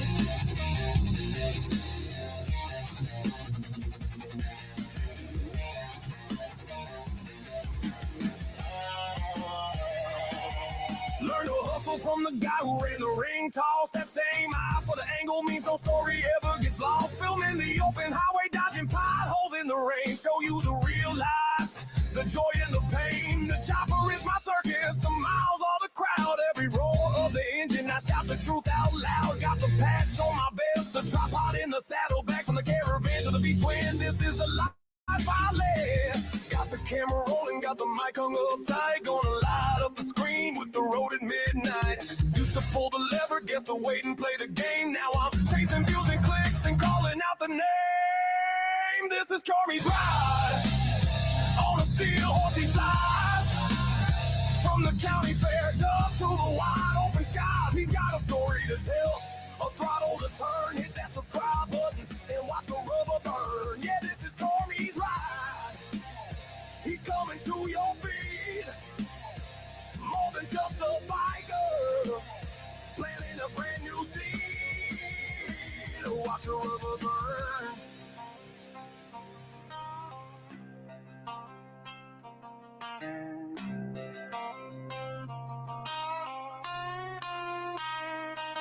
They said pick a life, I said I'm picking bold. The grit of the black top, the carnio. Keep the lights flashing, keep the wheels in motion, streaming live from the coast to the ocean.